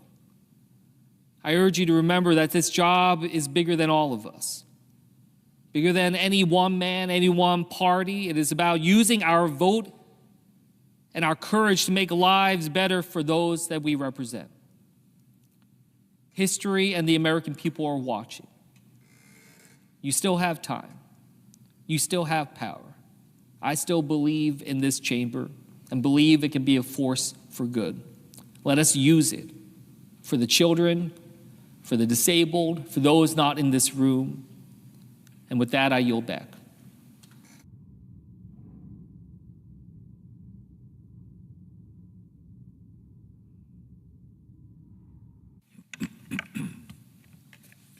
Mr. President. I recognize the senator from California. Mr. President, I too rise in opposition to the reconciliation bill before us. But before I get to my objections over the substance of this historic attack on working and middle-class families, I want to speak for a minute as the ranking member of the... We do a little trolling. It's called We Do a Little Trolling. And I need to address how Republicans are abusing the process to get here. They're breaking the Senate rules to hide the true costs of the bill. For the second time in just 6 weeks, the Republican majority is going nuclear on the Senate rules. And they're doing it with the same purpose, to avoid the 60-vote threshold of the filibuster in order to pass a very unpopular agenda. Now, I know oftentimes we're advised against getting into quote-unquote process, because most people may not care about process or understand process, but in this particular case, it serves to underscore the significance of the damage that this bill represents, the procedural lengths to which the Republican majority is going to try to get this done. And I do have to say it's so surprising because it was just in May that Senate Leader Thune unequivocally said, quote, while Republicans are in charge, the legislative filibuster will remain in place, end quote. If we go back to January, he was asked about this because folks kind of had a sense that this might be coming. He said then about overruling the Senate parliamentarian, quote, that's totally akin to killing the filibuster. We can't go there. People need to understand that, end quote. But now Republicans are trying to do exactly that, to hide behind the technical language of Senate procedure to harm working families. And no, like I said, it's not the first time. Just last month, Republicans voted to override the very plain language of the Congressional Review Act. And they voted to overrule the parliamentarian to repeal California's Clean Air Act standards with a simple majority vote. Fast forward to today, they're running the same play, this time with trillion-dollar consequences, not just air quality and public health consequences. See, colleagues and folks watching at home, budget reconciliation is the most powerful expedited procedure statute on the books. You can do a lot with a simple majority and avoid the filibuster, but you have to do it by the rules of reconciliation. But today, the Republican majority wants to extend trillions of dollars of tax cuts for President Trump's billionaire friends and extend those tax cuts permanently. That's not just terrible, terrible policy, it's against the Senate rules. The Congressional Budget Act says clearly that reconciliation bills cannot increase the debt beyond 10 years. Now, it doesn't take a Nobel Prize-winning economist to know that a permanent trillion-dollar tax cut would do exactly that. And so once again, following the same playbook they did last month, the majority is going to twist the rules to try to find a way. They're again ignoring the guidance from the parliamentarian's office that doesn't fit their agenda. And they're setting yet another new precedent for this body. Not only continue to overrule the parliamentarian, but to ignore adding trillions of dollars of costs under the, quote, current policy baseline. As we did during the Clean Air Act debate last month, I and my Democratic colleagues will once again remind our Republican colleagues that sooner or later Democrats will be back in the majority. By then, the American people will have felt the pain of this bill, but we'll make sure that they understand just how hard you tried to work to hide it from them. Democrats will not let the American people forget what Senate Republicans do this week. Now on to the substance of budget reconciliation. Mr. President, how many times have we heard the Trump administration these past few months say that they're focused on fraud, waste, abuse? Now, these are the buzzwords that they turn to when they're trying to bat away questions or when Americans are trying to get clarity on whether the life-saving services that they depend on are about to get cut. But in reality, what we're seeing happen this week is one of the biggest acts of fraud in American history playing out right before our very eyes. With the bill under debate today, and it is past midnight, so we're into Tuesday, so I can still say today, Donald Trump and his billionaire allies are literally stealing from working families in order to reduce the amount of taxes that they would have to pay. Literally robbing from the poor. We do a little trolling. It's called we do a little trolling. And for anyone really wondering whether they would actually do that, we know that they will, because they've done it before. In 2017, during the first Trump presidency, Republicans seemed fine, saying they could afford hundreds of billions of dollars in permanent tax cuts for large corporations. I remember the arguments back then. This is going to grow the economy, they said. In time, it will reduce the debt, they said. That didn't happen. So today, now they're arguing that we can't afford programs that keep kids from going hungry. We can't afford the programs that keep lights on in emergency rooms. It's outrageous. In 2025, so many working families are struggling to keep up with the rising costs from Trump's chaotic tariff wars, with prices going up for groceries and other everyday goods. Many are working long hours and still struggling to make ends meet or to afford care for their loved ones. I get it. I've been there. Colleagues, as I've shared with you before, I'm the proud son of working class parents who came to the United States from Mexico in the 1960s. I'll remind you that for 40 years, my father worked as a short order cook and my mom cleaned houses.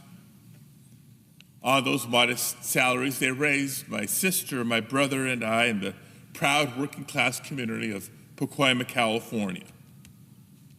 And I remember what it was like to live paycheck to paycheck. I know how unnerving it could be, for example, when the car broke down and you listened and witnessed to your parents' debate because, on the one hand, maybe they couldn't afford the cost of repairing the car right away. But they also realized that they couldn't afford to not fix the car because they had to get to work.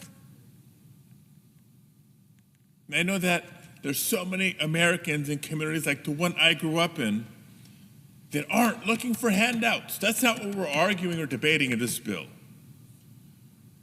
Americans just want a fair chance to work hard and provide for their family. There's pride and dignity in working hard and providing for families. That's part of the American dream. People just want a fair playing field. In a country with as much promise and profit as the United States of America, that shouldn't be too much to ask for. But not only would the Republican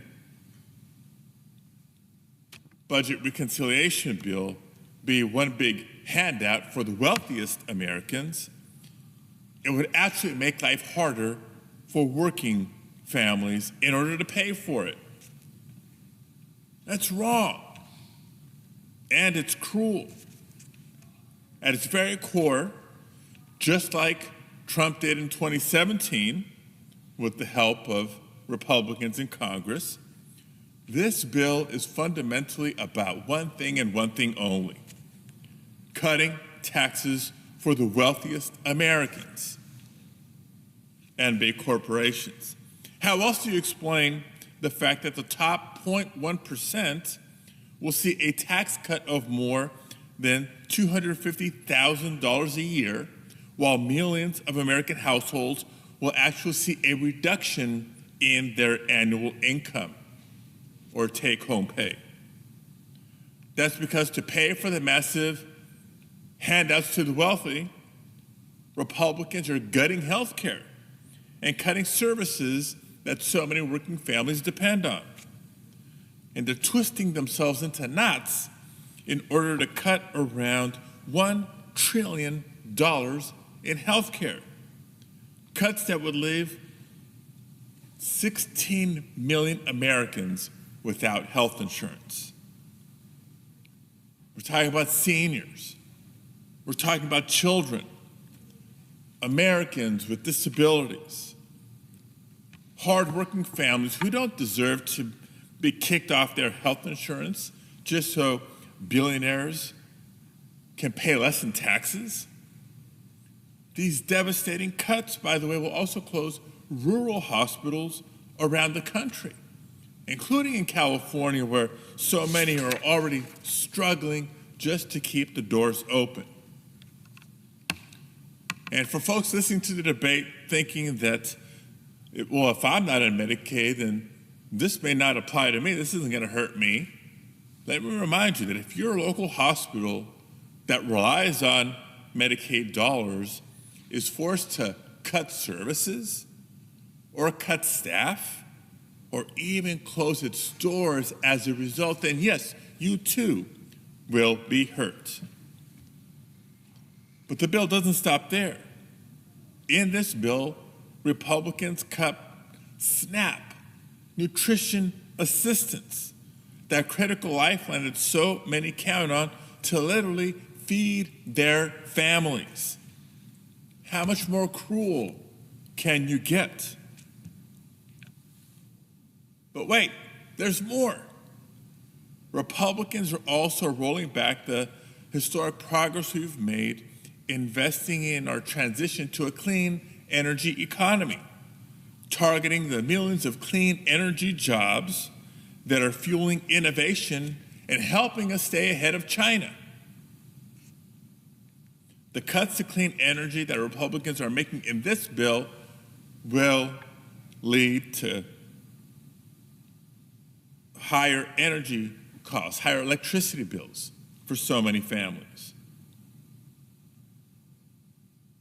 Now, I'm reminded that this last November, so many voters went to the polls and voted hoping for lower prices. They were desperate and looking for relief, and that's what motivated their votes. But this bill does the opposite. So I have to wonder, for my Republican colleagues who are supporting this measure, who is it that you're fighting for? Did any of you really come to Congress to take food away from the hungry? To take care away from sick children? What are you proposing be done here?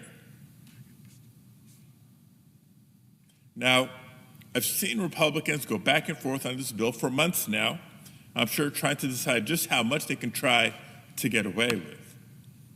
And I've heard some of the arguments that they plan to make to justify voting for this bill. Some of them will argue that we need this bill because we need to reduce the deficit. Talk about misleading. This bill adds trillions, yes, trillions of dollars to our nation's debt. So even when they try to twist the numbers and come up with the funny math, it doesn't even result in deficit We do a little trolling. It's called we do a little trolling. And you know how you can tell? Because the Republicans included a $5 trillion increase to the debt limit in this bill. If the bill and the cuts included in the bill indeed reduce the deficit, as they claim it does, they wouldn't have needed to raise the debt limit in the process. So let's be clear. Republicans who are voting for this bill know full well it will hurt so many of their constituents. That's why behind closed doors you have Republicans handing out flyers that show just how devastating Medicaid cuts will be in states represented by Republicans. Or we hear they're discussing the burden that SNAP cuts will have on state and local governments. But because the leader of their party wants to sign this bill to celebrate the 4th of July this year, many of them will vote yes.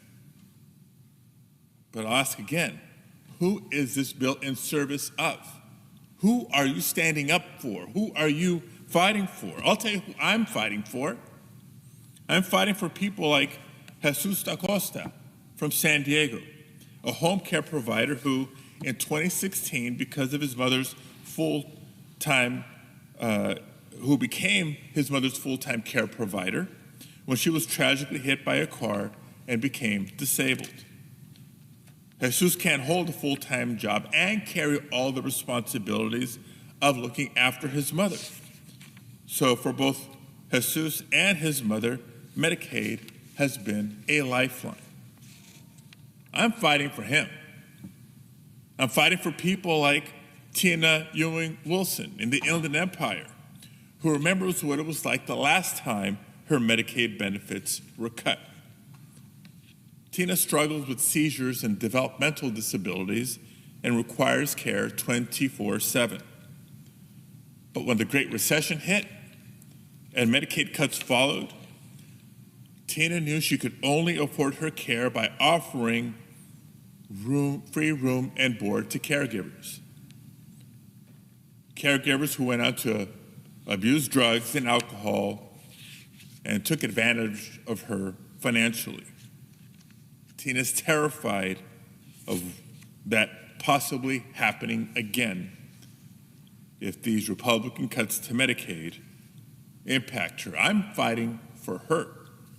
And I'm fighting for the families I met at Rady Children's Hospital, where over half of all patients are covered by Medicaid. And I'm fighting for the nurses and the caregivers who fear for their patients. They care for their patients, but they're fearing for their patients because of these proposals. For every parent across the country who's working their tail off to put food on the table for their children, but every now and then may need a helping hand. If you see these Americans, if you have constituents with similar experiences in your state, and still think that they should have less of our help, not more, then I guess we came to Congress for different reasons. If you've seen so many corporations' profits soaring and the wealth inequality in our country growing, and think that billionaires need more tax relief, then I guess we came to Congress for different reasons. And if this week you'll vote to rip these critical lifelines away from millions of Americans because you somehow think it's the right political calculation, then surely we came to Congress for different reasons. Colleagues, it's crystal clear.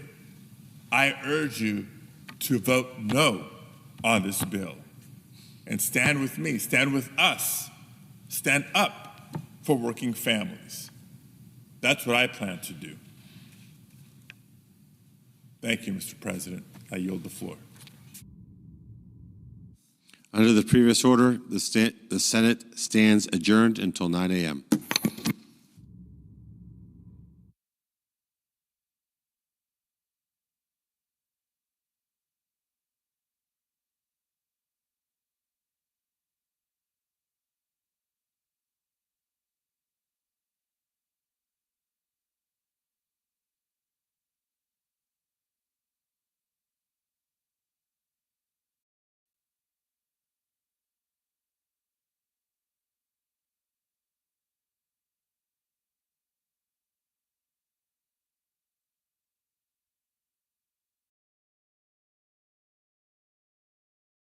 Thank you.